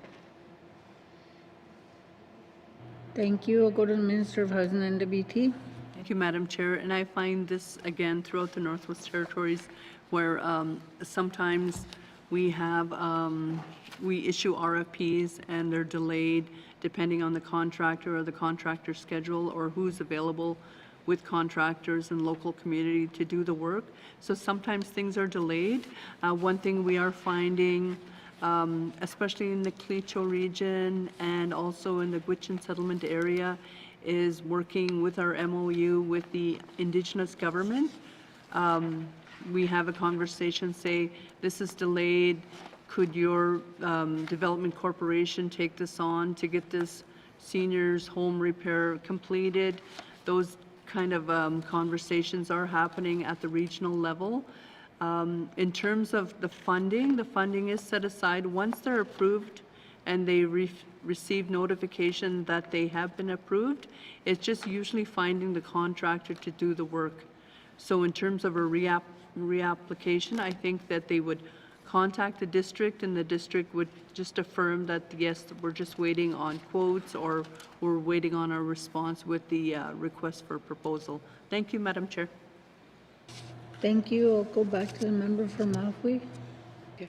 Thank you. So they don't have to redo the applications and just move forward. Okay, that's good then, because, in the past, elders were getting tired, they were like upset because they have district office going into their house, invading their space, asking them same old questions again and taking pictures, and it's like they're not getting anywhere. So because of that, a lot of elders said, no, don't come in my house because I know I'm not going to get approved. So that was the attitude at that time, because it's just that the policy wasn't, friendly, and it didn't work for some of the people. So And so it's good then, they don't have to redo the application. And then, so when you ask your partner to, complete the work, do they, does the Housing NWT reimburse them for the money that they spent to fix up the unit? Thank you. Thank you. I'll go to the Minister of Housing and WT. Thank you, Madam Chair. That's through a contract, so once they've completed the work and there's an inspection after the work is complete, usually the funds are paid out for the contract. Thank you, Madam Chair. Thank you. I'll go back to the member from Malfoy. Thank you. Thank you. We were talking about having, we have a lot of people on the wait list. It's not just the young people, it's the seniors, it's the elders, 65 and over. They're on the wait list for independent living unit. So, and we have two, I know that in Bichico, and there's one in Wati, and in Gamity. There's nothing in Wikuti. So, I just want to know if the minister has been talking to the local leaders over there, possibly doing an independent unit, because some of the elders living in their own home, it's good, but it's costly for some of them.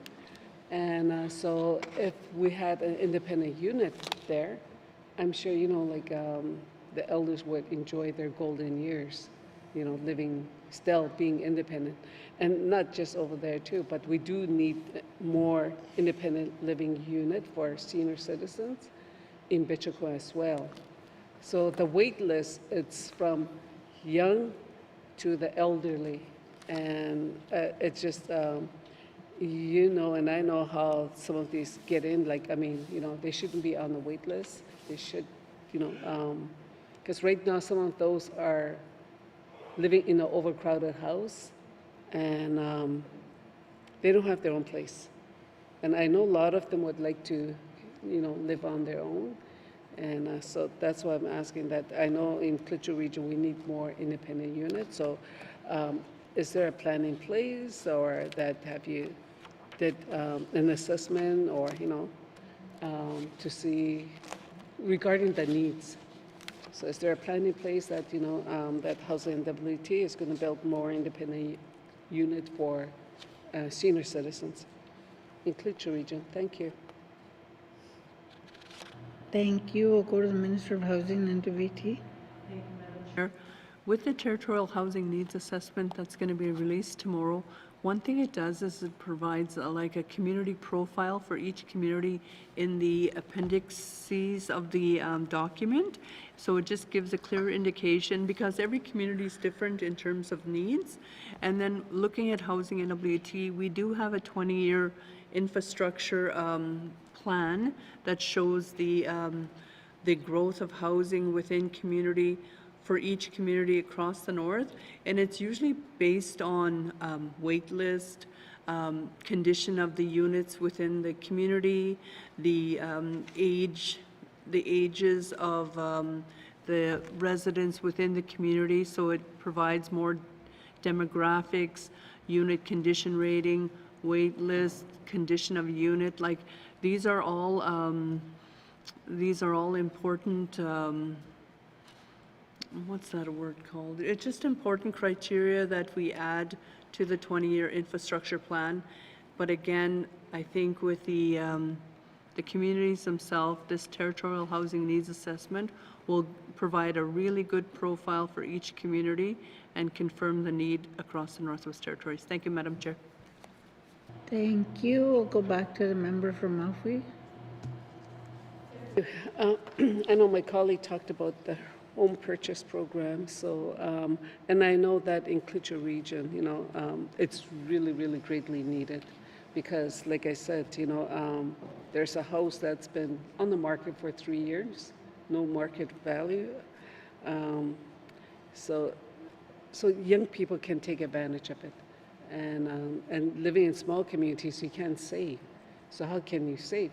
Because everything is expensive: fuel, utility bills, groceries.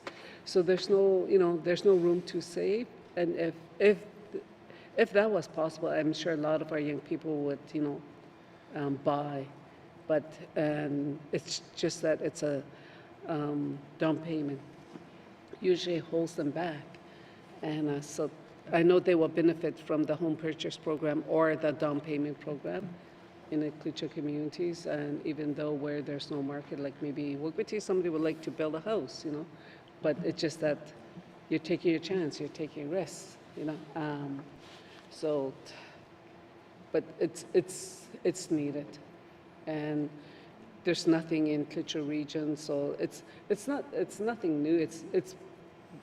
I've heard this even prior to 2021, that program was there, and then it's not there anymore. So, and then some of the young people, yeah, they bought, but then they took their chance, and just like with one that we are experiencing, it's no buyer. So thank you. Minister of NWT Housing. Madam Chair,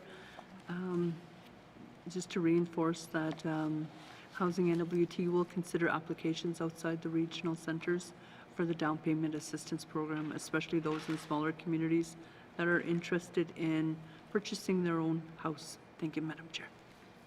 Thank you. I'll go back to member from Mafui. One more. This is it's something that I talked about too before, were unsettled estates. You know, there's over 60 people that are living in a house they don't own that house because of the estate. It's not settled, it's not in their name, so they're not the rightful owner. And I, you know, like to settle one of the estates, like it's going to cost a lot of money, sometimes like up to 40,000, so that they legally own that house.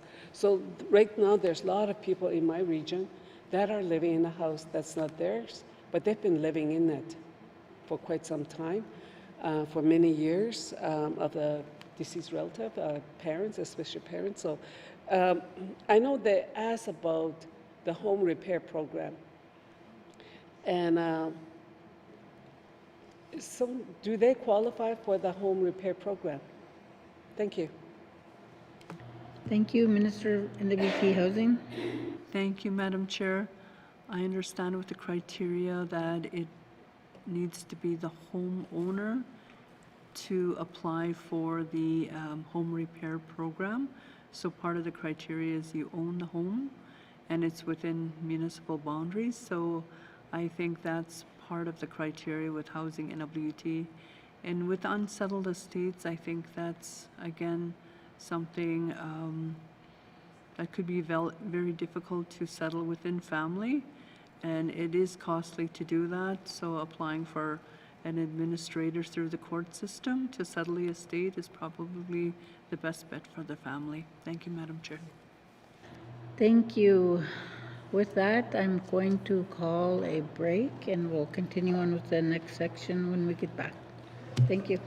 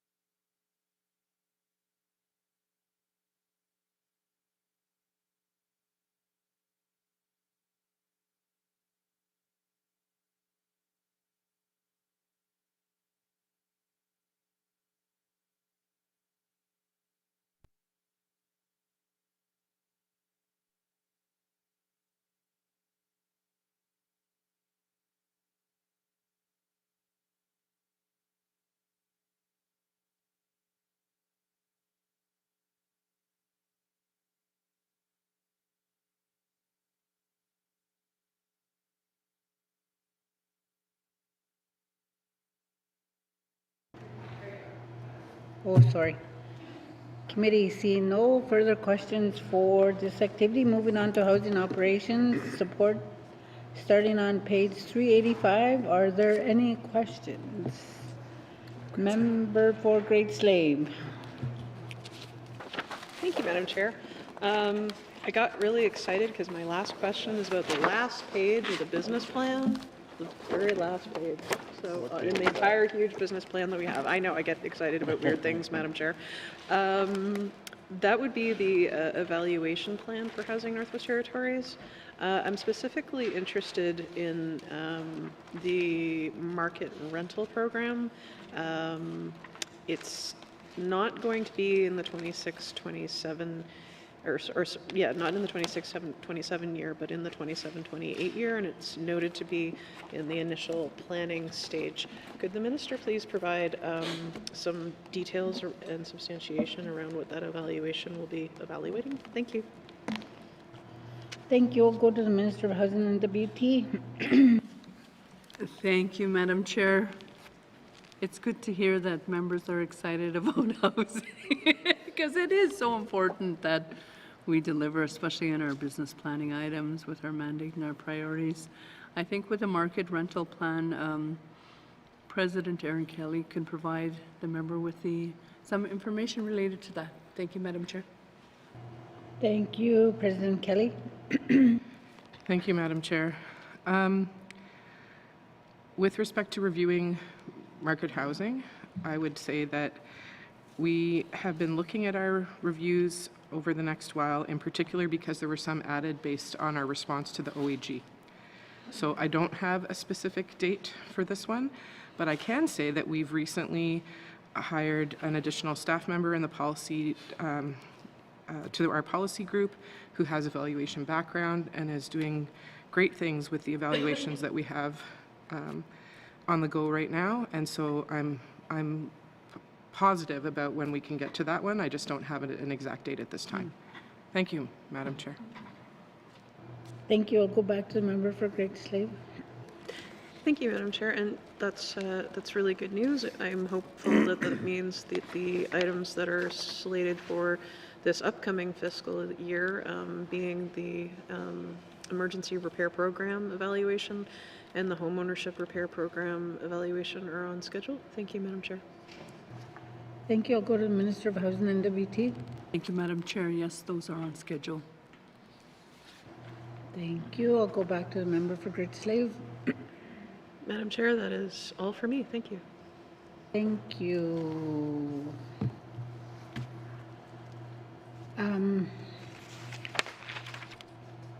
See no further questions.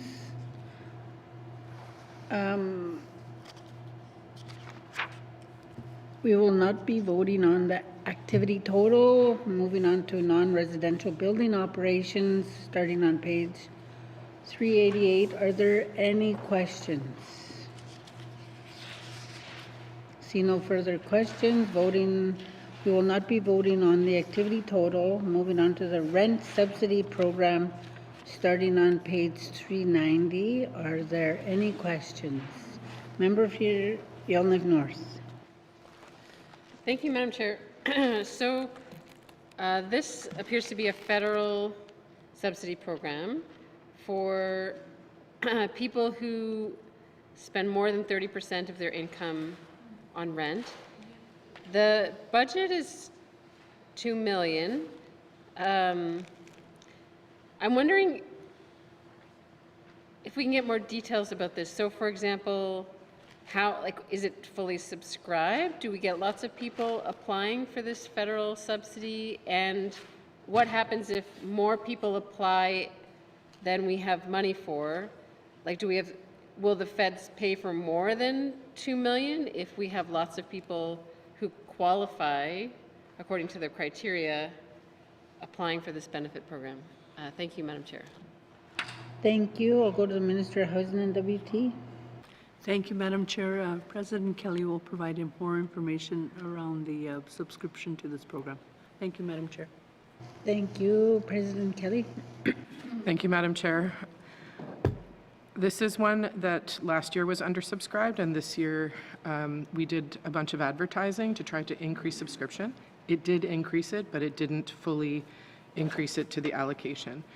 We believe that it's because of the small rental market in the NWT, and one of the things that we are going to do is work with ECE, because we believe that there may be some folks, you can't have income assistance and access this benefit, but there may be folks that are accessing IA that could access this one instead. So our next step is to go and work with ECE and continue to put it out there and advertise it to try to get more folks accessing this benefit. Thank you, Madam Chair. Thank you. I'll go back to the member for Great Slave.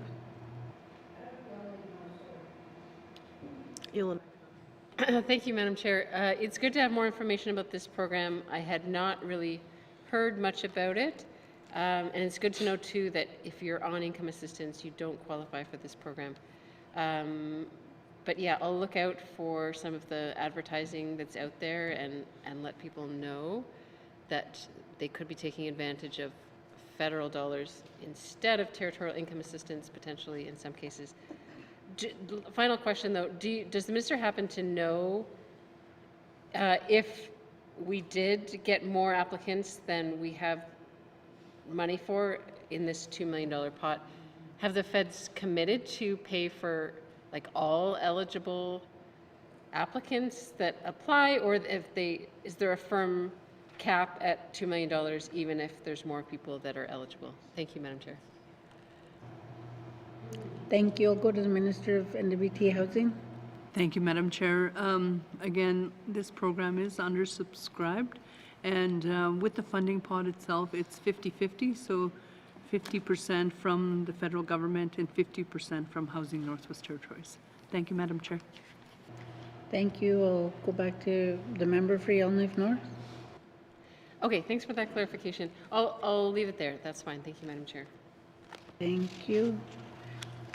Seeing no further questions, we will not be voting on the activity total. Moving on to unilateral CMHC and other programs, starting on page 392 with an information item on page 394. Are there any questions? Seeing no further questions, we will not be voting on the activity total. Moving on to lease commitments on page 395. Are there any questions? Thank you, committee. Please return to the Housing Northwest Territories summary on page 373. Are there any further questions or comments from the committee?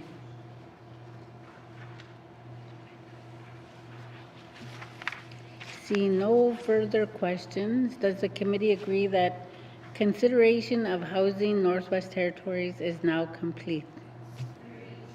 Thank you, Minister, and thanks to the witnesses for appearing before us. Sergeant at Arms, please escort the witnesses from the chamber.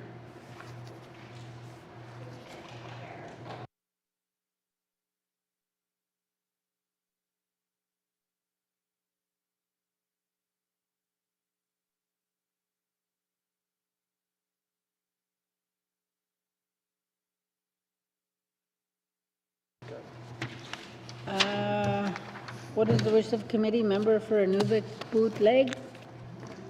Thank you, Madam Chair. Madam Chair, I move the chair rise and report progress. Thank you. Thank you.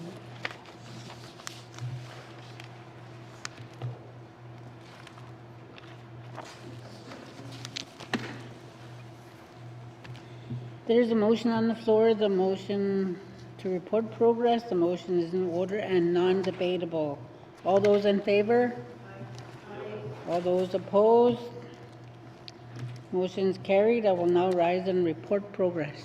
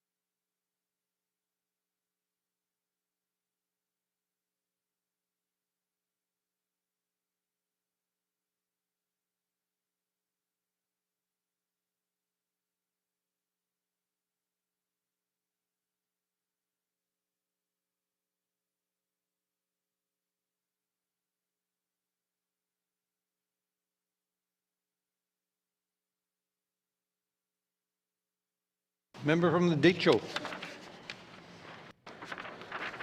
Mr. Speaker, your committee has been considering table document 448-20(1). And Mr. Speaker, I move that the report of the committee of the whole be concurred with. Thank you. Thank you, member from the Decho. Can I have a seconder? Member from here or south.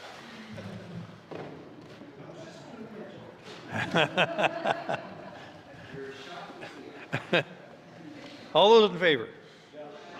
All those opposed? All those abstaining? Motion carried.